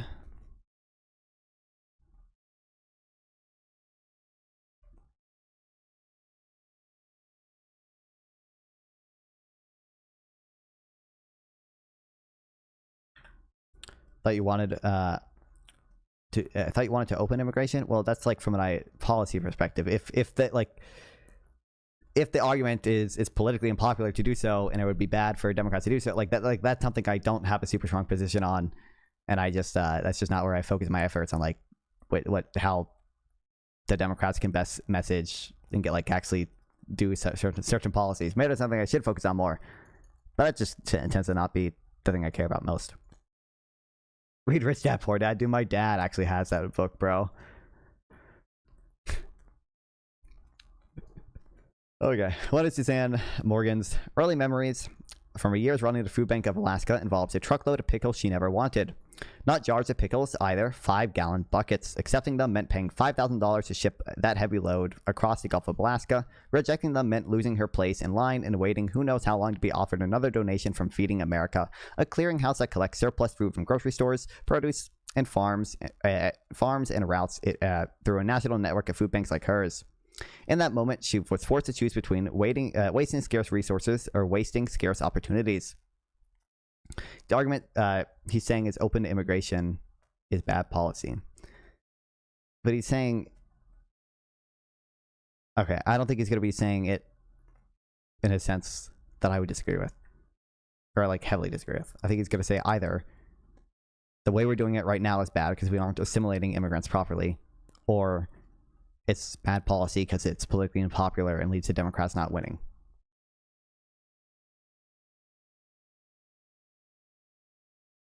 Start the characterization that illegal immigrants aren't hurting anyone. I would agree. Illegal immigrants generally lack malice and are in a majority of cases sympathetic individuals.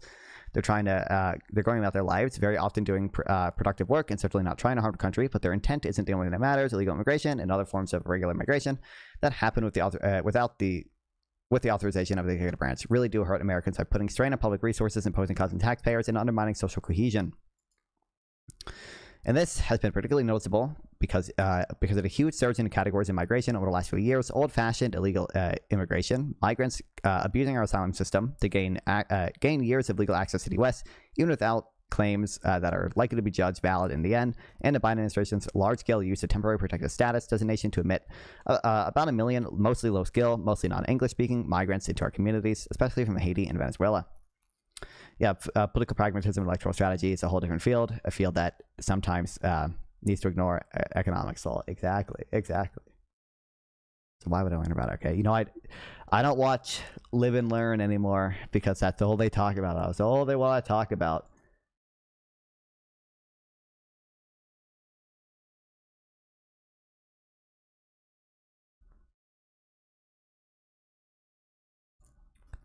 Consider the situation in Springfield, Ohio, which has in just a few months absorbed about 20,000 Haitian immigrants into a city, 60,000.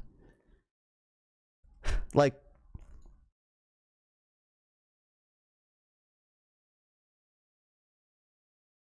no one wants this to be holistically what our immigration policy is, right? Now, when you consider the benefits to the migrants themselves, I don't actually know if this was net negative in terms of utility.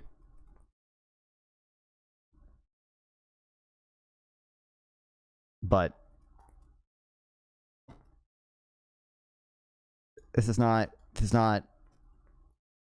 I just want people to be relatively easily be able to apply for status to work in the US. That doesn't even always include a pathway to citizenship or permanent residence. Okay.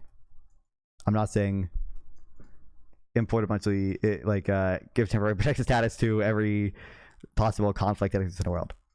Why wouldn't more of this happen under your immigration policy? More immigrants would come here, and I think typically Live and Learn is basically just live now, for real.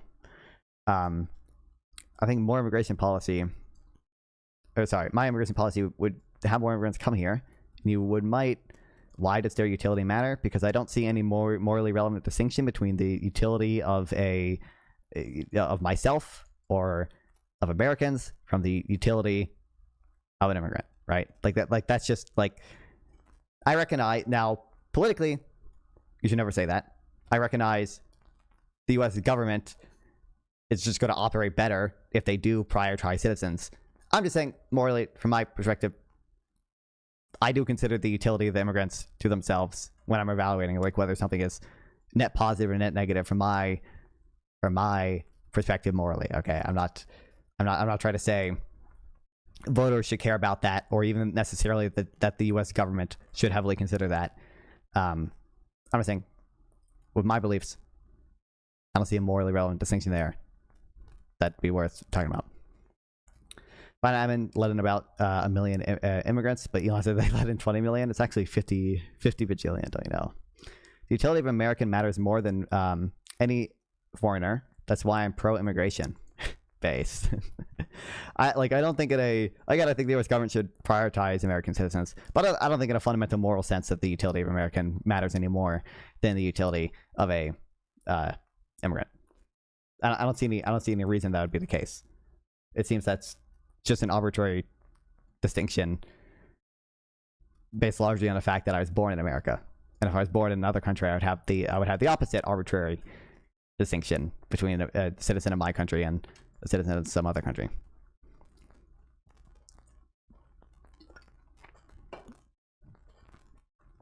Okay, regardless. Multi-authorized through TPS, famously in 2024 in his presidential campaign. Then candidate Trump attacked Haitians in Springfield with the baseless claims that they were eating people's cats and dogs. The main thing Democrats had to say about Haitians in Springfield was that they weren't eating cats and dogs, and that they weren't illegal immigrants. They were here illegally under TPS. But this response did nothing to actually address the concerns of American citizens in Springfield. Okay.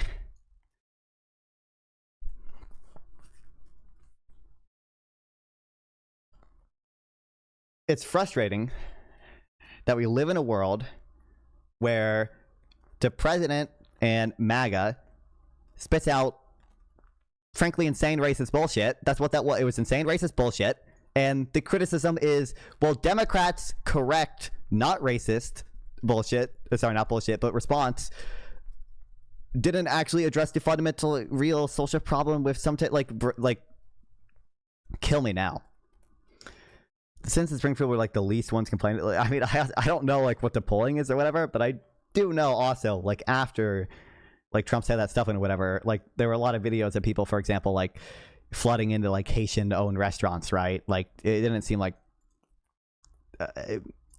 there were at least a decent chunk of people in Springfield who were native citizens who supported it. I don't know if it was the majority, but Trump attacking them from removing temporary protected status has fucked the economy for real.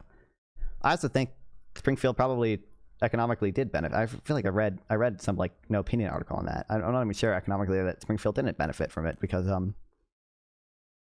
didn't they work in like the fucking meat packing plants there or whatever? No, they were complaining the cats and dogs thing was nonsense, but their school system was overwhelmed. Easy money. I don't like. Again, for one, it just the thing in the article. It's frustrating. We live in a world where the president of the United States, the Republican president of the United States, I mean, campaigning at the time, spits down the same racist bullshit. Democrats correct the record, and then the criticism was that Democrats didn't actually substantially respond to some of the things Springfields were apparently experiencing. But I've seen like one paper, and this is plausible even without like a paper, that like if you have a surge in immigration, yeah, sure, you might see a school system be at least temporarily overwhelmed because you just let in a ton of immigrants into one area.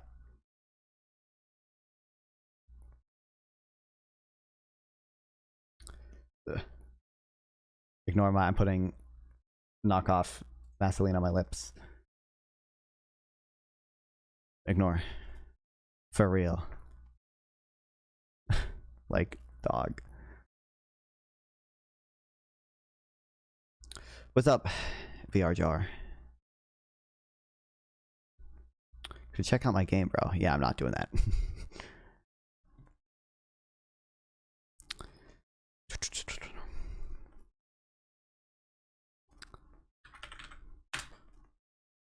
Tax revenues went up, job growth increased. It a second statewide growth, dude. Yeah, base. Yeah, like I don't have the numbers on hand or whatever, but I believe No Opinion wrote a thing about it.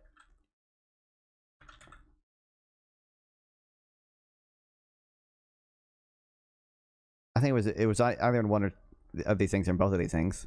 This was a post which is relevant. It's just like there are a lot of immigrants like those in the Haitian immigrants even that like are willing to work in the sort of small town manufacturing plants, like the egg plants, the meat packing plants or whatever, that most American kids just don't want to work in.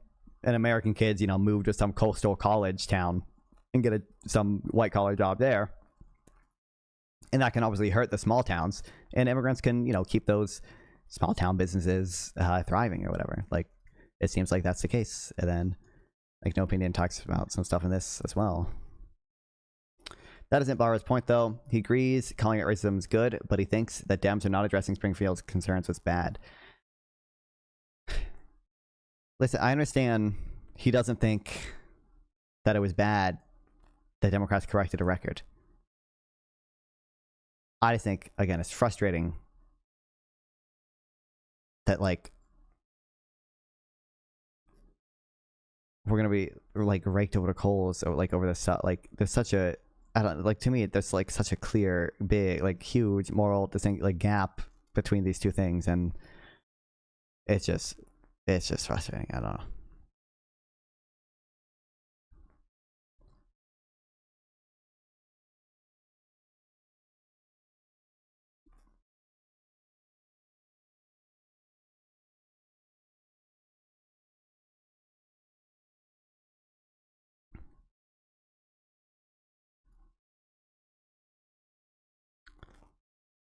Where were we?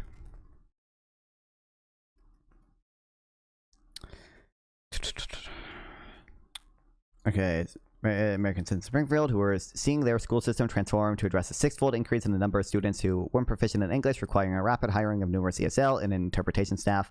When your tax dollars are diverted from educating your own children to addressing the needs of non-citizens, you are harmed.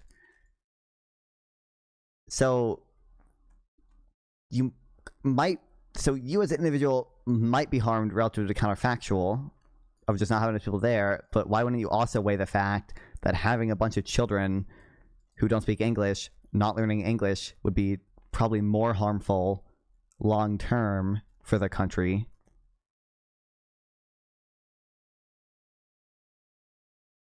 This guy's just stupid. Lowell Springfield was doing better than ever, and locals knew that. Real. These voters had valid grievance, and Democrats had nothing to say about it.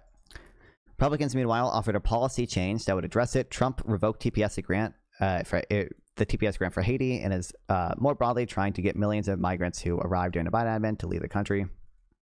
No pair American parents is striving to send their children to work on a farm or meat processing plant shit where struggling to fill jobs even in the good trades, electrician, plumbing, blah blah blah. Yet somehow Americans are convinced that we can shore up farmer jobs with regular Americans.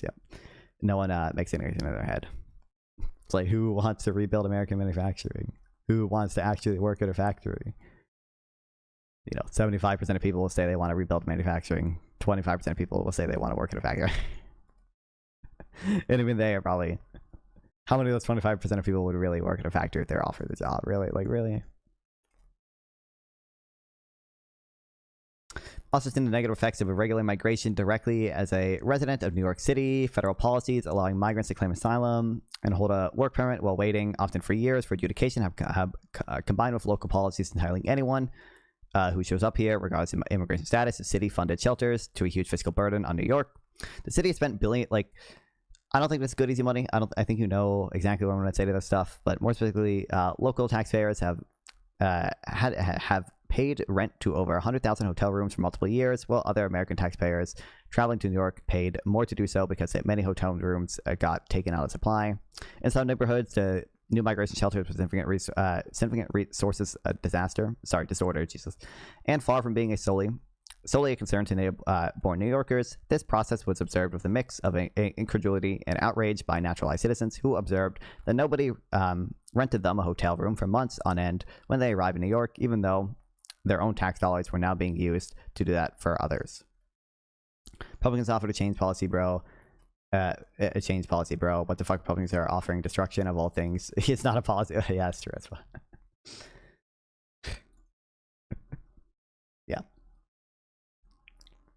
It's like the people who are like, I think I've spoken to like 500 people who've done it. It's like, well, at least Trump is doing something, okay? And I don't know if the tariffs will work, but at least he's trying something. It's like, dog. Bro, kill me. System isn't built for an influx of low-skilled people who don't speak English. I agree. And I don't want, like, irregular influxes of people who don't speak English who then live in communities that are never assimilated and they don't find work or whatever. I don't think, like, anyone wants that. I don't want that. I don't think New York should be paying for hotels for most migrants. I think, however, like, under my ideal immigration system, there would still probably be, some 2 million immigrants coming over to the US a year or something, right? Like that's what I'm saying. Like, it would not be, like, the actual number of immigrants coming over would not be significantly lower than what we saw under Biden. It probably would not be, I don't know if it would be at as high as the peak under Biden or whatever, but some of Trump's strongest gains in New York in the 2024 election were in working class immigrant neighborhoods like Caron, Queens, which he narrowly won, relying on a surge of votes from Hispanic American citizens who, unlike new migrants, can vote. Democrats broadly understand that democratic legitimacy requires enacting policies that actually benefit the electorate. We advocate for effective K-12 education, healthcare that's affordable to Americans, tax code that balances fairness and growth, and so on. But immigration is a blind spot where Democrats focus first on the needs of the migrants rather than the needs of Americans. Prioritizing Americans would mean choosing immigrants on the basis of who can bring the most to the U.S., not the basis of which potential immigrants want to come here or stand to benefit the most by immigrating. At least he's trying. Yeah. Epidemic of bad thinking. Biden.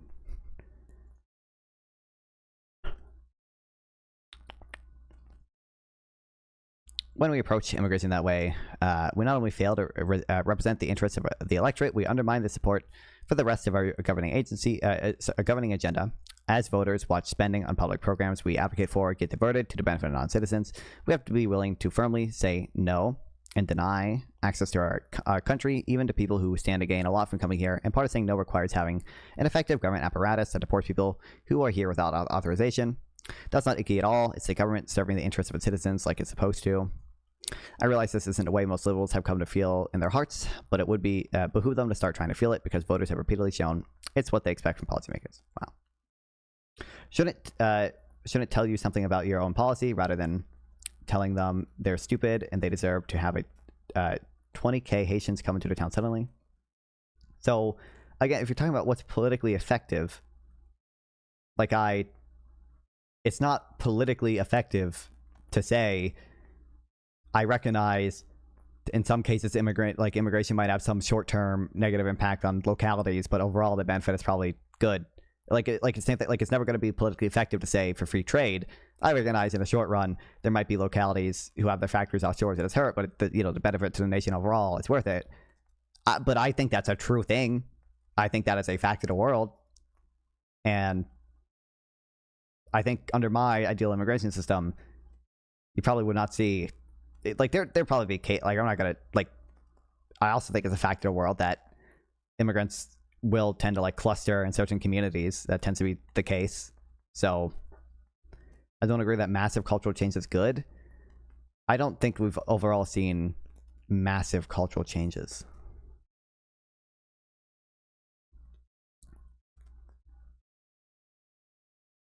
I think again even under my ideal immigration system, I think that you would see some cost insofar as immigrants just didn't assimilate almost at all and they just had relatively isolated communities, right? But I think they're we should have something to address that. And I think we're failing right now because we make it harder for a lot of immigrants who are undocumented or have some asylum process or whatever pending. Sometimes it's harder for them to work,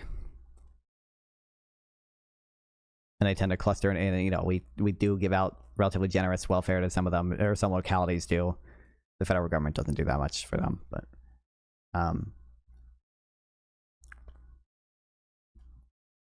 yeah.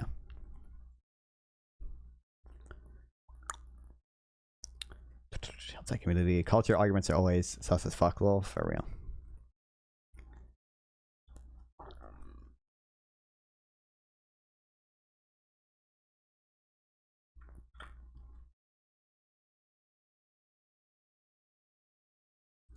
US is the most successful country for integration. That I agree with too. I think the US historically has been relatively good at it, and we're still relatively okay at it.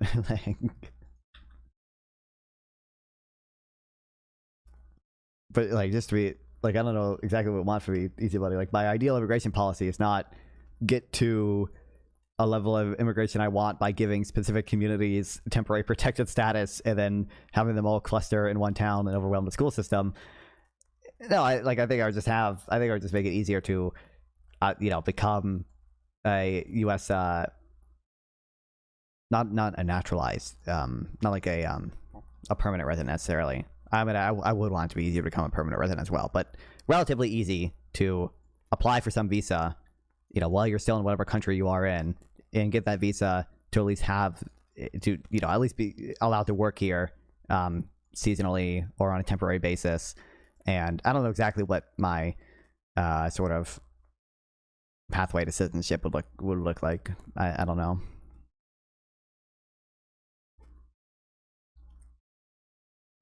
Okay, we read the last paragraph here, right? For decades, this was simply how the largest charitable food network in the United States functioned. Food banks waited their turn. A donor offered the central clearinghouse whatever he happened to have on hand, and each food bank, equipped with imperfect information, faced the same narrow question when it finally reached the front of the line: yes or no. Either take the pickles or fall to the bottom of the list. Either pay to ship something they sort of wanted, or save scarce resources in the hopes something more useful would be available later. FWIW, they help the school systems in terms of funding. Maybe. I don't know. I'm pretty sure Easy Money. I don't know exactly what you're citing for that. I feel like I've heard I know Easy Money claims that Somali immigrants at least are a net fiscal drain. And it wouldn't surprise me if on average they were or whatever, but I don't know about Springfield. The entire system relied on generosity, and it did receive immense generosity, but it lacked any of the institutional structure that would allow generosity to turn into something bigger. Morgan told me the old system created a scarcity mindset in which food banks compared their luck with everyone else's and quietly resented the randomness. At one point, she had been desperately requesting frozen chicken for months, only to get a call announcing, "Good news, we finally got your chicken. Finally got your chicken. Bad news, it's in Alabama."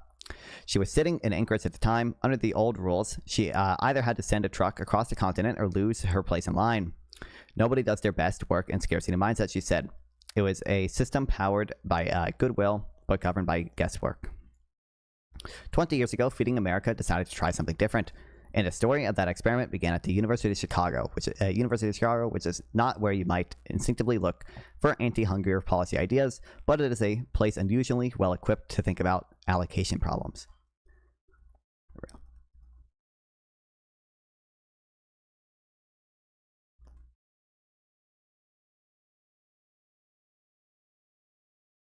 In the early 2000s, the charity brought in Chicago business school professors, including economist Candace Prendergast, operations expert Donald Einstein, and operational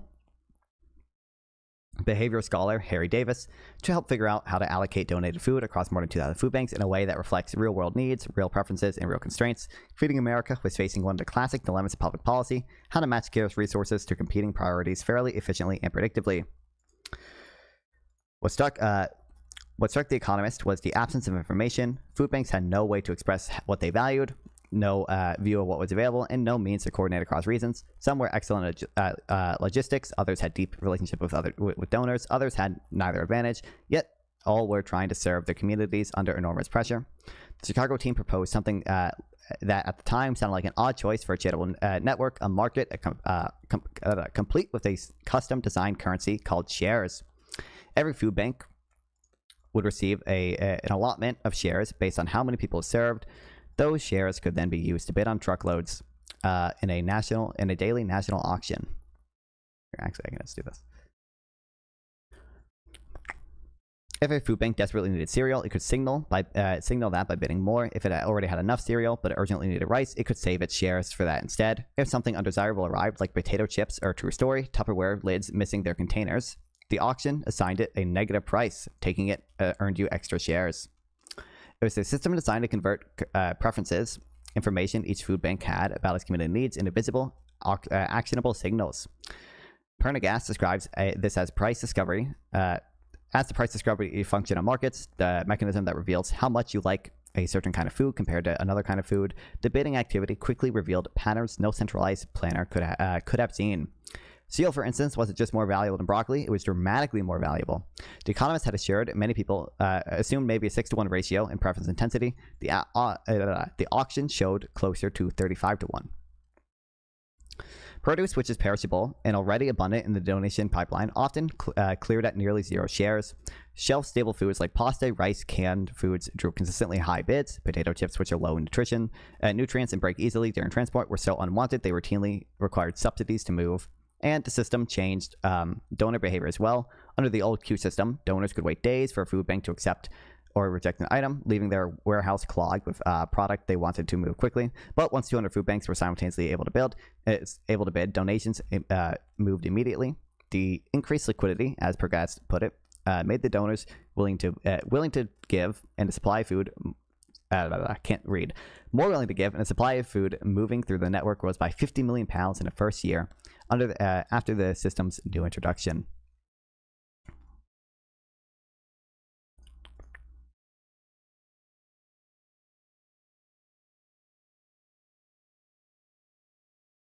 Okay.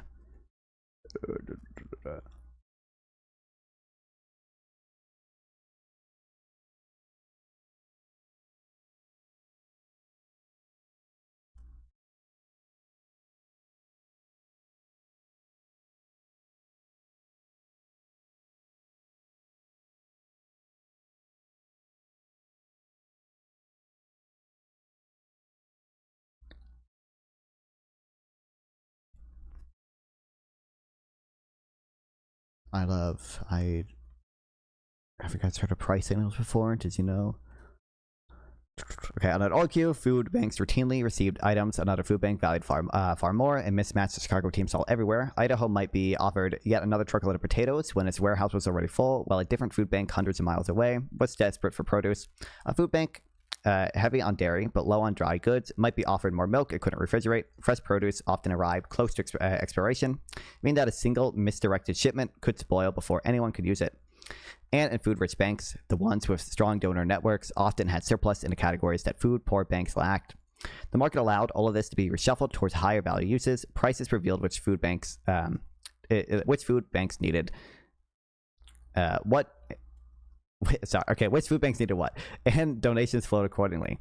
It was an example of something so boring readers know well. Moral impulses matter, but the systems are what makes moral impulses effective.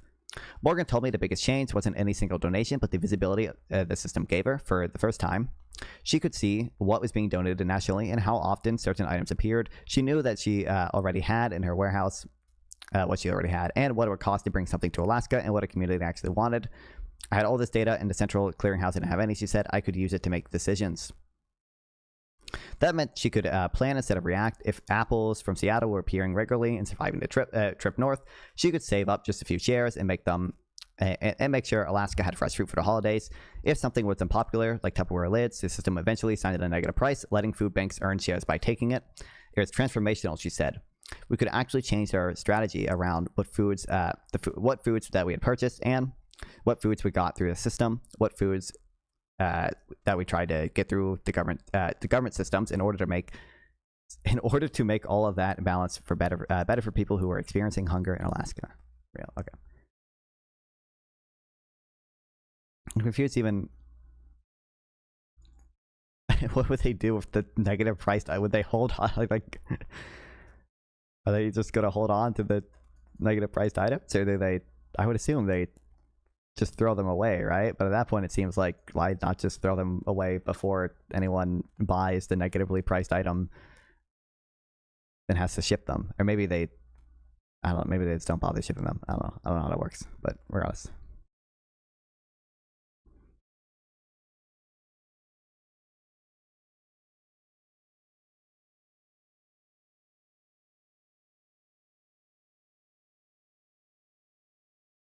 What the future holds. Now, with nearly 20 years of price data behind them, Feeding America is considering whether to evolve the system again. If prices are this stable and predictable, does the network even need an auction? Should they move something to more like a supermarket model where prices are posted at food banks can buy what they want directly without bidding? It would be faster, simpler, and more intuitive, but the auction has safeguards that a posted price system wouldn't. Right now, bids are sealed and only accepted twice a day, which prevents large, well-staffed food banks from hovering over the system and sniping high-value loads at the last minute. I think a minimum standard for immigrants is that they have to at least have some proficiency in English. Is that wrong? Oh, I don't think it's a racist, to be clear. I don't think you're racist or anything, easy buddy.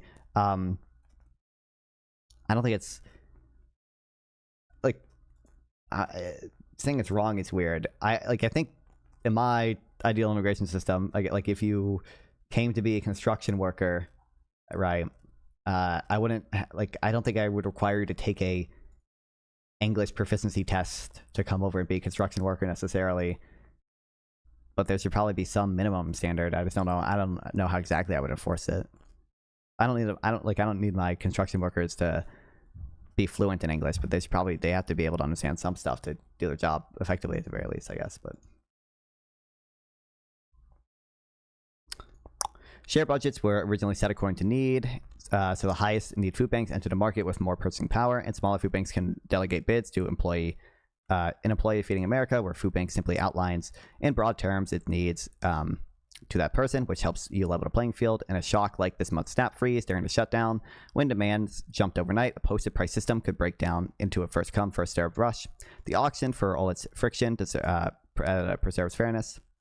I think you should be able to interact with other Americans and be able to integrate. Well, I think it depends on probably their permanent status, right? I think I would agree with you if it's a permanent thing, but I think you I think you could have seasonal workers who aren't fluent in English, and that'd be fine. But yeah. But also, I'm not sure,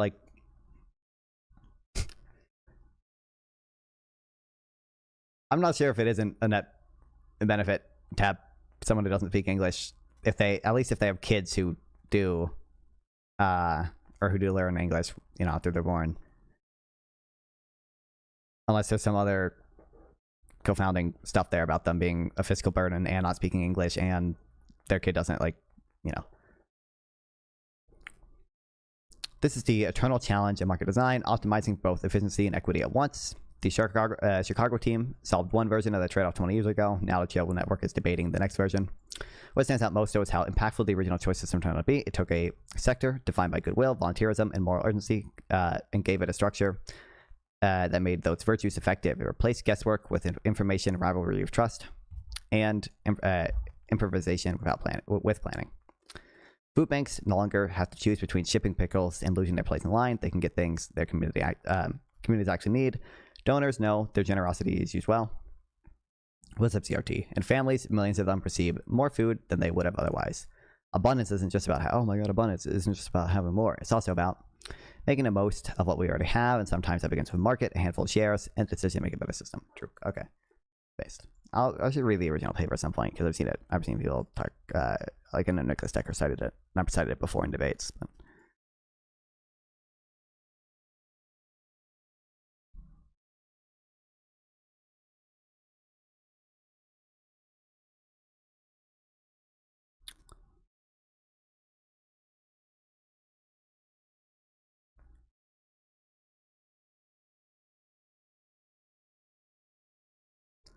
Woohoo. Oh, why did I... Like I said, I've read some of this. I know I'm probably familiar with this dude, I guess, Easy Money, but I've not read much of his stuff. I just think it's silly. It's silly. True support to people who are building your data infrastructure. For real. We did... Wait, that is...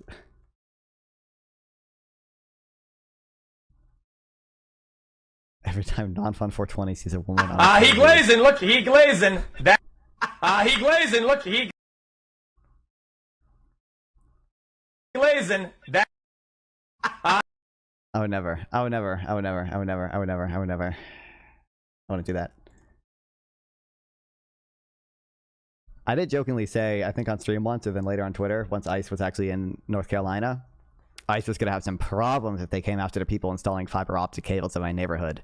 Now, by the time ICE was in North Carolina, they actually were not installing fiber optic in my neighborhood anymore. I don't know if they're all the way done, but they have not been working on it at the very least.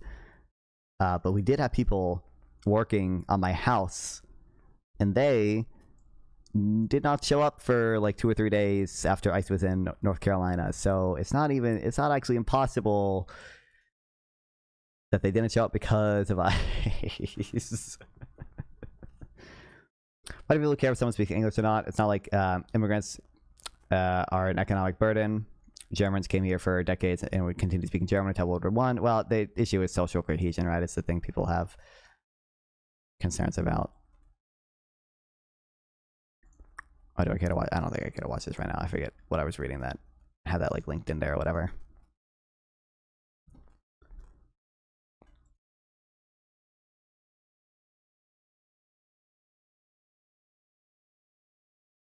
Now we can do Slop for a little bit. No! Oh my god, loud.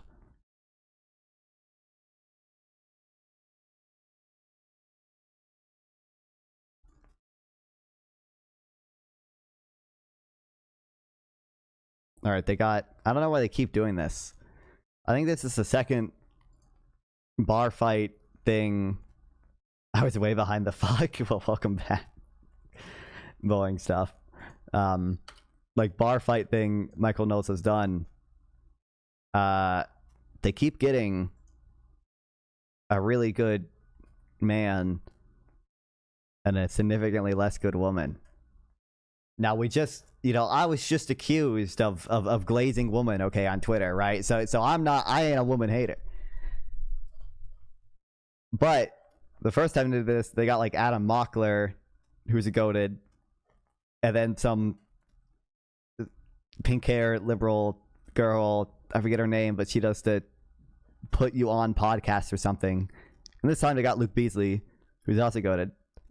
He's not quite as good as Adam Mockler. Sorry, Luke. But I think Adam Mockler is a better debater. And Xena, who is like a TikTok communist. So seems to be a pattern there. And I don't know what the goal of that one is. But regardless. Also, Michael Knowles is a pussy, and it's weird that he doesn't debate people one-on-one ever, and he has to do it while he's drunk in front of a drunk audience. I'm sick and tired of you. Let me finish. You had a monologue already. I tell people that my... Okay, yep. You've been calling me a left rig. My second audience chooses the topics. The bell rings. We'll duke it out for that round, and then our highly sober patrons can come up to the microphone. Why are they laughing already? How long have they been in? They can go up to the microphones to pick a fight with any of us. If you want to fight me, you go to the blue microphone. It doesn't seem to make a lot of sense, but that's what you have to do. If you want to fight either of my wonderful guests, you go to the red microphone, but do not wait, because there is a time limit. What do you think the minimum wage in New York City should be? I don't know. I don't have a strong opinion on that. I have no... I don't know. I don't care that much. Each round. We have over here, for the asker of the best question, a magnificent VIP table where you can have some delicious John Rich Redneck Riviera bourbon. Wow. Wow. There are all these dumb rules in America. Ready. It's round one! Oh my god, why is it so loud? Now we read the potential topics. Ladies first.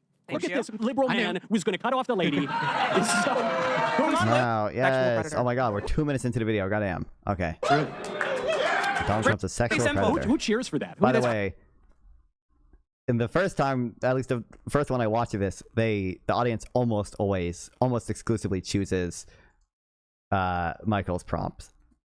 I think there was a single time they chose Adams in the other video. No hate, just a casual observation. Beasley seems like a Downey version of Mockler.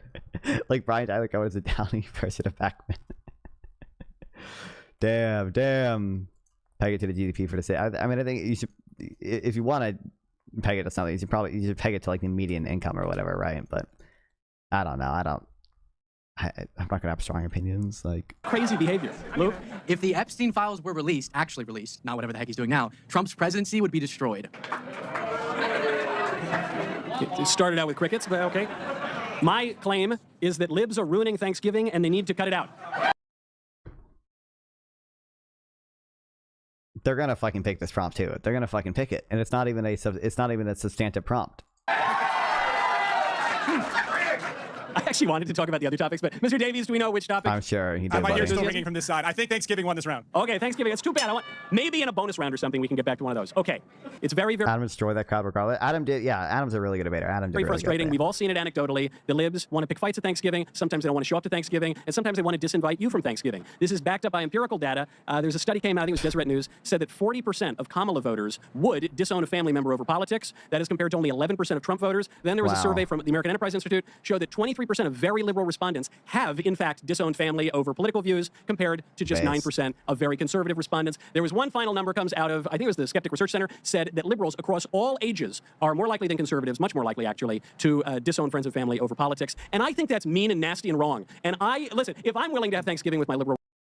I just, for one, I just don't care. It's not a substantive issue. Who gives a fuck? For two, like, Republicans... You know, how many of the liberals who don't show up to Thanksgiving are like trans people who are disowned by their family for being trans? Like, it seems like,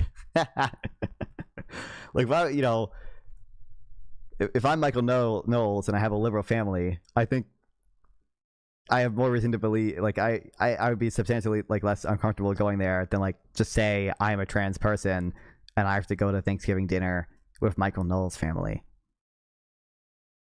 Relatives, they should have Thanksgiving with me. Do you disagree? Interesting. I would say I definitely disagree, Michael, and I think it's because libs have a lot more to disown family members about. I mean, when we look at what the president is doing at our borders, as well as how we're treating, immigrants in this country, I think it's pretty clear that, there's something humane and immoral that's going on. I think that's what's mean and nasty. So just on that point, I'm looking forward to talking at Thanksgiving with my relatives about why their king is still covering up the Epstein files. Right. So look, he's not king yet. We're working on it. He's not king yet. I don't know if it's going to ruin Thanksgiving, but like she said, if you're the one supporting the guy who's covering for one of the greatest pedophile rings ever, then yeah, that would be more disown over than what? Okay, so on that point, Luke's my goat, actually. Is he just going to bring it back to the topic that he shows every time? he did just sign a bill with almost unanimous support in Congress to release all the Epstein files. With exceptions. We'll get to that in a moment. I think so. You'd be willing to talk to your conservative friends. Of course. Okay, so then really to Zena's point, I guess you say, look, we have a lot more reason to disown conservatives because we find their policies and their desires morally objectionable. But think about it the other way. You support abortion, I take it. Yeah, before I would say second trimester. Yeah. Okay, so. From my perspective, as a conservative, that's literally as a Christian, murdering babies. I don't support abortion. I think it's really bad. I think it's killing babies. I think even the fact that you would put some limits on abortion suggests you might consider that at least at some point too. So I'm perfectly willing to sit down with friends and family members of mine who I think support. Who have sitting down right now murdered with babies. Okay, liberals might be too sensitive. I agree. So you agree with me? So it's you and me against Zena. Hold on. Zena's with me. Wait, no, you guys are. Michael. See, this is why. See. I'm not wrong, okay? They are choosing goated men and underpowered women. Why are we doing this? To finish my point, Michael, you made the point. That's with me, right? So you want me to respond, right? Yeah, well, just to finish my point, Zena, right. I'm willing to sit down, and conservatives are willing to sit down with liberal family members who we believe, correctly, support the wholesale slaughter of infants to the tune of $70 million a year. You might object to hold on one second. You might object to our immigration policies, but doesn't the principle of moral objection go both ways? So the problem is, I think, that's true, but also I think, and I don't know what percent of the people who have who he cited or whatever were people who fall into this category, but I do also think conservatives tend to have way. Again, I'll bring up the trans issue again. It seems way more personal. If you are a trans person and your family member just fundamentally thinks that's a demonic fucking lie, bullshit or whatever, that you probably have a better reason feeling uncomfortable at Thanksgiving than someone who just doesn't support abortion and. Is even talking to someone who has had an abortion before, that's not a current part of your identity. That's just something that immoral from their perspective that you did in the past. But the point that you're making is not about human persons. You're talking about. I think it is. Well, personhood is defined by consciousness, and it's no, just it's the case. I don't of course think so. it is. Well, okay. I guess so we disagree on that. What makes a human being dead? When is a human being? What is it? When are they considered dead? Not when they go unconscious, because then I would be dead every single night when I go to But sleep. when there's no longer an ability for conscious experience to occur, there's no longer a human person, right? No, and that's not the case. No, let me finish. Hold on. I'll give you a moment. So what we're talking about here is the sense that. Yeah, we're talking about Thanksgiving, but we're also talking about morality. So if we want to talk about Thanksgiving, we can also let's get back to morality. I guess we'll see tomboy or femboy. I mean, I'm gonna lean towards tomboy, but I'm just gonna. Maybe there's a femboy so bad that they'd be worth cracking. Wait, Michael. Because I think you're evading my broader point. Michael, let's get back to the morality point. You find homosexuality to be immoral, right? Yeah. All right. So true. Okay, thank you. You wouldn't. You wouldn't. Okay, but you wouldn't elect a homosexual to be president, right? It depends. If he were just homosexual in the British way, where he likes Cole Porter or went to Eton or something. Okay, but what if he was homosexual in the blowing Bubba way? Would you elect him? My God, actually. I don't think Donald Trump is Bill Clinton's type. I don't know. We know a lot about Bill Clinton's preferences. No, but Epstein seemed to think so, and in the legal documents that are being reviewed right now in litigation. Yeah, I don't trust Jeffrey Epstein. I guess. Okay, I mean, I trust legal documents. I think you're evading the question, Zena. I think you totally evaded it. About Thanksgiving, I think you shouldn't disown your relatives except for some crazy cases. Family's number one. But yeah, we're on the same team.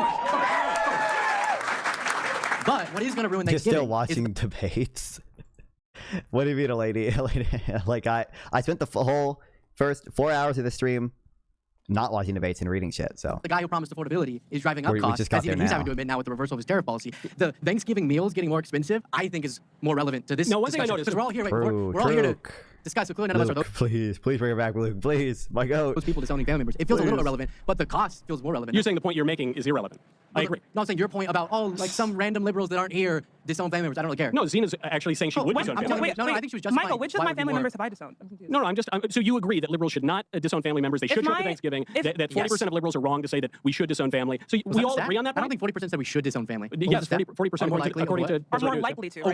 They would justify it. 40% of common supporters. I'm special. Yeah, okay, so I'm trying to figure out, because both of you are completely evading the topic and changing it. Wait, how am I supposed to argue something that I don't think you should disown family members? But if we want to talk about Thanksgiving, because I don't. We're not talking about other topics. We're talking about the one that the people chose. And so you might agree with me, and that's delightful for you. The audience, who happens to all be the drunk audience, who are obviously all Michael Knowles fans. I don't think anyone who bought a ticket to this, there might be one or two, are strong Luke Beasley fans, or definitely not Zena fans. No offense, Zena. She does not have that big of an audience anyway, but that's not the same as should. Yeah. It means you're on the right side of the press. I don't even know. Both the liberals agree. I mean, Michael Knowles might not agree because Christian family values are probably the most important whatever bullshit thing to him or whatever. Obviously, they're probably if you just interpret the question of would it be acceptable to disown a family member who has different political views, that like there's probably a threshold at which almost anyone would say yes. But Zena, I think you disagree, and so you're trying to avoid the question. My claim, which is the claim we're debating, is libs are ruining Thanksgiving, and they need to cut it out. Do you agree with that? I think there's grounds for considering disownership when we look at the fact that Trump has been held civilly liable for sexually assaulting a woman named E. Jean Carroll. This was held in federal. She was crazy. Well, how come? What were the two courts? Were the two courts in 2 separate years that found him guilty, and him not having exculpatory evidence to prove that he wasn't guilty? Were they all also insane? When did Donald Trump assault E. Jean Carroll? I'm not sure what the date was. Neither is E. Jean Carroll, because she doesn't know if it's 95 or 96. Okay, wait, Michael, do you or do you not support like our court system? Like, do you agree that I think courts sometimes make mistakes, and I think I don't even. Why, Zena? Why are we doing this? Why are we doing this, Zena? Why are we doing this? You shouldn't argue for it just based on what the court found or whatever. Now, I don't think it's. If we just want to make the very narrow point, I don't think there's a point Zena's making. If we just want to make a very narrow point about like, well, like all else equal, a court having found someone more likely than not, or jury technically having found someone more likely than not to do something in a country with an overall good court system is like evidence that he did it. You can make that point, but she seems to be making a much stronger claim. Here's my evidence, because you keep changing the topic because you don't want to discuss. Because E. Jean Carroll changed her story, and they didn't allow exculpatory evidence in the case, and they, what are the other memes? She changed her story 5 times about how exactly he penetrated her, like the point that the stuff. E. Jean Carroll herself cannot tell you when the alleged sexual assault in Bergdorf Goodman occurred. She then reported. If they are supporting a policy that's only 23 or 24 years. I used to disagree with disowning family members because of political views, but if they, yeah, sure. Later, she then went on Anderson Cooper's show when she was reporting this. I mean, that's kind of what I said. Like, it does feel like if you're a trans person, and you have like I said, if you are a trans person and you had to show up to Michael Knowles' Thanksgiving dinner, I would very much understand being very uncomfortable doing that and not wanting to do it. And said that rape is sexy. It was so weird that Anderson Cooper had to cut to commercial. This then was reported by George Stephanopoulos on ABC. He said that Trump was liable for rape, and ABC News and George Stephanopoulos had to pay Trump $16 million. Oh my God, because they paid Trump $16 million, which is not that much in these types of cases. Dominion had to pay like $800-ish million, right? Like, oh my God, when Trump was president of the U.S. suing them for defamation, because that wasn't true. So I don't find it now you have to let me, since you made a bunch of points on that, respond to it. But in all these events, he's on tape saying, "Oh, my grandmother, it was a joke." Okay, then he is found civilly liable. He's on tape saying what? Wait. Okay, I don't think we talked about Michael. It's over. Let's go. Incredible. Yay. So I think. Well, we have to ask who won. So if you agree, I don't even know what sides we're on here. They don't even let. Michael Knowles is such a pussy dude. I guess if you agree with me, and I think his family's pretty liberal. I'm assuming. I mean, they might be. I was assuming that they were conservative like him, but Luke, I guess is on my side. You raise the red sign, and if you agree with Zena, you raise the blue sign. If you have to go to a family dinner full of people like Michael Knowles. I see. I would say there's a couple of blues there. Is that blue down there yet too? And then the rest is red. Okay, I think that goes to us. Good job, Luke. Wow. Now we cut for questions. Yes, I think that in the idea of disowning your family and the borders and all those things, I think the liberal heart is the compassion is misplaced because we're not concerned about all these children that have been come across the border who were given a number that they call and no one answered. They've been abused. They've been sexually. So hypothetically, if you're trans, would it be morally justifiable to enact harm on members of the party that is trying to end your existence? Wow, easy money. Generally speaking, no. What do you mean enact harm? I don't think the meaning most people enact harm. For most people, the meaning of that is more substantive than simply don't show up to Thanksgiving, right? Trafficked, they've been lost, we don't even know where they are. So if you have the compassion for them, you should have the compassion for closing the borders and taking care of their own country to help them get a better life and a better life in their own country with the things that they need. We can partner with those countries. Charity begins at home. Do you agree? Yeah. So, obviously. Charity begins at home, really. We should have a secure border, obviously. Right. And, you on the Republican side of the and we can both have a secure border and then separately not ignore due process, which is completely unrelated to what you're talking about, which is what Trump has done. And deporting people without due process who had legal asylum cases.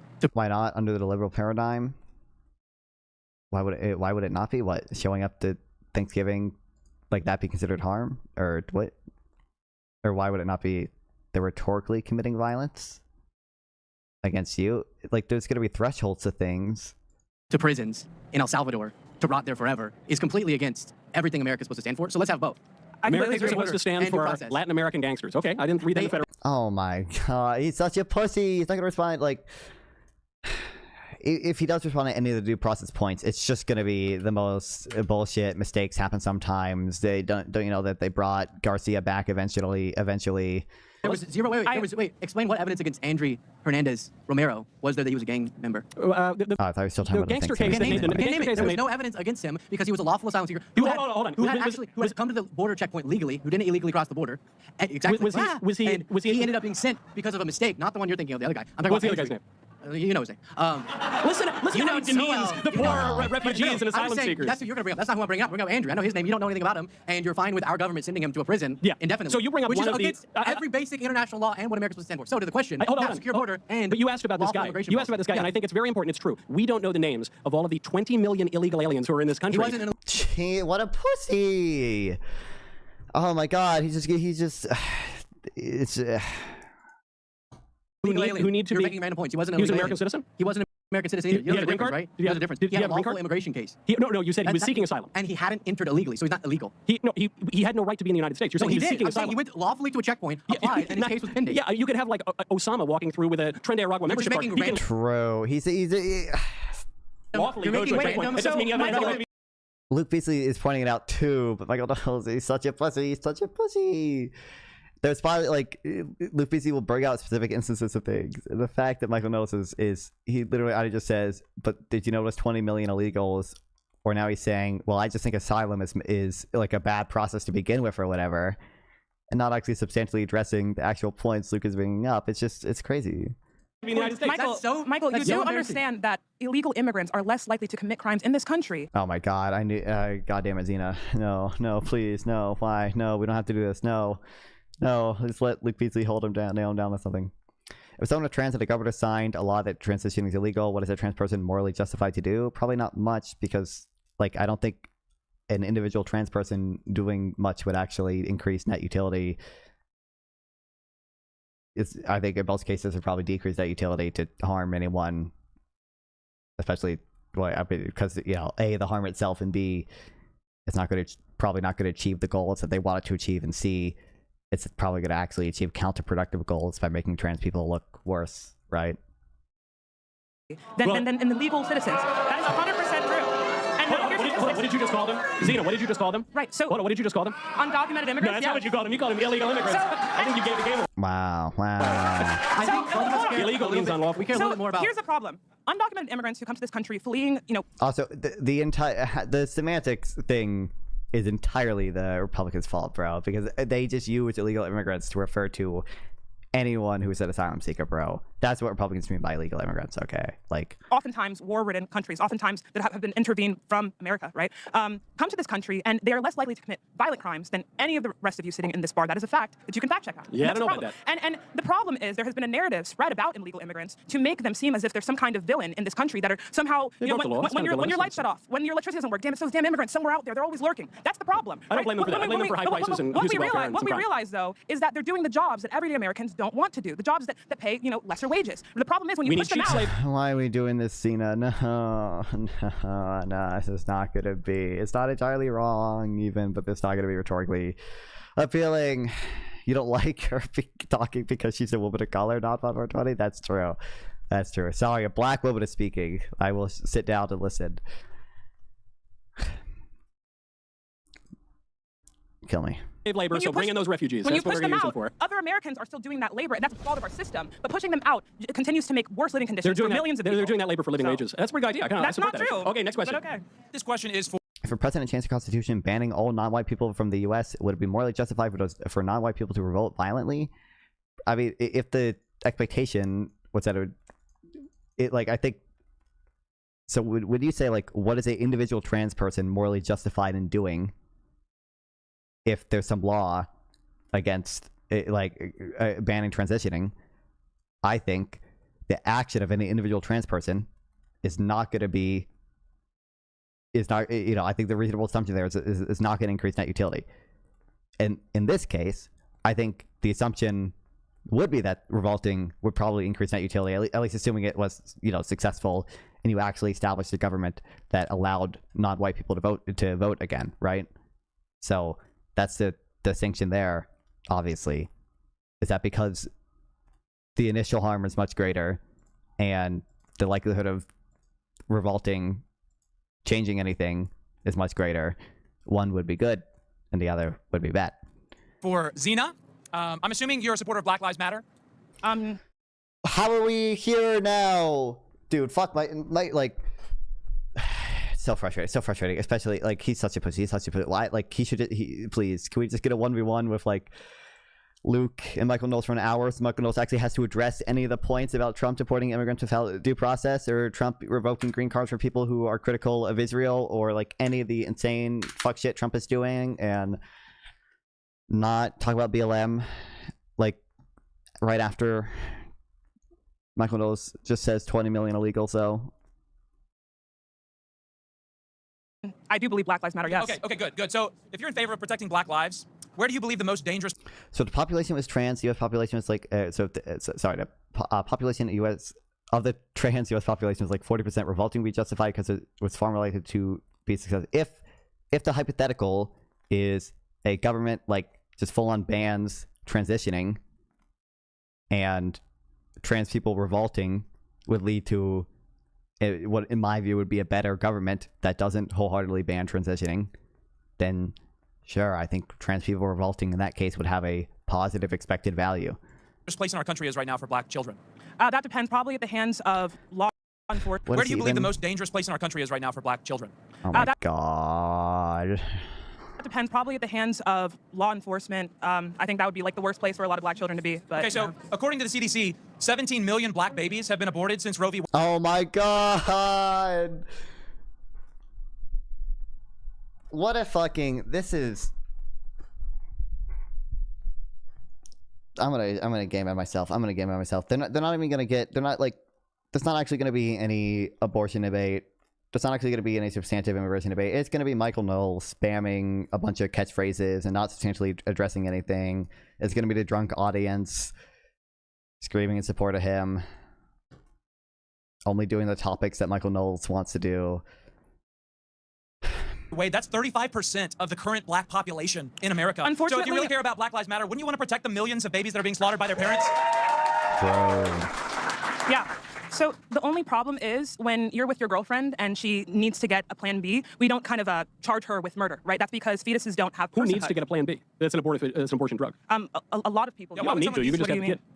You could, or you can also, engage in your rights and get a plan B, like a lot of You could kill your kid, but he's saying that's bad, and it's bad specifically for black people. Any women in here who have IUDs, you could be considered a murderer, according to Michael Knowles. No, IUDs are not necessarily abortive fashion the way that Plan B are. In many different cases. Not necessarily. Plan B is not necessarily abortive either, right? Plan B can work. I don't think Plan B necessarily stops implantation or whatever, right?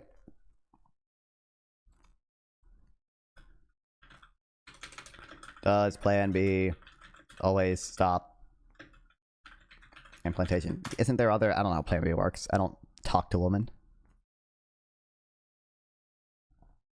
As its primary mechanism to prevent or delay ovulation, evidence does not support that it interferes with implantation after a fertilized egg has been created. I believe it can stop implantation after a fertilized egg has been created, but I don't even believe that happens in the majority of cases. Plan B works by preventing ovulation. It contains a larger dose of a large, whatever that is, synthetic hormone. It can prevent or delay the release of an egg. Plan B does not work after ovulation. There's a misconception of Plan B prevents a fertilized egg from implanting in the lining of the uterus. However, most research suggests that Plan B does not cause changes to the uterine lining. But thus, Plan B does not interfere with fertilization or implantation. Just ovulation. So I don't know how necessarily reliable very well health is or whatever, but certainly Plan B is not necessarily an abortive drug or whatever. Why not take the egg and put it in a pod and grow it in the pod? There is no abortion, and women get a choice. Wow, why have scientists not considered this, Delaney? IUDs will actually remove the eggs, but they're the eggs from fertilized eggs. They both stop implantation? Yeah, I don't know.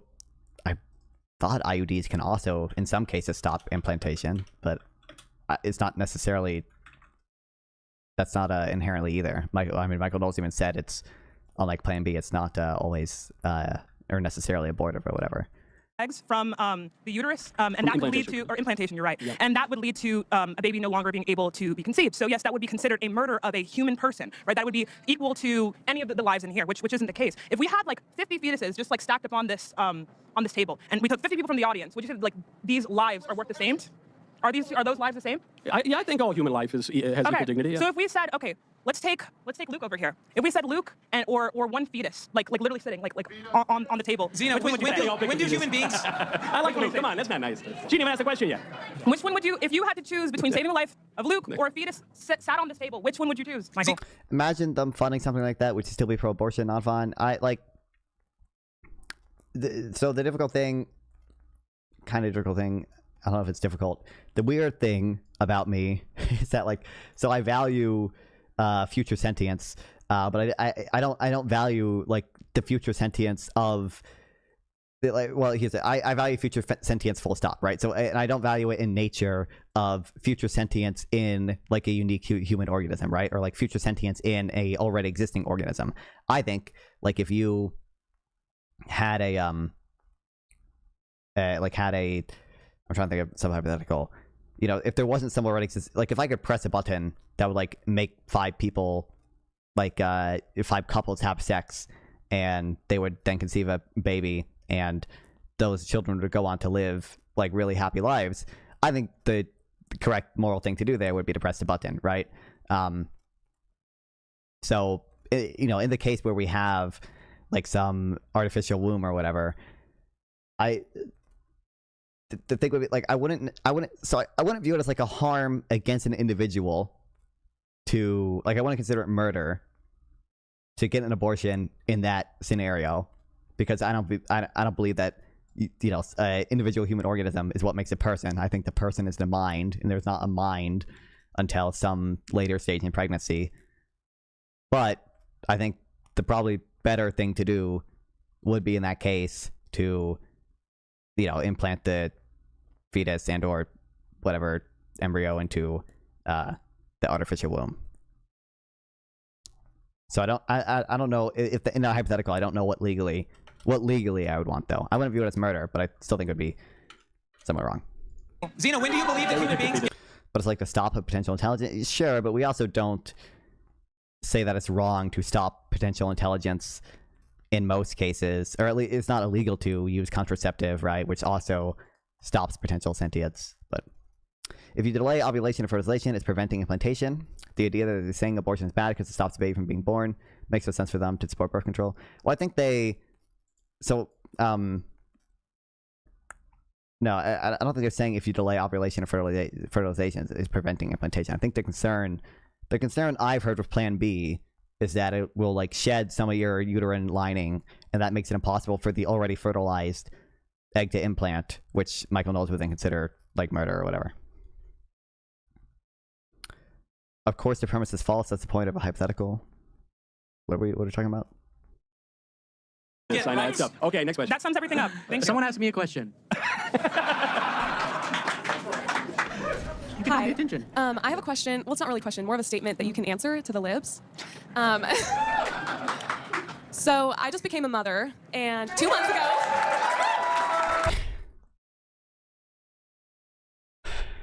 Please don't be some dumb shit about abortion. Greatest joy of my life. And yeah. So feminism says that it takes a strong, independent woman to have a career. I already have a decent career. It's going to be even dumber. But that wasn't that hard. So it's miscarriage murder to them? Well, they wouldn't say it's murder because it's not intentional killing of a viable fetus, right? They would just say it's bad. Hard. Becoming a mother takes a strong, independent woman. Let me just say. I had a natural birth. The question is, do you really think that being a strong, independent woman is being a career woman who had a few abortions? Or is being a mother really feminist? I'm really curious what I'm going to game it myself. You think liberals believe. I'm very proud of you on your liberals believe women cannot be mothers. Motherly journey, and I wish you the best, and I think it takes women a lot are not strong as CEOs. Of bravery and courage to be a mother and a lot of work, and it's a beautiful thing. And liberals, at least correct liberals, don't believe that you shouldn't if you want to. create the most beautiful thing, a family. What we believe is that you should have the choice and the freedom to do that, or to pursue a career, or to pursue a career for a while and have kids, or both. And that freedom is something that, I don't know where Michael specifically stands, but some people in his cohort don't like the idea of and want way more rigid enforcement. We want freedom, and I love that you became a mother. I love that you said you also achieved things in your career, and the choice for your own life path is what liberals believe in. Thank you. Here's the only problem with that, is that my Instagram feed calls it propaganda when other women promote being mothers. That's because Instagram needs you to be upset and stay on the platform, so it shows you random nobodies who don't really represent the mainstream liberal view to get you upset, so you'll keep using their app. Now, hold on, Luke. I'm glad that you're moderate and relatively reasonable as far as libs go. But I think this is ignoring pretty widespread left-wing demonstrations that say, shout your abortion. Planned Parenthood goes out, says you can have as many abortions as you want or need. These are mainstream groups. Articulate. I don't even think that's not really what they're talking about. if we want to talk, like, if Michael Knowles just wanted to complain about the liberals used to be safe, legal, rare, and now they're saying shout your abortion or whatever. But like all that female empowerment stuff, from abortion, it's not female empowerment from abortion because you don't have a family. It's just trying to make people not like ashamed of having an abortion. Like that's the goal of that messaging. Like it's not supposed to be like, oh, this is good because now you don't have to have a family, and mothers aren't as strong as independent career women. I don't think that's the goal of that messaging. If you actually look at people in positions of authority, obviously we have a very different stance on abortion, but about uplifting families and enhancing the child tax credit, Democrats stand for that. Republicans want to cut those programs. Pro-family, that's us. Trump did just expand the child tax credit, but we'll get to that in some later topic. Okay, so who do you think won the first round? I'm gonna game it myself. Now you can. I guess I don't even know what the questions really were about. Is it? Would you say? Do we get the blue for the libs, red for? Is it tie? I like how you can't even see. They have like red lighting in this whole bar. You can't even see how many people are holding up which ones. I'm seeing more red if I'm being real. But that was a very reasonable answer by liberal standards. That was very good. Okay, who do we think the VIP questioner was? Who gets to go to the VIP? I don't care. Everyone should sit down 100%. Hey, they got a sponsorship at a live event. American raised meat top. They're making them do an ad read a live event. Appointment. Good way. Cancel $30 off your second. Whether you're debating voter ID or foreign policy, make sure the steak on your table is as good as your arguments. Head over to goodranchers.com. Use code. Okay, now we're going to read our topics. I have to urge my guests here. We'll try to stick to the topic, not some of the other. We'll try to stick to whichever one gets picked. I wonder why they don't want to stick to the topic. Liberals are ruining Thanksgiving, and I'm mad about it. Like, bro. Ladies first. I wonder why they want to talk about something substantive. Right, claim 2 is that toxic masculinity is ruining young men. All right, that was a cheer from the most toxic man in this bar. Luke? All right, my claim 2 is... It probably does, Eleni. It's probably, there's probably a margin in which it's not safe, but Republicans are much worse for the economy than Democrats. Everyone cheer real loud. Please. I beg of you, please. If they pick Michael Knowles' bullshit, I'm going to game it myself. Also, it's stupid that they have him last. There's going to be people who don't want to cheer just because they don't know what Michael Knowles is going to say. Yeah, there we go. Okay, my claim is that we should ban porn.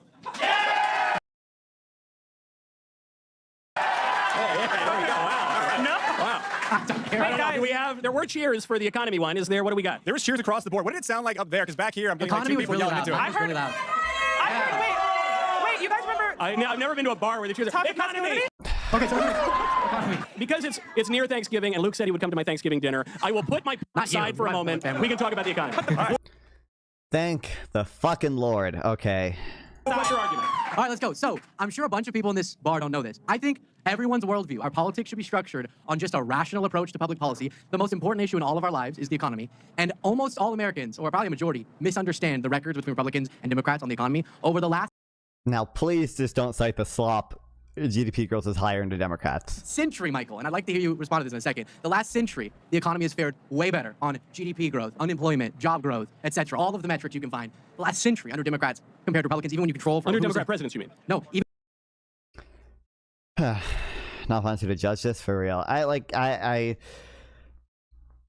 fundamental point I don't holistically disagree with, but it's always a little silly to just look at who was president at the time and look at GDP growth and say Democrats better or whatever. It's not very good causal inference or whatever. There are other so many other factors that are going to affect things. And Democrats' policies have also changed over the last 100 years. Democrats, in the 1940s, Democrats were the party that sold. They were the ones who had many values that Republicans now have. But do you understand why blah economy does better under Democrats is dumber? And didn't I just explain why it was? Even when you control for what about who was in the House, who was in the Senate, time and time again, Democratic administrations and better under unified Democratic government. So always Democrats in the White House. Democrats in the White House. Yeah, okay. The economy performs better over and over again. Recessions are way more likely to happen under Republicans. We're seeing this right now with Trump. A bunch of people. It's like, what the president does and what Congress does, it's not going to have that big of an impact on when recessions happen. Probably has a lot more to do with either shocks to total factor productivity or shocks to, or monetary shocks. Like, it seems unlikely that what the president does is going to have some significant effect on that, or even what Congress does, unless they do something totally fucking insane. Like, for example, like Trump doing his totally insane tariffs did raise the probability of having a recession in the U.S. Although we, backtracking them, we did not. Obviously, we're not in a recession. Actually, that's not obvious to some people, but despite it not being obvious to some people, we're not in a recession. People voted for him to help their economic situation, and then he came in and implemented these insane and irrational people do this. Like, of course, some people are just going to fail into capitalism, but we want as few people to fail as possible. Tariffs on everyone in the world and penguins, and is driving prices up, and doesn't understand how tariffs work. Tariffs were deflationary according to the San Francisco Fed last week. I'm going to kill myself. I'm actually going to kill myself. I'm actually going to kill myself. I'm actually going to kill myself. I hate these people. I hate these people. I hate these people. I hate these people. I hate these people. I hate these people. One, they don't accept any of the evidence to the contrary, right? You go, how many studies from the Federal Reserve Bank of Dallas? I think the Federal Reserve Bank of Dallas is the one that has like the most research in international trade. Can you find that tariffs push up prices? Okay, you can go to the Fed website right fucking now, and you can see that they have an estimate. It's a little outdated by now, but an estimate of how much tariffs are currently contributing to CPI. I think they do for CPE and PCI. It's like, actually, these people should kill themselves. I can't say that on Twitch. In a video game, ironically, okay. Michael no less. No, he is not even no less. Like, this is something on a Federal Reserve's website. This is St. Louis Fed. And, of course, so tariffs, unambiguously, according to all the research, raise the price of the products they're being put on. What that St. Louis Fed study said was that because tariffs also just slow growth in the economy overall, that has a negative effect in aggregate demand, just like most taxes do, which reduces the rate. What inflation really is not a one-time price increase. It's the rate at which the price level is increasing. So because tariffs raise unemployment and they slow the economy overall, two things, you won't see Michael Knowles talking about that study, they reduce the rate at which the overall price level grows. That doesn't mean that the goods on which tariffs are being placed don't increase in price. They do. It just means that because you now have higher taxes and higher inefficiency and lower aggregate demand, the overall rate of inflation, the rate at which prices are growing overall, will slow because the economy overall is slower and there's more unemployment. If few people fail at expense of the rest of society, I wouldn't take that trade-off. Wow, easy money. Who pays the tariff? So, the clear stat is that every single economist, conservative or not, says Democrats are better for the economy. You can even ask Grok and gives you the same answer. So I would like to ask you, because it is, well, it's Elon's. Michael Knowles I bet this, Michael Knowles type of dude that would cite Grok, okay. He'd absolutely do that. Fucking kill me. Because exactly, and Elon's AI now says like he has a sexy body or something, so it's pretty skewed.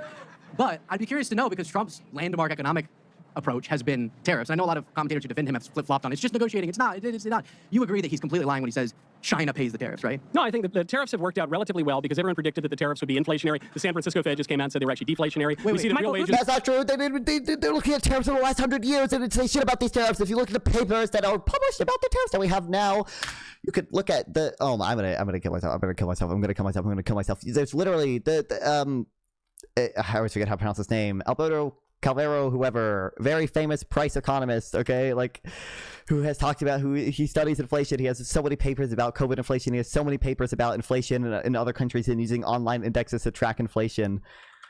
he has a study, he has a paper you can go look at right now, okay, that tracks the effects of the tariffs that we have right now, and not some random, not the, well, not, you know, it wasn't random, but not tariffs that'll last 100 years. And they find that it increases prices. Why can't I just sort by and whatever? Like, kill me, kill me, kill me, kill me, kill me, kill me, kill me, kill me.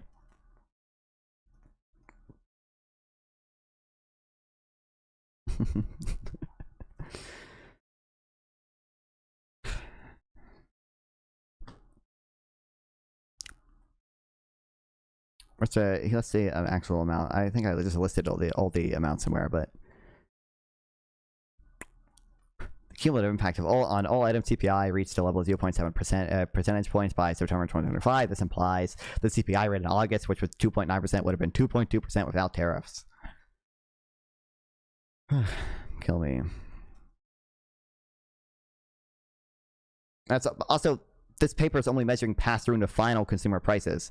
There's two types of like pass-through. There's like pass-through in the sense that sometimes we might expect some of the incidence of tariffs to be in other countries because maybe exporters lower prices to account for the fact that there's now, you know, U.S. consumers end up having to pay higher prices. And there's pass-through in the sense that U.S. companies might, you know, when they import a product to make their own product or to resell, you know, maybe they eat some of the tariff or whatever, but that's still passed through onto a U.S. firm, right? That's still a type of pass-through onto a U.S. firm. In some cases, that might be passed through further to U.S. consumers. But you should also care that U.S. firms are being hurt. You should also care, like, you should, like, conservatives supposed to not like taxes and corporations. What are we doing? You should care that Walmart has to pay a ton of fucking taxes now. It can't pay the workers now. It is unprofitable for them to engage in more production because of tariffs. You should care about the stuff that hurts our economy. You said you were going to stay on the topic. I asked. You just asked me a question. You can't do that. You asked me a direct question. I responded to it. To a different question. Okay. That was a total fake out. That was a total trick. Who's paying the tariff? You have to answer my question by asking a question, Michael. Oh, that was, man, how'd you do that to me? You could ask me a question about... So I'll answer the top because it's very... this is one of those examples of lies, damn lies, and statistics. All right, you're not going to answer it. Okay. Wait, hold on. Wait, you want me to answer that question or you want me to answer your broader question? Well, you're just going to say a bunch of... You just keep cutting me off whenever I answer what you ask. I mean, it might be rhetorically good. I just don't think it's true. Or like, no, I mean, I think it's true that currently Democrats have better economic policy than Republicans, obviously, but I don't know. It just feels it's silly to me to say like, oh, don't you know, over the past 100 years, GDP has just done better under Democratic presidents, therefore Democrats good. Even if you are using it to segue into a more correct causal point. I don't know. There's got to be some way to not. I don't want to say lie because it's like it's technically true. It's just misleading. Random stuff. Okay, go. Sorry. Okay, do you want me to answer the broader question or the specific question about tariffs? Trump keeps lying, saying other countries pay the tariff, about the importers. The way that tariff... Look, I am an importer because I have a great cigar brand called Mayflower Cigars. Oh my god. And so anyway, what do you think the strongest argument against the EITC? I mean, just that it's probably not administratively efficient as it could be, and probably has some because of the trapezoid shape. Might have some might not be as effective as it could be. You might want to just not phase in benefits and just, you know, have it be flat. I don't know. I know the tariff issue all too well, and right now they're mostly being absorbed by the companies. They're not really being passed on to the consumers. And so that's still bad. That's still bad. It's still bad. It's still bad. It's still bad. Why don't we just tax corporations? Like, why are you against taxing corporations, Michael Knowles? Then, if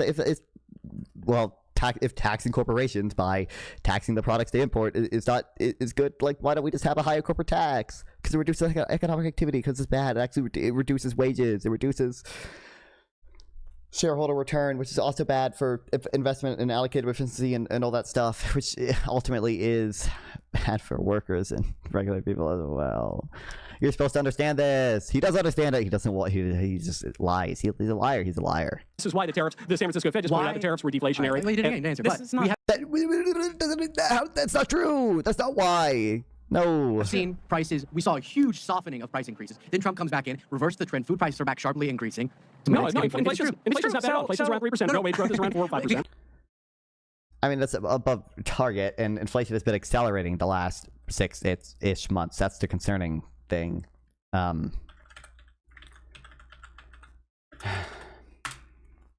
it was coming down.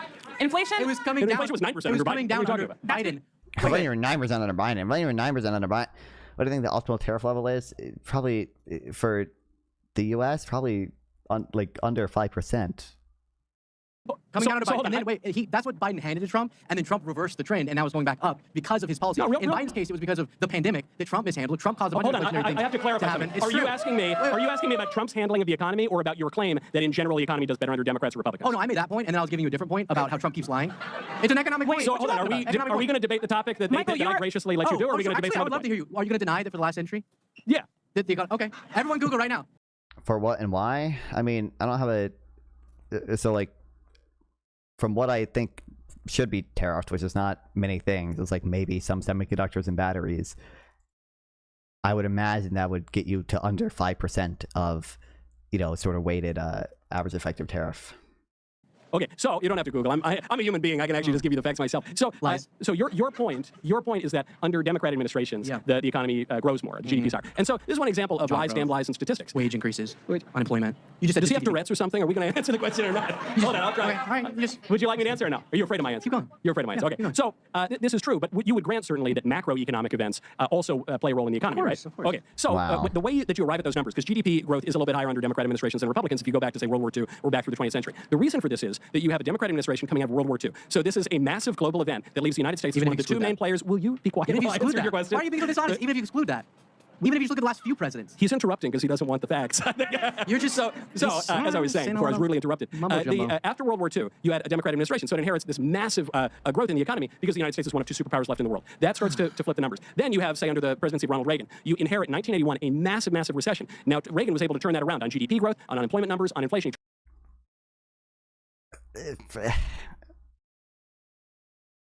I mean, I don't know. I don't think what Reagan did made it worse, but I don't think he's totally responsible for turning it around because the Federal Reserve also did a lot there too. Turns it around, he gives us the Reagan boom, sets up the next 25 years. Bill Clinton comes into office, he rides that all the way through. The Reagan boom was partially, again, the Federal Reserve.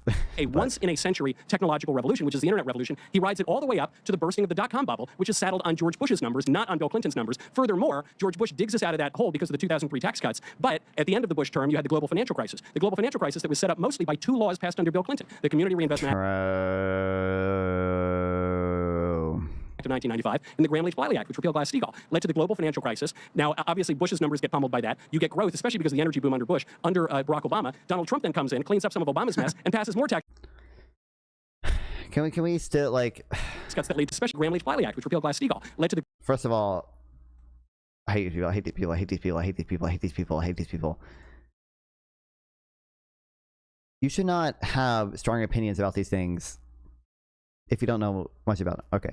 What caused the 2008 recession is very complicated.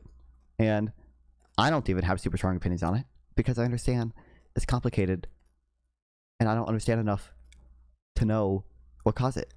What caused the 2008 financial crisis is going to depend on your view on how banks work, right? The role that reserves play in banking.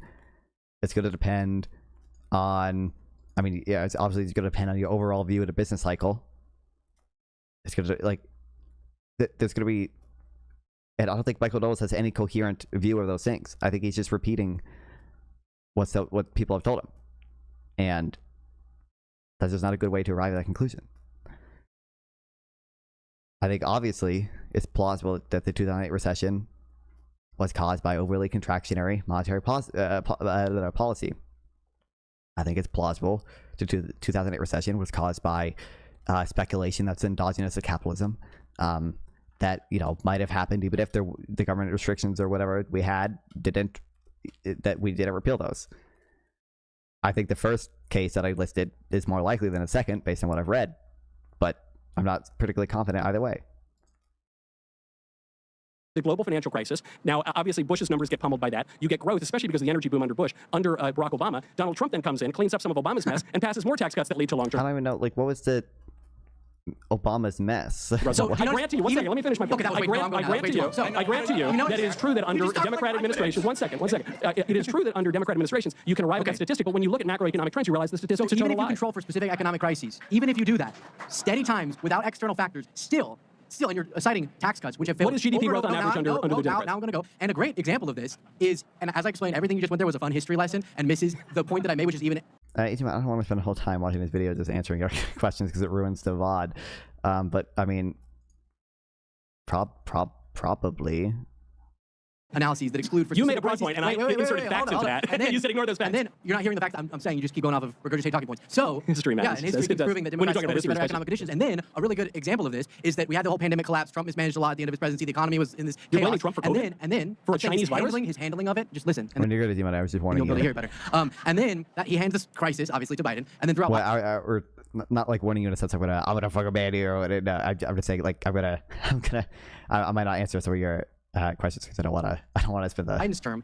Every single economic analysis shows that we were outperforming every other nation in getting inflation down. The speed we brought it down because it was a global phenomenon. Talking about macroeconomics, you'll never apply that to Biden's economics. And then the recovery in general across all. I mean, that's kind of true. That's kind of true. That last half, every single economic analysis shows that we were outperforming economics, and then the recovery in general across all economic metrics. Biden way outperformed both expectations and every other country in the G7, and none of y'all ever acknowledged that. And then he hands an economy that had job growth throughout his entire presidency. The last job loss month was at the end of Trump's term. He hands that to Trump, and lo and behold, during COVID.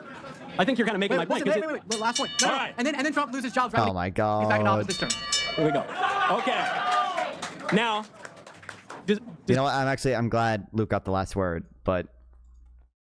Zena, have a point. I would like Zena. Would you like to weigh in at all? Hi. I'm here too. She concurs. I think capitalism is bad. A lot of what Luke said, I gotta agree with the other lib, but another point, I just really want to get this question answered. Michael, who eats the tariff cost? So tariffs are absorbed right now. It can be a number of people, but right now the tariffs are being absorbed by the companies. Americans. I know this because I'm one of them. By Americans. Right. Well, I'm an American. No. So yeah, but also by foreign by working class Americans, according to the CBO and according to the Federal Reserve. No, the tariffs were deflated. Why have we been saying working? Who cares? Who cares if we're working class right now? Just get him to admit. If he's an American company paying the tariff, even if he's not passing it on to consumers, that's an American company. You're still harming economic efficiency. You still do. That's still bad. San Francisco came out last week. So it's really interesting because whenever you pull up a stat, it's directly contradictory to every big economist. Which economist? So again, we're talking about these big. Which economists would you want to name? I'm talking about the Congressional Budget Office. Can you not name one of those economists you're referring to? Mark Zandi, as well. Do you know who Mark Zandi is? Mark Zandi. Tell me about Mark. Mark Zandi explains how Trump's policy is not only expected to increase inflation another 1% next year. Expected to. But we're talking about real costs right now. Let me finish. You can look at studies from the real cost right now. Had a monologue already, so let me answer to his silly point. So let me answer to your point now. So Mark Zandi, not only does he project inflation increasing, but it's already increased from before due to his tariffs, as well as the fact that he notes that these tariffs are being majorly eaten by American because of the fact that our goods are being priced higher because corporations want to make up for the profit, right, that they're experiencing loss from because of the tariffs, right? Americans look at your grocery prices. Everyone here buys groceries, and you guys know there's been a difference, right? This is due to tariff policy. It's always been inflationary, and majority of the biggest economic heads agree with this. Unfortunately, the Federal Reserve disagrees. Okay, Kill yourself. I'm kidding, it, man. No one report me on Twitch. Okay, I'm just angry. I hate it because he knows what he's doing. Not true. So listen. Someone bring out Google. Questions. Here we go. Questions. Enough of Luke. Questions. Okay, first, peace be with you, Michael. Thank you. So I think what all of this surrounds, and I'm going to go completely off topic, but it's all relevant. I think that's the theme of the night. Yeah. So I think there's three kinds of people in the world. I think there are people who believe in God and act in that way. I think there are people who are atheistic and they don't follow God. And I think there are people who know God exists but are actively seeking to deprive the world of God. Because they're very small, but it's just the spirit of Cain. It's just like pure evil. And those people, and they know that God exists, but they hate it and they want to take it from us. So do you think a group like that could exist? I do. I mean, there's the occult. So there are people who worship Satan, for instance. They're like witches and stuff. A lot of the times they are atheists. They're like edgy atheists who want to be really cool, and they end up inadvertently like worshiping the devil. So that's bad. Do you think any of those people have positions of authority then, I guess? Do you think that the occult has penetrated our systems? Are we like... what type of conspiracy shit are we doing here? Of power, occult, whatever you want to call it, just evil. I think that's the real word. I think Trump is evil, and I think he took over the government. I would love to... Hey, it's my goat. Respond to this though. Wait, hold on. I'll be back in 1 second.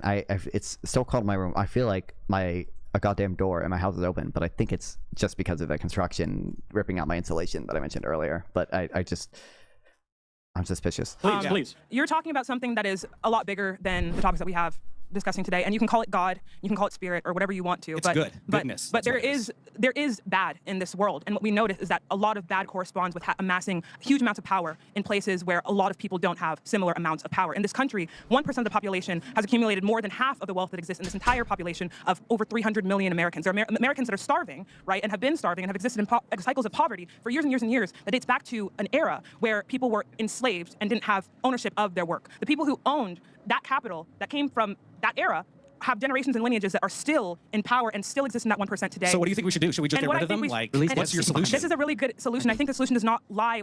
Well, this is where you've been calling me a lib this whole time. I hate to say it, but I think I might be a lib. No, not you. Sorry. I'm actually a leftist. Oh my God, kill me, dude. I don't even know where she's getting the statistic. 1% of people have more wealth than the bottom half of Americans or whatever. I feel like I don't even think that's not even a Piketty Saya Zuckman thing, right? That's just a total made up slop thing. I'm pretty sure. That capital that came where people were enslaved and didn't have entire population similar amounts of power. In this country, 1% of the population has accumulated more than half of the wealth that exists in this entire population of over 300 million Americans. Yeah, she's talking about America. 1% of population has more wealth than bottom 50%. I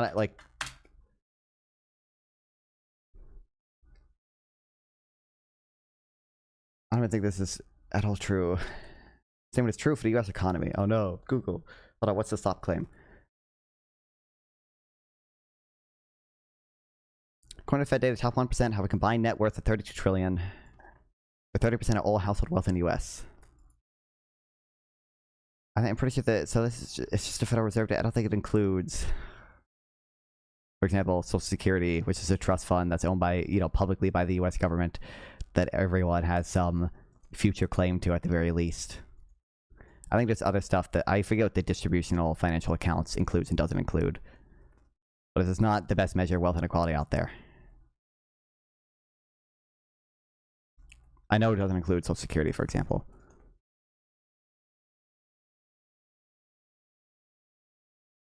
But you can just look at the work of my goats, David Splinter and Gerald Alston, okay? I think they actually, in their stuff, go over some of the issues that might exist in that stuff. Sounds like you were wrong. What? Oh, yes, the wealthy homes in Americans own more wealth than about 50% combined. Oh, I still don't think that's true.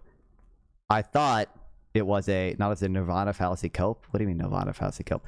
I think it was true that it wasn't as slop as I thought it would be. That's true. So that's true. I thought it would be like a total slop thing instead of like a so there's like work I disagree with that's like made by Saya Zuckman and Thomas Piketty. There's work I disagree with by them, but I don't think it's total slop. So I was wrong in that it's not total slop, but I still think it's wrong because I know that the Federal Reserve data doesn't include many things that probably should be included in wealth inequality. Americans that are starving, right, and have been starving and have existed in cycles of poverty for years and years and years that dates back to an era where people were enslaved and didn't have ownership of their work. The people who owned that capital that came from that era have generations and lineages that are still in power and still exist in that 1% today. So what do you think we should do? Should we just get rid of them? Like, what's your solution? This is a really good solution. I think the solution does not lie. Well, this is where you've been calling me a lib this whole time. I hate to say it, but I think I might be a lib. No, not you. Sorry, Michael. You've been calling me a lib this whole time. I hate to break it to you. It might be a little bit worse than that. Oh no! Oh, did he not even know? He didn't know she was like a TikTok communist girl? I mean, I would call myself a leftist, in meaning that I believe that. Trust me, it's not. True. I believe that this problem lies beyond party bounds, and it's bigger than that. And I think that this is a problem that has to do with class inequality, that breeds race inequality, that breeds gender inequality. What does that data put the numbers? What the data I've seen before? It puts it at it's been at least relatively stable. I don't have the numbers on what the 1%, like what percent of the population they own relative to, or of the wealth that they own relative to the bottom whatever percent. I just know the total sort of figure. Like this is the top 1%. This is wealth inequality. I think this is y-axis is it the wealth shares? Yeah, wealth shares with household security wealth.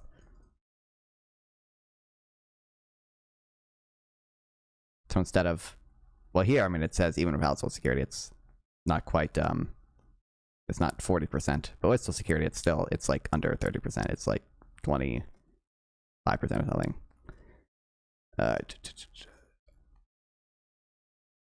But I don't know. I should know for the future what the Federal Reserve data has and doesn't have, because I know it's not the best measure of wealth inequality by the stretch of the imagination.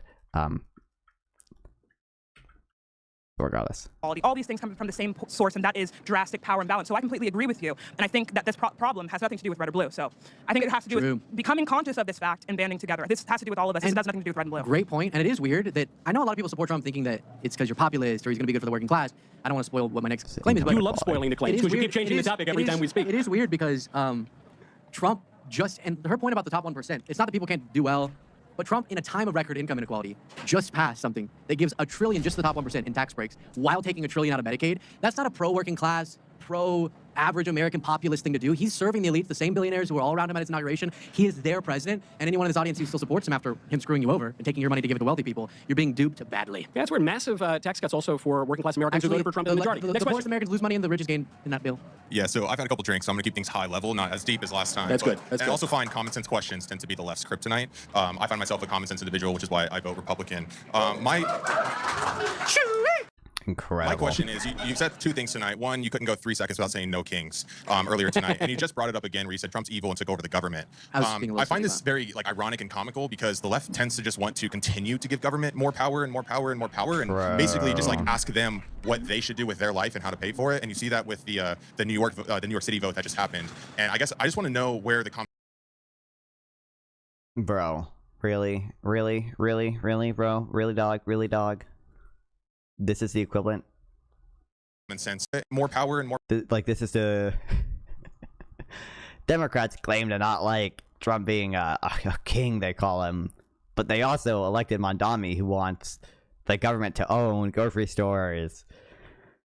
I don't think that's I don't think just the sort of general scope of what programs the government has is why people consider Trump a king. I think it might be the fact that within the executive branch, he seems to want more power. He's doing schedule off appointments. He's bringing independent agencies under control. I think it's the fact that he seems to not like checks and balances very much.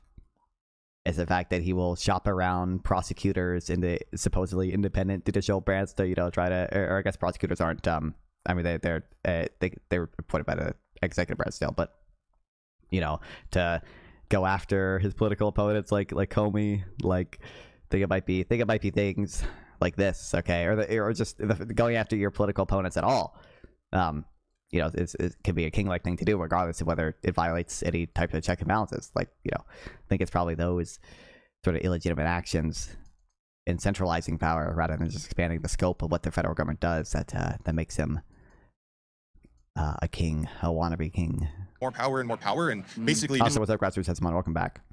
Didn't Orhan say violence is a social construct? How is that related? Yes, he said that in some 2022 tweet. I'm aware. I've seen it before. I don't know how that relates to what I just said. Ask them what they should do with their life and how to pay for it, and you see that with the New York City vote that just happened. And I guess I just want to know where the common sense is coming from. On you can say no kings to Trump, who if he was a king, he wouldn't know. He would have just waved the wand, and there would have been no government shutdown. And at the same time, ask the government to be bigger and bigger and bigger and solve all your problems for you. Yeah. So Trump keeps expanding the power of the government too. I mean, he's the most authoritarian president we had in a really long time. So you don't really care. And we've also Trump has done how many executive orders? Not all of them have expanded the scope of the federal government, because a lot of them have just granted him more power within the executive branch. But he's done more than any other president at the same equivalent time in the presidency, right? I'm not explaining it. Bill. Okay. Sending it. You just asked how. Sending in the military, for example, to America's streets. But where's the common sense? True. I can tell you where the common sense is. I think we should be allocating our resources to uplifting and economic stimulus, which is why the economy performs better under Democrats, despite the whole monologue that Michael went on. The history lesson he called it. If we lean into demand side, which you had to come up with 100 excuses for why Republicans always fail in the economy. But demand side economics, we have to invest where people are going to spend that dollar the quickest through social programs. People need it instead of just keeping it in an account somewhere. That's actually dollar for dollar way more stimulative. So I think Luke, why must we do this, Luke? No. No.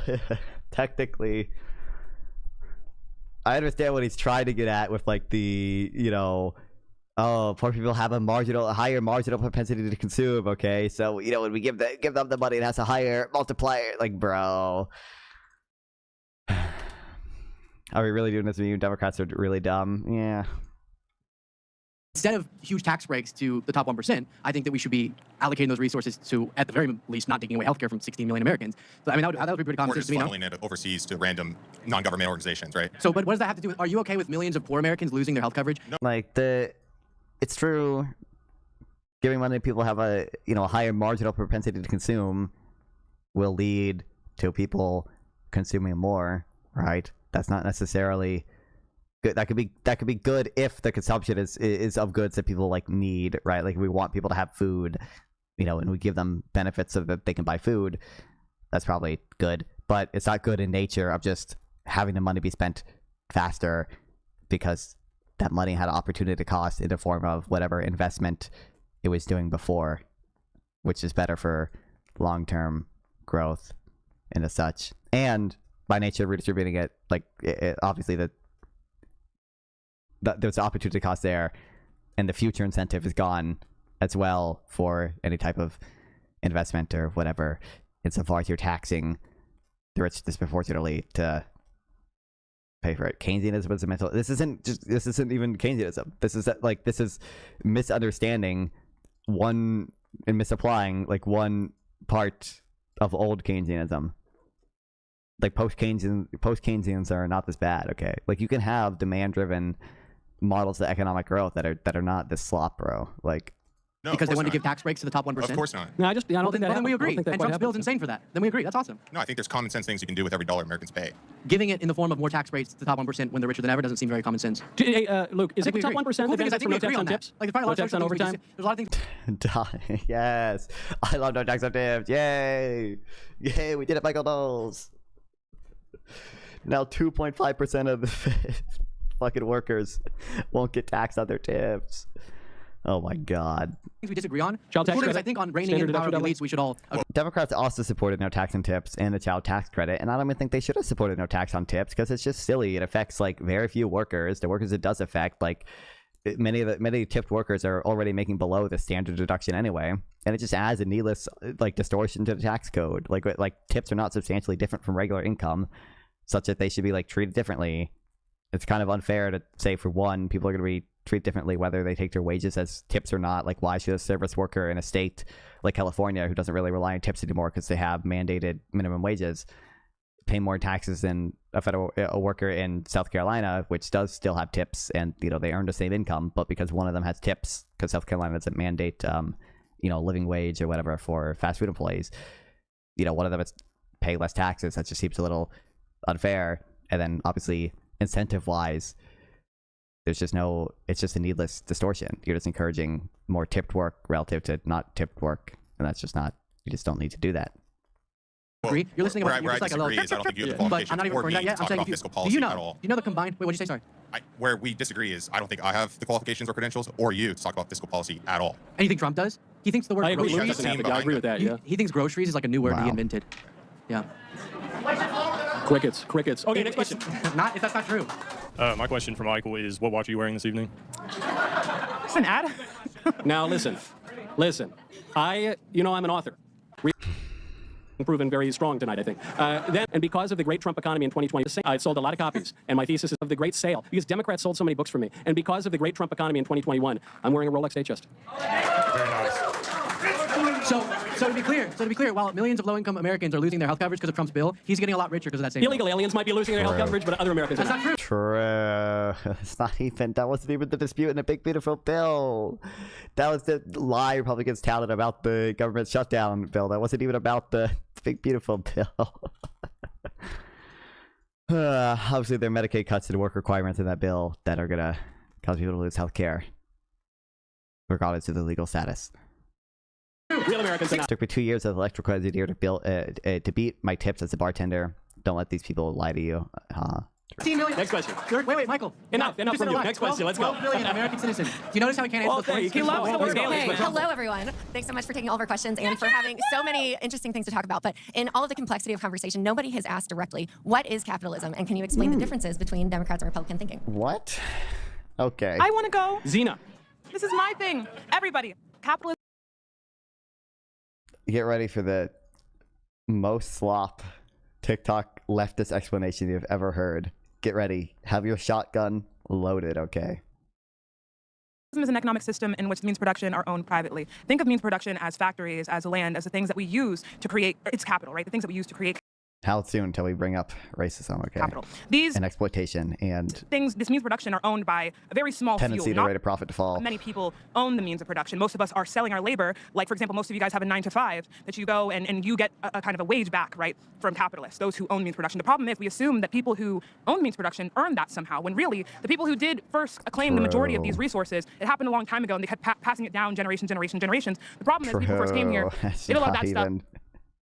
First of all, that to my knowledge, it's not true. It's not true that most like billionaires in America today inherited their wealth. I don't think that's true.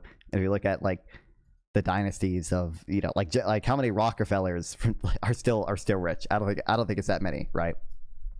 I should have data on that, but I don't have data on that right now. I should. I know there are people who have done research into that, but and that shouldn't even really be that relevant from a Marxist perspective, because the reason they haven't earned it from the Marxian view is not because it was passed down. You know, it's because fundamentally they're extracting surplus value from workers, even if they are the ones that created that business, right? Like, they took a lot of land, and their ancestors still own that land. They were heroes. The people who slaughtered and a bunch of people and then took all their land and then started profiting off of it and then also selling people's labor and their livelihoods for money, those are heroes. Interesting point. The Indians slaughtered a lot of people too, if we're being totally honest about it. Do you want to compare numbers? I don't think that it would look good, right? Well, we won the wars. Yeah, you won the war by doing what, Michael? Well, by settling the. I don't even. It's like it's so stupid. It's so stupid. It's so it's not even a substantive point. But like, fuck these people, dude. Like, really, we won the war. That's all American settlers did. Is won the war against the natives. Land and building a great country that you live in, and that you prosper. Taking land that people were already living on by killing them, spreading diseases towards them, and also women. So yeah. Where'd you get that? That happened all the time. I have a question to your point. That's what capitalism is. I have a question to your point.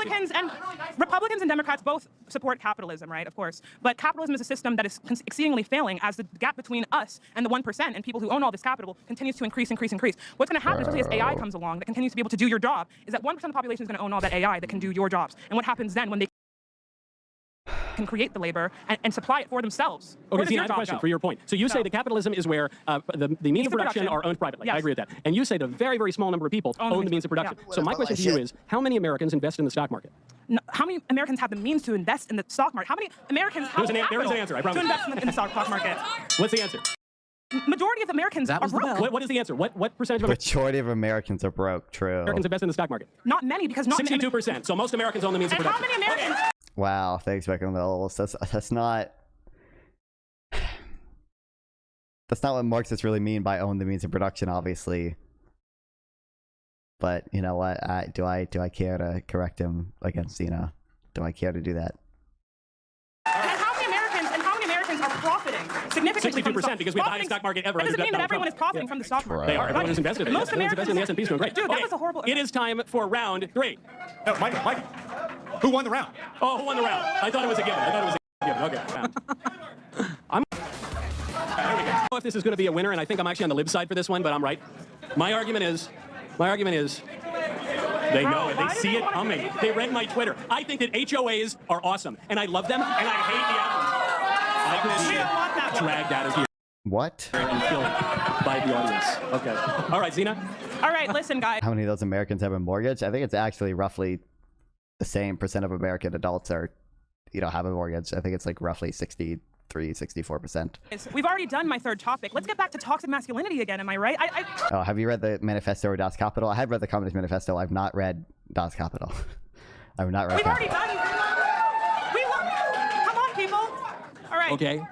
We got a bar full of people, and you want us to debate HOAs and how awesome they are. It got them rowdier than anything tonight. Okay, my third claim is Trump hates the working class. You get the gist on that one. That kind of fired him up. That fired him up a little bit too. Mr. Davies, who was it? Toxic masculinity. It's tough because I'm in the corner. I feel like I'm getting biased. I gotta be like right in the middle for the decibel here. Toxic. What does it sound like in the middle of the room? Do that more time? Toxic masculinity. But I wanted to go back. Bro, Zena, no one's interested. Chill out, bro. No, enough. We have enough in our culture. I kind of felt like Luke's topic won it. Trump hates the working class. No, you agree? No, all right, you'll disagree. That's fine. You want to do toxic masculinity? Yeah. All right, that's fine. All right, Zena, what's your point? Listen, damn it. Men are 4 times more likely to commit suicide than women, and the CDC attributes this Not a good place to start out, rhetorically. to hyper-toxic masculine norms that have been spread amongst Western society. So what we're seeing right now is that, and listen, where are all the men out here? I want to hear it from the men out here. Where are the men? All right? This is a woman, this is a feminist, right? Arguing for you. I don't like that you guys are not allowed to express your emotions. I don't like the times that you feel insecure or sad, and you can't express that. Where does that energy go? Oftentimes, that leads to men's deaths in bars when they feel this pent-up anger that they can't release in normal, regulated ways. And I don't think that's Do you okay. own the people who own the means of production? Do they really own the production being the point? Are those all the way down? True. Turning to these podcasters who tell them these narratives about how women are out to get them. And that's actually what's inhibiting you from getting laid, let me tell you. True. Okay? Women don't like that. What I'm telling Do I want even? I don't care. Let's be honest. Within the I don't want to watch it. I don't care. I don't care. And I think a lot of what men are feeling, especially young men, are this best buddy, I guess you would have to say. I think we should go back to being our wives. I think that's a good to subsidize my obligation. No, in fact, you have to pay taxes to the HOA. So I just need... Talking about HOAs. Burning blue. I don't know. You're with me and you know. People, I don't know. I'm very scared. Like, every day. Everything. So I've been so impressed. They put a second artery into this shit. Products. Show. Because I listen to Michael talk every day. I don't think that was clearly communicated before. And you listen every day. I love that. That's I'm with you. That's good. Well, the only thing is I'm not Catholic. Is what that's called. Well, here's my question: If Republicans are worse for the economy, then how come Nancy Pelosi's tracker is doing so much better than the Republican one by almost 36%? True. Incredible argument. Have Democrats ever considered? Democrats are better at the economy. That's why. No, because I think that they're is insider trading better for the economy? No, insider trading, corrupt information. Yeah, so insider trading is horrible. I think Nancy Pelosi shouldn't be able to. There's no way. Like insider trading's obviously not really good for the economy, but it's not going to have a big effect either way. It's not like Nancy Pelosi has like under 100 million in the stock market, or like under 100 million net worth, and probably under 50 million in the stock market, if even that much. How much does Nancy Pelosi have in stocks?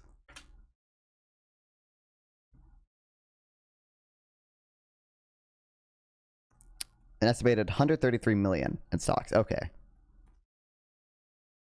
That's not going to affect that many things on that scale of the economy, bro. Like, the biggest low IQ tell is people caring about Congress people's stock portfolios. Real. I mean, I don't, I'm sure that she does, like, some amount of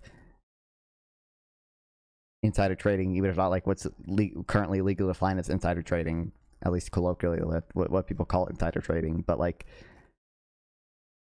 I don't... There's no way the effect is that big. Do that. I think every member of Congress should be able to do that, obviously. Okay, wait. Democrats have been fighting for that a heck of a lot longer than Republicans have. And the reason I don't like it is because it could lead to corruption, which is also why I don't like Trump's meme coin, his UA... Truth nuke, my goat. Etc.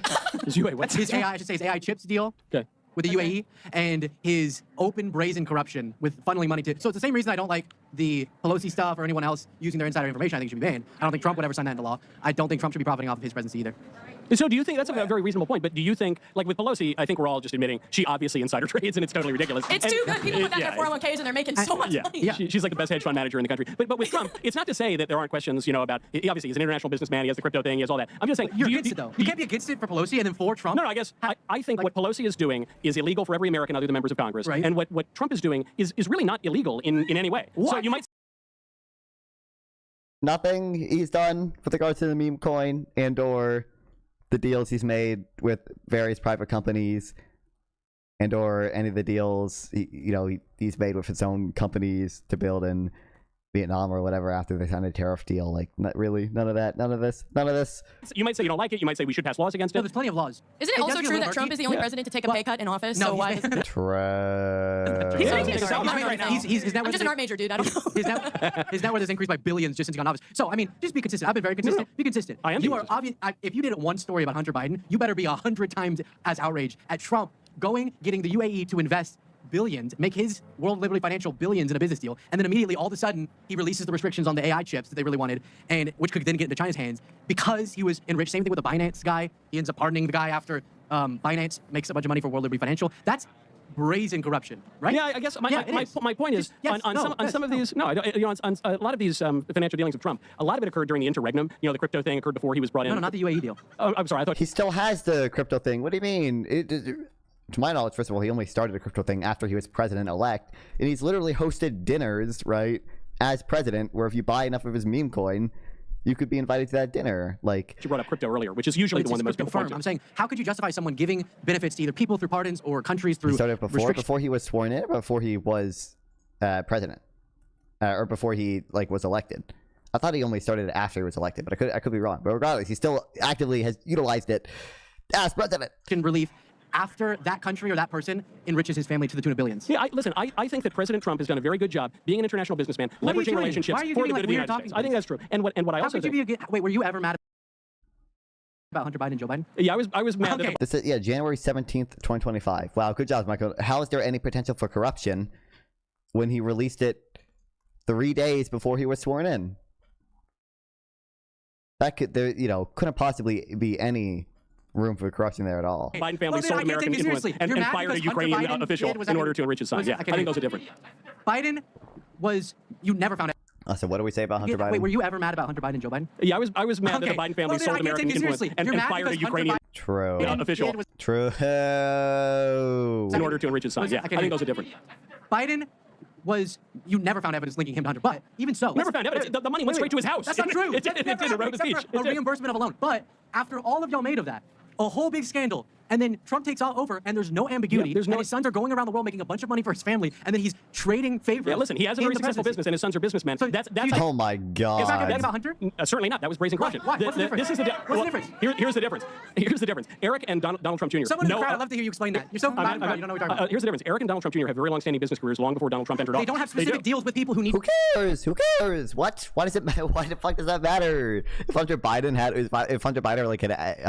actually been like a successful energy business industry person in the U.S., would that have mattered for any of the Burisma shit? Would we be saying anything about that when he worked for Burisma? Like, no. Need something from the government. They have new deals. He doesn't want me to answer the question. He doesn't want me to answer the question. You know what I'm talking about. Trump, you know what? I can tell you the difference. You know what Trump's doing? He doesn't need big tech to censor or whatever. He's censoring the media himself.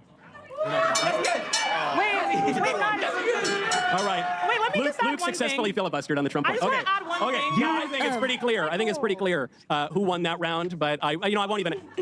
Yes, in terms of us, who won the round. Wow, I thought I was going to lose that because of the HOA thing. It is still red. That's awesome. Wow. We have two libertarians up front who are disagreeing with me, but the rest understand. Oh, that was about HOA. It was HOA. I think obviously who wins the question round. Wait.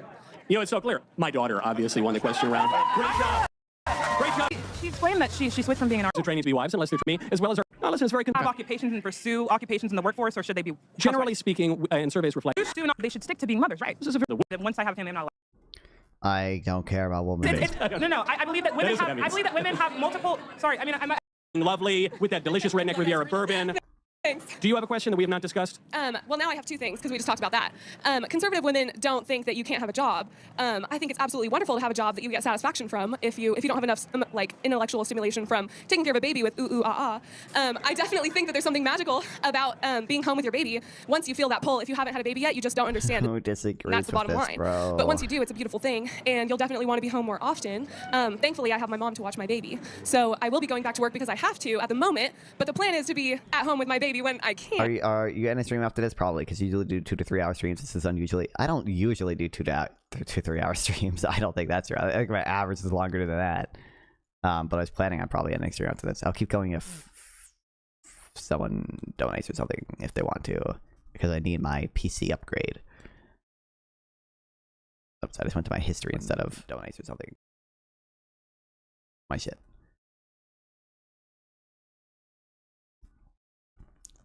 Four hours. This one 3 hours, 5 hours, 4 hours, 3 hours. Well, 3 hours, but this is because it was just one conversation. 7 hours, 5 hours, 3 hours, 7 hours, 2 hours. But I think this was because it was yeah. So really 3. But so this is really 5. 5 hours. Was this another thing? Yeah, this was another. So this is 4 hours. That's the IRL thing. 5 hours, 8 hours, 9 hours, 7 hours. Yeah, bro. Is God real? Well, welcome. Oh, hi. I'm new to Twitch. Incredible. I mean, I don't talk about religion that much, but I am agnostic atheist, I guess. So. Well, because there is something very wonderful about that connection with your child that you don't have with anyone else in the world, no matter how close your girlfriend group is. Well, miss, you sound a lot like a feminist right now, number one. It's only feminism that would allow you I mean, to like 2 to 3 hours of normal people's awake time. Okay. have an occupation. Number one. Little revisionist history. Let me finish. I don't know if they talk about anything I care about. Told you this. In the early feminist movement in the 1970s. But one of the founders of feminism doesn't claim this. So I'm citing one of the foremost authorities on feminism. It's no winner. It's only Luke. Now let's start with Luke. Who thinks Luke lost? Okay. Okay. Yep. Don't care. Kill me. Thanks for being here. Thank you to the VIP. God, Michael Knowles is such a pussy. Yeah, but do you think there's an afterlife? I mean, no. Probably not. I think even if there is a God, it's more likely that God would be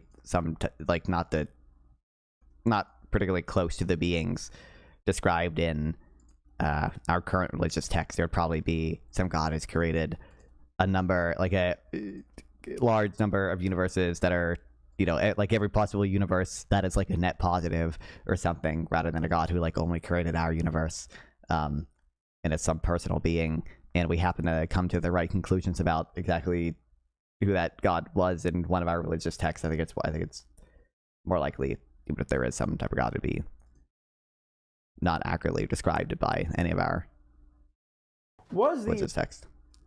What non-monetary thing can I do for you to continue streaming? I don't know. I'll watch one more thing. Okay. Because this is short.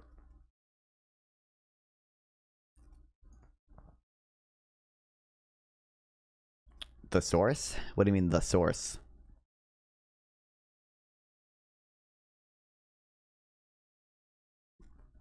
It's about the Venezuela strikes. I'm just curious what he has to say in it. So, stealing his content. I'm being evil.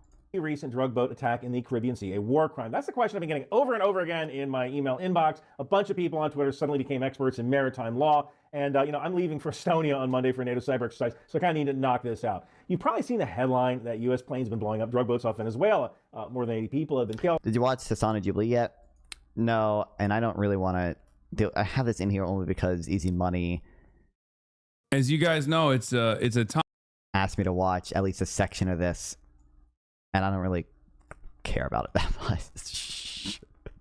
Oh, there's one story that Secretary of Defense Pete Hegseth allegedly ordered a second strike on some survivors that were clinging to the wreckage of a boat near Trinidad. So I want to do 3 things here. I want to walk through what we actually know from open sources. Number 2, I want to explain the law of war and what maritime laws say about shooting at people in the water. Number 3, I want to talk about this very weird situation where the president's kind of running a lethal campaign without Congress ever voting for a war. I'm going to try very hard not to make this red team good, blue team good. I just want to explain the architecture of what's happening. I call balls and strikes. I don't care about politics. Quick note. I don't know how people endure Hasan's voice. Me either, bro. If you have to go to an office Christmas party this year, why not do it in my NORAD Christmas sweater? I guarantee you that people will come up and talk to you. I even have like a Hanukkah version. Start with the basics. Since September 1st, 2025, the U.S. military has been conducting strikes on small boats in the Caribbean Sea, and I believe the Eastern Pacific as well. The Pentagon later put all this under this umbrella name, Operation Southern Spirit. Public data pulled together kind of reads as follows. There's been about 21, maybe 22 strikes on vessels. About 80-some people have been killed. True, there were 2 survivors that were captured alive and repatriated. And I believe 11 boats were hit in the Caribbean and 11 in the Pacific or so. The Trump administration says these boats are run by narco-terrorists from groups like the Venezuelan gang Trendy. Who is this guy? You don't know Ryan Macbeth? He's just like a, I don't know, military analyst is the best way to describe him. Intel analyst is what he says. Software architect, cybersecurity guy, content creator. He's a, military analyst slash, I guess whatever Intel analyst means. I don't know. He just makes a bunch of content about military stuff like this.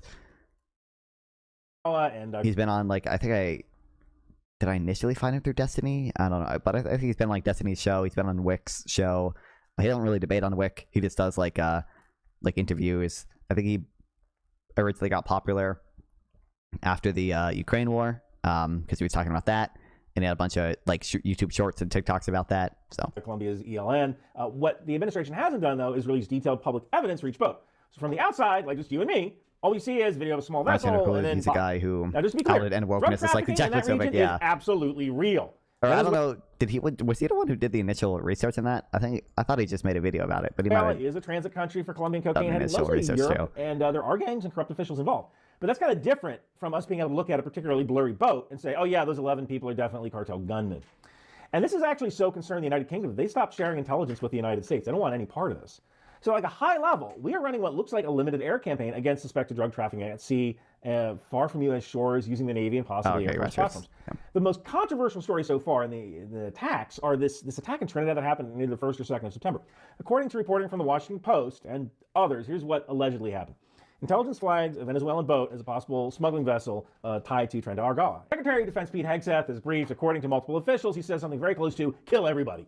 The first missile strikes the boat. Most of the people on board are killed. The vessel is destroyed. Then the ISR, Intelligence Surveillance Reconnaissance Aircraft, spot 2 survivors in the water clinging to wreckage. A second strike is ordered. These 2 men are killed. In total, 11 people die in that incident.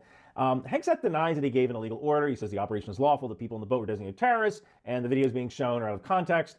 He also said that, yes, a second strike was conducted, but the vessel was a hazard, maritime navigation hazard. He also contrasted this with the previous administration, saying things like, well, they killed terrorists. We kill terrorists too. Now, full disclosure here, if you know me, you know that a lot of times when I get on a flight to Florida, someone's going to end up in the dirt. I have no problems dropping bombs on bad guys.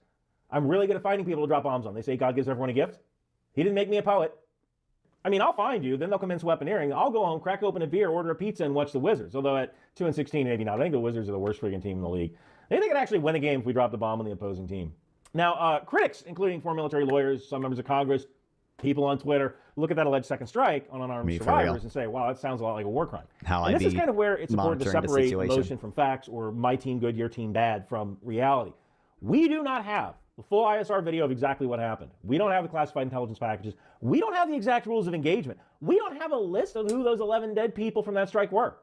What we have is multiple independent outlets describing the same basic sequence here. First strike destroys the boat, survivors in the water. Second strike ensures there's no survivors, and officials on background confirm what they're told to do. And I think everyone's actually getting their information from the Washington Post. So we might only have one source of information here. But I don't even... The dispute would be over whether Hegseth was responsible for it, right? But I don't think there's an argument to be made that the second strike wasn't, under international law at least, illegal. Probably under domestic law as well. It'd just be who's responsible for it, right? I don't know. Maybe it's not something I don't. But we're in this uncomfortable place where the allegation is specific and somewhat credible, but we, the public, don't have the original tape. So anybody who's commenting on this has no idea what they're talking about. So what does the law actually say about people in the water? Well, let's park the politics, right, and talk law. Because on this point, the law is actually pretty darn clear. There's 2 bodies of law that matter. The law of armed conflict, the LOAC, and the Geneva Convention stuff. And then there's maritime law or law of the sea. This is what ships have to do when they see people who are in distress at sea. Once you're in an armed conflict at sea, Geneva Convention 2 says, wounded, sick, and shipwrecked members of the armed forces have to be respected and protected and cared for in all circumstances. Shipwreck includes people who were forced to abandon a destroyed vessel, which is, lawyers speak for, guys floating in the ocean, right? Additional Protocol 1 adds a famous orderly combat rule. If someone is out of the fight, unconscious, wounded, or otherwise incapable of defending themselves, and they're not trying to escape or be sneaky, you can't make them the object of attack. So, I don't believe there's reasonable case to double tap. Well, I mean, he's getting into that now. I don't think, my understanding is that both our domestic law and like internal military code and the law of armed conflict says that, you know, if someone is, I mean, he just went over the horse to combat.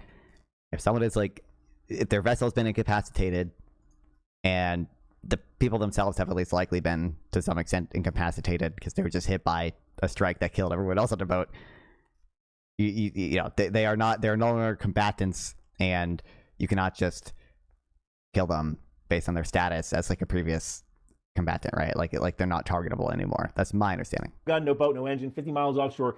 Dude's not a target anymore. Unless they try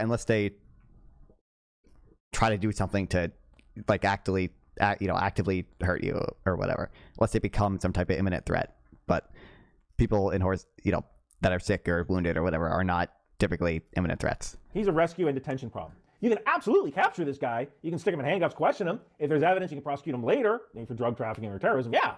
But what you can't legally do is say prisoners are just a hassle, shoot them. That's why a deliberate second strike on clearly helpless survivors is ringing alarm bells for law of war experts, if it happened. Now add maritime law on top of that. Under the UN Convention on the Law of the Sea, Article 98, every state has to tell its shipmasters to render assistance to any person found at sea in danger of being lost and proceed with all speed to help people in distress as long as they can do it without putting their own ship and crew at serious risk. So the Safety of Life at Sea Convention basically says the same thing. Masters are bound to help people in distress at sea, regardless of their nationality or legal status. Now there's no asterisk that says except cartel guys, right? So both the LOAC and maritime law kind of point in the same direction here, right? You can attack a hostile boat that's a threat. Once it's destroyed and the survivors are helpless in the water, you don't get to keep shooting them. You do have a duty, if the circumstances permit, to rescue them. In fact, in my new book, Lies to Rule Men, which is so new I don't even have a copy of it, but you can get it on Amazon at the link below. There's a scene where Air Force pilots shoot up an enemy container ship and watch people hop in a lifeboat. And then they're upset when the Navy doesn't immediately come and pick up the survivors. I think most pilots, even ones who just destroyed a ship, would want some effort made at rescuing survivors. So that's the legal baseline here. Whatever happened near Trinidad has to be measured against the legal baseline standard, not against a Call of Duty cutscene. And a lot of freaking people get their war crime knowledge from Call of Duty. Now let's talk about the domestic law side, because this is where it gets really freaking weird. You would think that the U.S. military running 20-plus strikes, killing more than 80 people off the coast of another country would have like a declaration of war, or at least an authorization use of military force, AUMF, that says, yes, Congress is cool with this. We don't. There is no specific AUMF for Venezuela, the Caribbean, or drug traffickers at sea. So what's a legal hook that the administration is using? I don't know. I don't know. The White House has notified Congress of the U.S. in a non-international... Yeah, I was going to say that they sent the notice to Congress or whatever that just said, hey, we are now in a non-international armed conflict against, the cartels in Venezuela, against people who are designated foreign terrorist organizations. And that supposedly grants them some justification to at least target people in international waters. I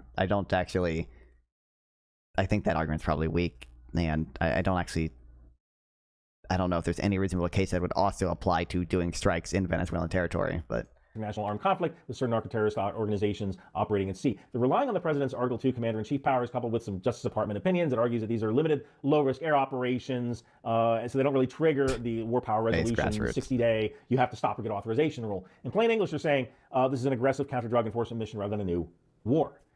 And this isn't really a brand new move. Like, administrations of both parties have had similar legal gymnastics for, like, Libya in 2011, various strikes against ISIS. More recently, things like hitting Houthi targets in the Red Sea under old authorization for use of military force, or in the case of attacking Iran's nuclear program, just kind of doing it and asking for permission later.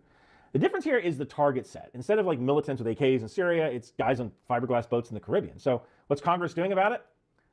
Nothing. I never thought I would see like Congress kind of willingly give up their power. Say, yeah, we're just not going to touch this. And I've never seen an organization just willingly give up power before. It is like fascinating to watch. So the net effect here is the just waking up. Executive branch is running a lethal operation. Makes sense. It is. Yeah, it is. Pretty. Congress for most people early. writing strongly worded letters. God, most of these guys are still fucked. Right. I mean, at least some are. But nobody's actually pulled the big levers that it actually has under the Constitution. And this is baffling to me. And you're talking to a guy who doesn't even mind endless war. Hell, I don't think we ever should have left Afghanistan. I mean, Bagram would have been a great way to threaten China. Come bring me coffee. But let's get some kind of oversight on this thing before we start bombing here. I want to be really transparent about the limits of anyone sitting at a desk with open sources can say. Based on public data and mainstream reporting, it is fair to say that the U.S. has conducted around 21, 22 airstrikes since September, killing about 80 or so people. And only 2 survivors have been captured. It's fair to say the administration framed these strikes as strikes on narco-terrorists, but it hasn't released evidence tying each boat to these groups. It's fair to say that the first strike near Trinidad... I'm not even sure, even if they are part of the groups or whatever, which I don't think is unreasonable to assume that at least most of them probably were. I'm not seeing something convincing that indicates that just because the administration, designates someone as a foreign terrorist organization, the members of that organization, which, first of all, I don't think they clearly fall into that category, because foreign terrorist organization was not intended to mean drug cartels. It was intended to mean people like ISIS. But regardless, just designated someone as a foreign terrorist group, I have not seen evidence that legally entitles you to target them based on their status. They have to be a member of an FTO and, some imminent threat to the U.S., or a member of an FTO that has some connection to the attacks in 9/11, or some other connection that makes them targetable under previous like authorizations of military force or whatever. It's not like just you get to say this person's FTO. They're now targetable based on their status and status alone. Which like kill everybody, but we don't know how true that is, and no footage has been released. And it's also fair to say that legal experts in the law of armed conflict and maritime law say that the first strike near Trinidad used language like kill everybody, but we don't know how true that is, and no footage. I mean, you can say we can't be super confident that it's true, but obviously I think it's more likely than not that it is true. If you have the Washington Post publishing something based on, they contacted, I think, it was like 2 anonymous sources who both reported similar things. I think that gives you good reason to believe that it is probably true. Footage has been released. And it's also fair to say that legal experts in the law of armed conflict and maritime law say that if survivors are clearly shipwrecked out of the fight, you have to make every effort to rescue them. There is no Venezuela/Caribbean specific authorization use of military force. There's none. That's all pretty solid. What we don't know is the fully classified intel on each vessel, SIGINT, human intelligence, pattern of life, all the nerdy. Well, you should still be able to do an analysis assuming, even if they meet the criteria of FDO, would it be legal to do the strikes regardless? Stuff that I do. Whether every dead person that was blown up was a cartel guy or a fisherman. We don't know that. We don't know whether the 2 survivors, how they looked on screen. Were they visibly armed? Could they even see them? Was it blurry? Was there a risk of explosives? Was there a risk of man-portable air defenses? Were they trying to reach another hostile vessel? We don't know. The exact rules of engagement that the air crews were given about survivals in the water, we don't know. Know that either. We might never know that. What's their definition of no here? It's because you generally... Like, you should assign probability, like, it's possible if the 2 shipwrecked people on a boat had some had a fucking portable air defense system that they were ready to deploy or some other weapon that they were going to shoot at if any ship came near them. But is that most likely? Probably not. Like, you should like apply some reasoning skills to this. You don't publish the rules of engagement because the adversary will try to skirt the rules if they know the rules of engagement. We don't have the full Department of Justice, Department of Defense legal memos on top of all this. So anyone... Well, we don't have legal memos, but we do have the Department of Defense Law Manual of War. I guess technically it's Department of War Law Manual of War now, which is an interesting title. Thanks, Donald Trump. But it tells you this was definitely 100% legal, or this was definitely 100% murder, is filling in a lot of blanks with their own politics, and that's bad. That's against everything I've told you to do. I can tell you what the law says, I can tell you what reporting says, but I can't see inside a compartmentalized briefing book. I can't. So what do we do with this? Well, I'm going to leave you this because this is kind of where my own concern is. On paper, we're not at war with Venezuela. Congress has now passed an authorization to use military force. The targets are criminal suspects, not uniformed soldiers. In practice, we have a carrier strike group and aircraft flying lethal missions off another country's coast. We've killed over 80 people from the air. We're relying on a legal theory that says this is just a limited enforcement action the president can do on his own. At the same time, the basic rules of armed conflict and maritime law say once you sink a boat and the survivors are helpless in the water, you're supposed to rescue and detain when you can. You can't double tap them because taking prisoners is inconvenient, although we don't even know if that really happened. So my question here, and you know, again, it seems you should be able to put probabilities on it, right? Like what level of like what evidence could come out to prove it wasn't double tapping? It would seem to me it would have to be like pretty, like it's stuff that's almost like very unlikely, like less than 10% likelihood. I have to answer this in a partisan way is, do we really want this much lethal freaking power being used far from home on a really thin legal foundation with very little transparency? You can support being tough on cartels and still be deeply uncomfortable with the idea of missiles being international law is fake. Well, to some extent that's true, but I think it's probably against domestic law as well because we have rules internal to our own military and stuff. But floating death warrants. You give me legal justification, I will be on the next flight to Doral, Florida. Please. It's 40 freaking degrees in Estonia. It's 71 in Doral, Florida. Where do you think I want to be right now? You can also be suspicious of every anonymous source in a newspaper and still say, you know what? If we're going to start a de facto campaign against another country's coast, maybe Congress should actually vote. That's my breakdown. Grab my Christmas sweater from Bunker Branding. Wow. Okay. Incredible.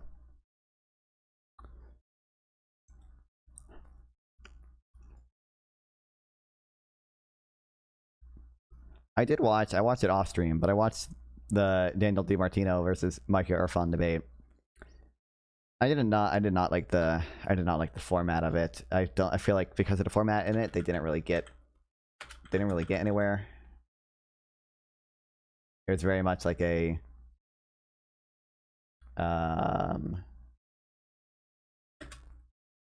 you know, it was an hour long. Most of it was, you know, half of it's their fucking opening and closing statements.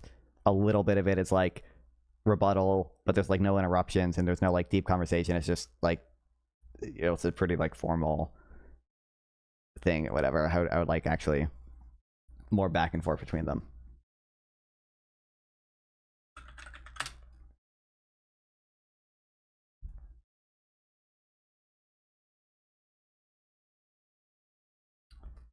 Why can't I find this shit?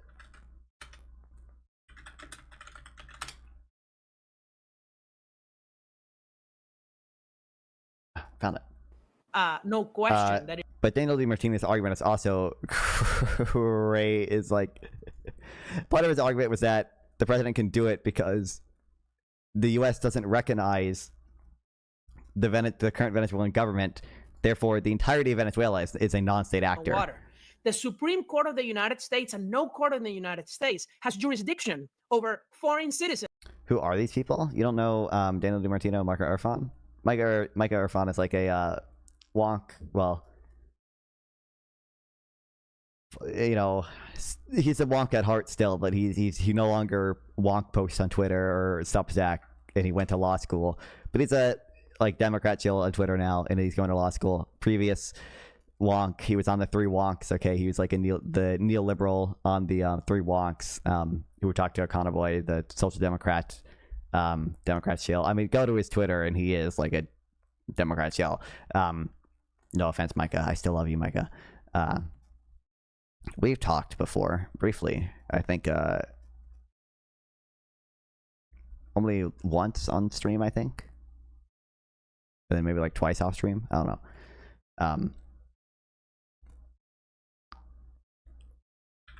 Daniel DiMartino is an economist. He writes mostly about like immigration, and he's like a Venezuelan refugee. So I love Daniel DiMartino. He follows me on Twitter. He responded to my DMs on Twitter. Okay, he's a cool dude. All right. I think he's a little brain broken in Venezuela. I think his brain is just a little broken in Venezuela because of his personal background there. Okay, I think his brain's just a little broken. With a non-state actor since 2019, with a different recognized government. And this actually has legal implications. So the Maduro regime is the lead nexus for cocaine trafficking into the United States. According to the CDC, it's the legal authority to protect the U.S. homeland from these. Broken about what? Maduro's a dictator? That's true, but like so for one, like the stuff he argues here about Venezuela just being like the government of Venezuela being a non-state actor, it's just a little crazy. Him, like, he tweets about it, about Venezuela being like the literal like worst regime to ever exist, like a lot.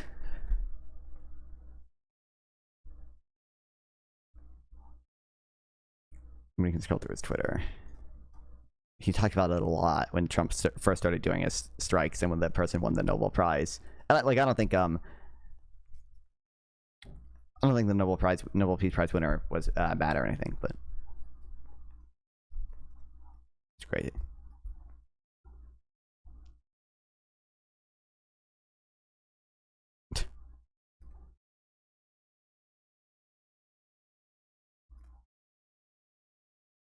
He tweets a lot about immigration too. His immigration stuff is fine. He's a decent economist, but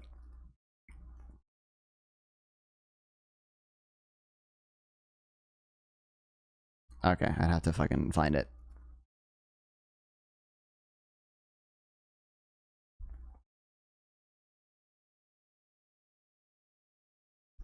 Non-state actors. Number one. I don't see too much Venezuela stuff. When that person won the Nobel Prize, oh my god, it was crazy. And when Trump first started doing the strikes, he was crazy as well. It was wild. If Easy Money was here, he could tell you, okay.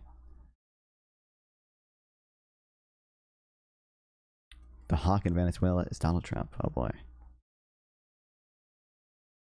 United States, because it's linked with a non-state actor, does not need to declare formal war. Just like the United States has not declared formal war to do military interventions in Somalia, to do military interventions in Yemen, to do military interventions in a host of countries. There is no territory of any country, not even a non-state actor like Venezuela right now, that is being even entered by the United States.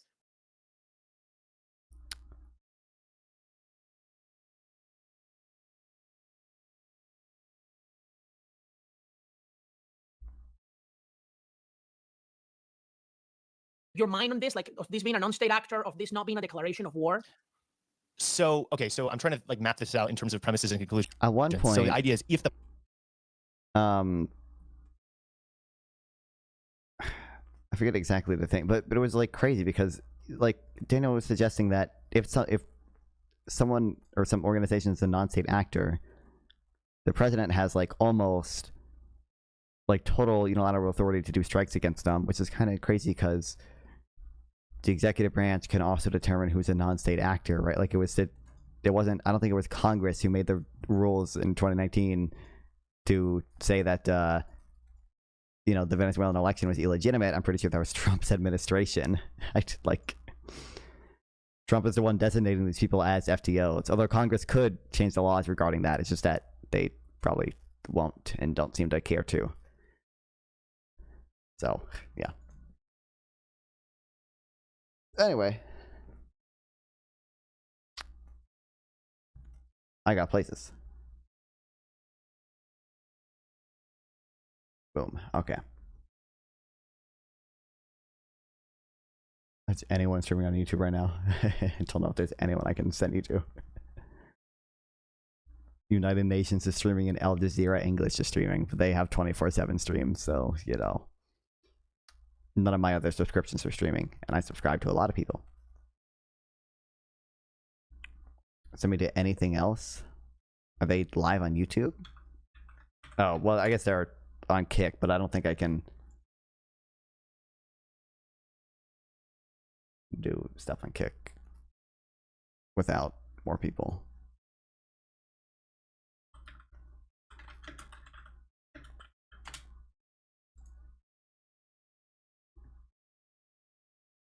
I can try. You have 6 on Kick? It does say I have 6. By the way, Metro, I believe Kick chat is not broken this whole time. I believe Kick chat is totally fine now. It's been good to let past few streams try, fixed it.